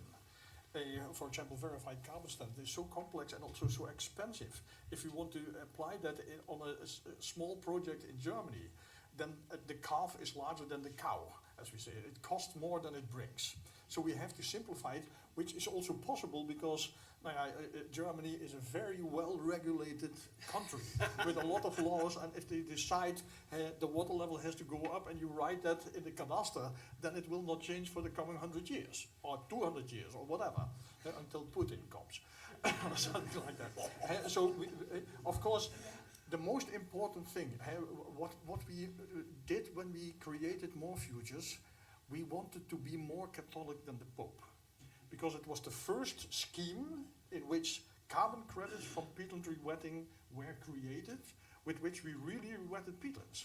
And there was a lot of criticism, because whereas nobody had ever thought about methane in the Climate Convention, the foresters not, the grassland people not, as soon as we with peatlands came, then suddenly methane became a problem. So we wanted to be very strict and very clear. I think it is not necessary to be so strict anymore. Yes. We have learned that we can do things also in a more flexible way. That is not wrong. So we can learn it. But the most important thing for More Futures is not the amount of carbon credits that we have realized. It is a communication tool. The most important thing of More Futures is that we showed to people that peatland emissions cost money, and if you want to reduce it, that it costs money and it brings money. That emissions from peatlands have a value. And that's why we are now continuing with that. That is important to scale this up. It seems like you read my mind somehow, because my next question, and also the last question we can always ask so many questions here, is how important is branding? So how important, because you brought up this More Futures issue, that it was actually a good communication tool. So how important is branding in getting these things in effect, getting it accepted, getting people to be involved and accepting what we are doing here? And of course I go the round again. Short answers, please, yeah? And some thoughts about it. You can already use this one and put your biggest takeaways into the word cloud, and we will have a look at it afterwards. But now I will start from where I didn't start yet. I'm starting with you, Lucia. And then we go just around to the right. And with this, how important is branding to really make it effective? Okay, you mean the CRCF branding, or? Yeah, or of some codes, whatever, like how you call it, how you communicate about it. Okay. I mean, for me, it's kind of branding in the sense of setting the standard and that the market and the buyers know what the label or what stands behind the label. In that sense, I think branding is important to get clarity and to get the buy-in. Yeah. Okay, Malte? I think it can potentially be super important if the CRCF brand sort of stays, and I think it stands for some degree of certainty and long-termism. And if that can be communicated to the farmer, look, hey, or the owner, this is here to stay, this is EU strategy. They might not all love the EU in the rural parts, but it's here to stay, and it takes longer, these things, than the current cap periods. I think that might trigger them to take a leap. Okay. Yeah, we had a Dutch advertisement, I forgot for what, but it was sounding, quality is our brand. I think the quality is most important, and that is branding itself. Yes. Simply branding a thing without showing that it has quality, both consistency but also operationality, doesn't make any sense. You must make a good product, and then it will sell itself. And branding is an instrument for that, yes. But the quality is most important. So like trusted brands, so to say, yeah. So. Yeah, I don't know anything about branding. Sorry, went to the wrong school. I went to a farming school where I would say what's important is the words you're using. The words you're using, not the branding. I don't know what branding actually is. Yeah, but it's the words you're using. Yeah, actually. but the words you're using in Germany might not be the same we'll be using here. That's what I want to say, and we're all on the same boat here, so anyway, my branding. Yeah, that was very nice. Anyway, we are on the same boat, yes. And I also liked what you said before, like that we are bogged down in something. That was also very nice. I think. That's a negative language. We want to stop. Yes. Once and for all, stop the negative language around wetlands. That's true. We have to have positive language. It's also kind of branding. Yes. And I'm curious what is like behind those votings. Could you please, IT, put it on the screen? What people have written, what are their biggest takeaways? Because of course we are all interested in what this is. Yes, it's hard for the people on the panel to see that. While it's bringing up, you can say your biggest takeaways. I'm starting with Hans. Short, I'm biggest hungry. takeaway.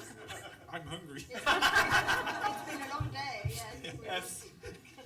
Yeah, there's investment required. Oh,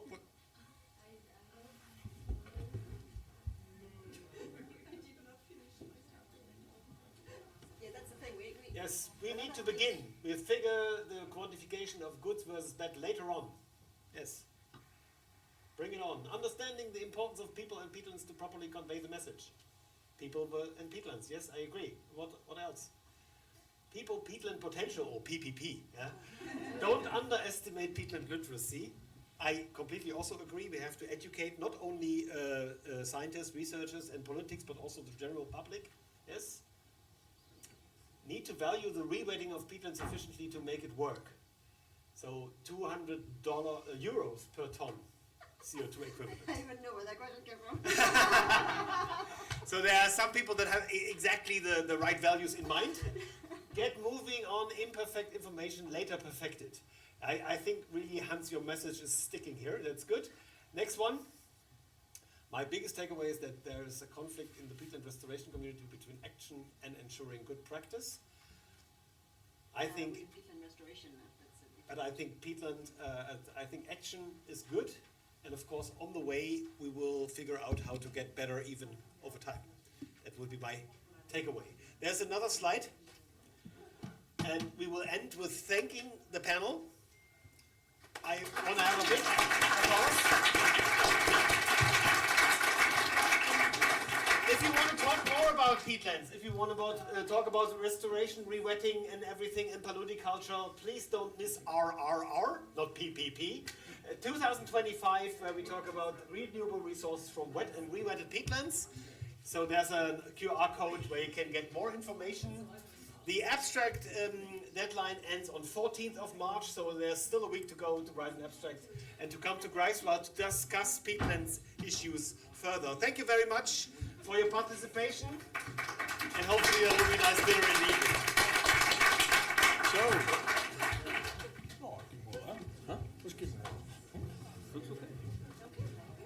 Very nice. Very nice, very lively. Yeah? Really lovely. Okay for the dinner, but you need to respond for both or only one? Cool. I need to pay them? Yeah. Thanks a lot, Dan. Thanks a lot.